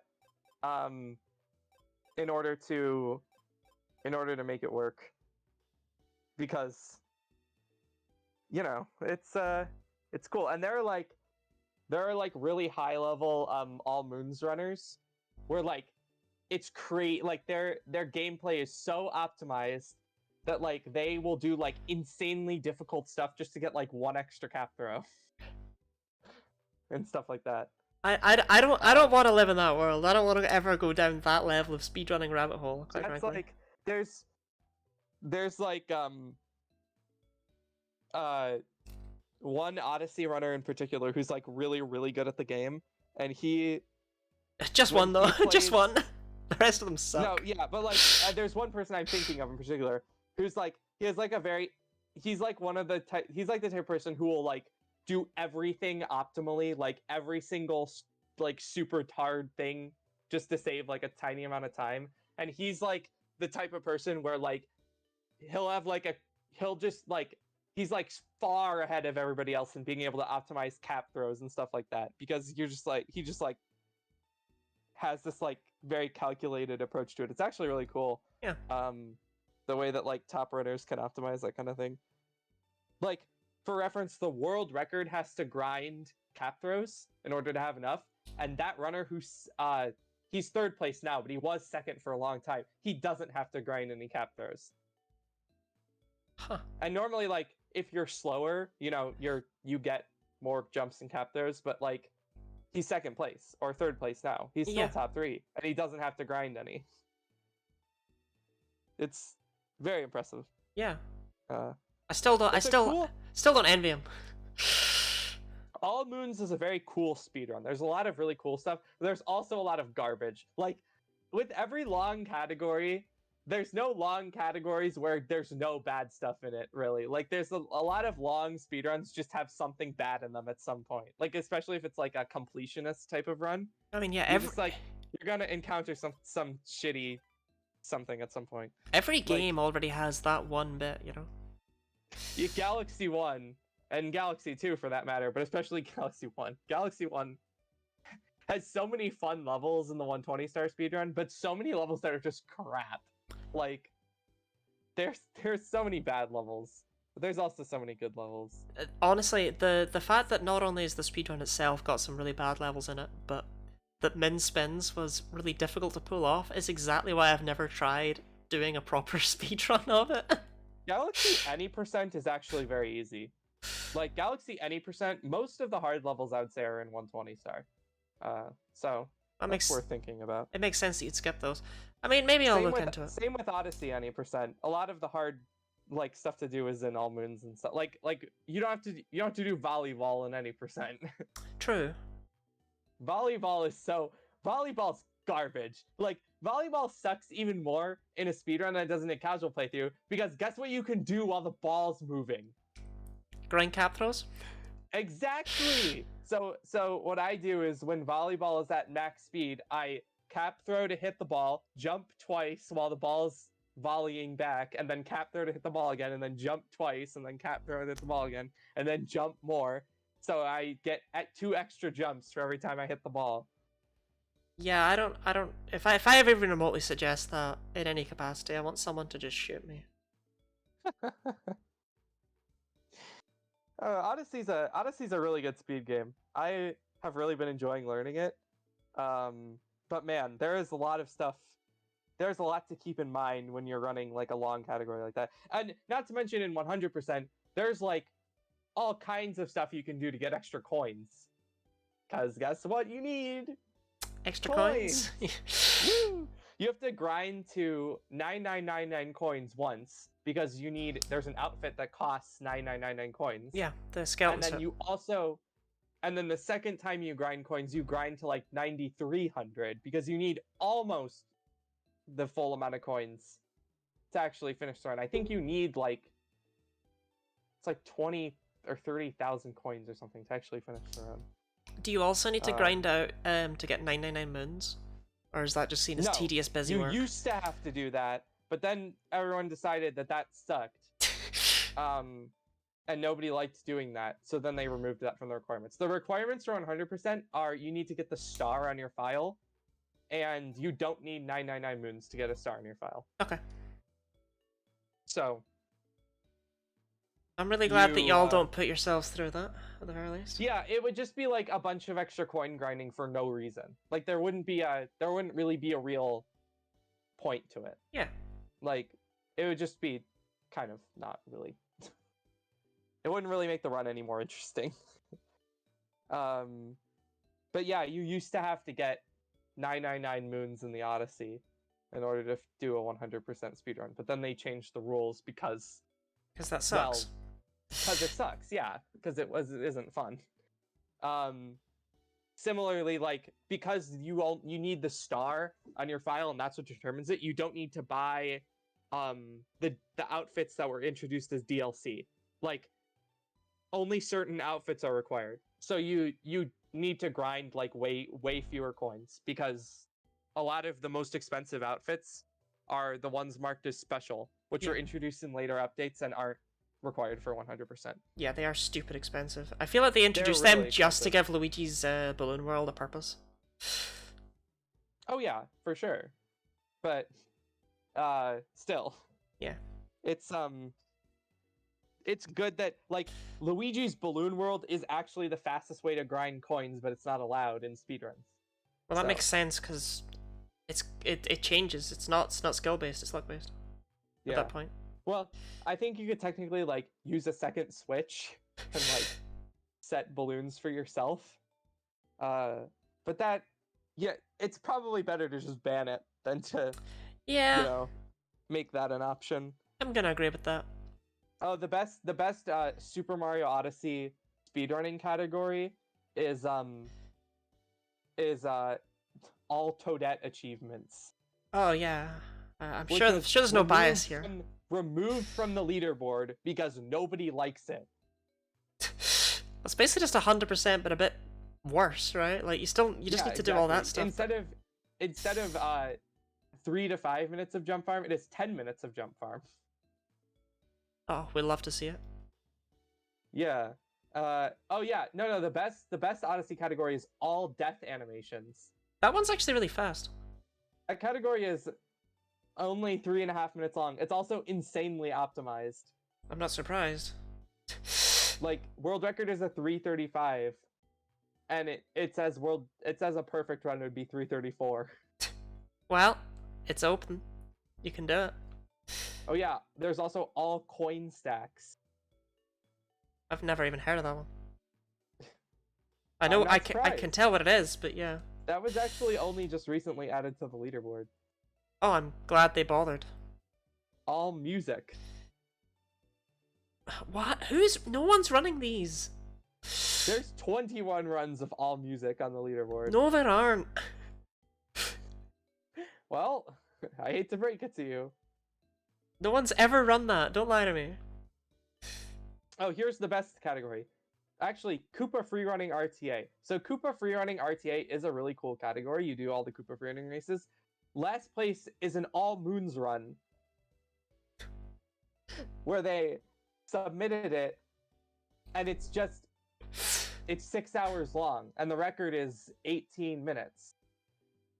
Sure. Because that might as well happen.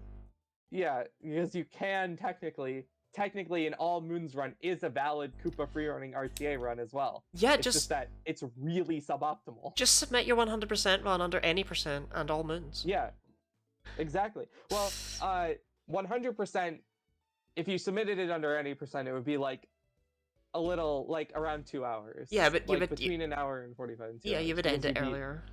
You beat main game in 100%. And All Moons. You could just submit it though, just cut it off. Everything that happens after that. Yeah, 100% any percent. I mean, it would be really bad compared to any percent. It would be like 3,000th place, but yeah.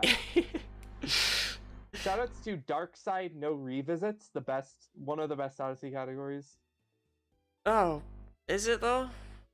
Yes, it's actually really cool. Oh, okay. It's a great category. Well. It's like one of the best category sentence. Well, I look forward to hearing you mumble on endlessly about categories tomorrow as you go slowly insane.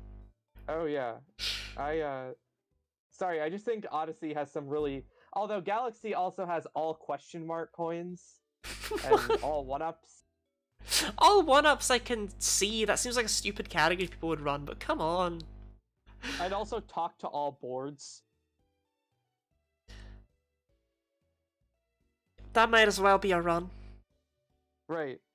And then it's got cool categories like Commentless. Commentless is awesome. Commentless is so cool. Do you need to talk to Billboard twice? No, it's like you have to talk to each board once, I think. Oh yeah, and enter all domes. But Billboard shows up twice. Right, but you only need to talk to each of the boards once. Okay, so you do actually, that's what I meant. I meant more as in like, is it actually every board? Or is it like, do you treat Billboard as an individual character? Yeah, like every board, I think it's every board character. Like Billboard once, Philboard once, Gilboard once, and Jillboard once. Okay. Although you might have to talk to Billboard twice. I actually don't know, but you know. Not that it's like, I don't care enough to actually look at the run. Nor should you. Because it's all talking boards. Yes. Although Billboard broke me when I learned that, because I learned from when I did the Men's Bends run. I'll just plug my YouTube, why I've posted the min spins results there. Yeah, I learned from when I did minimum spins that actually wall jumps have never been called wall jumps in Europe, and I felt like I was living a lie. Oh yeah, they're called wall kicks in PAL, aren't they? Yeah. Yeah. I learned this and I was like, no, right? And I checked Billboard, and he calls them wall kicks, and I'm like, no, stop it, Yep. stop it. The the British English localization, I'm pretty sure has wall kicks Yep, in like every game. they've been wall kicks all the time, and I never knew. I never knew.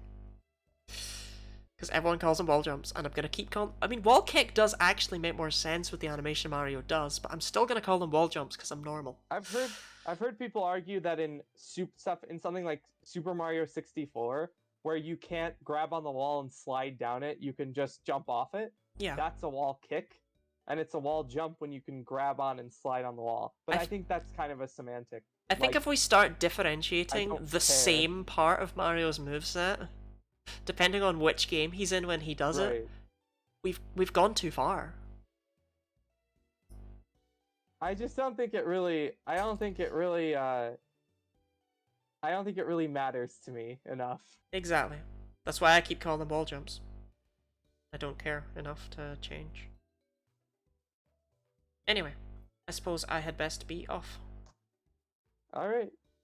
Well, that was fun. That was I fun. hope next time we win. Next time we're gonna After win. rolling bug or something. Right, but Bug we get Scizor, and we saw how well Scizor works. Exactly. All right. Well,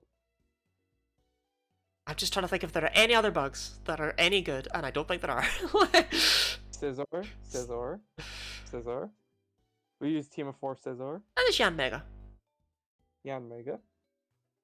Don't remind me that Yanmega is in Dragon type. I wish. Yeah. Well, farewell. And farewell to Farewell. everyone in chat. Okay, I'm no longer live. I'm still recording though if you want to say something. I always say something to the people who actually watch these as VODs, which is no one. But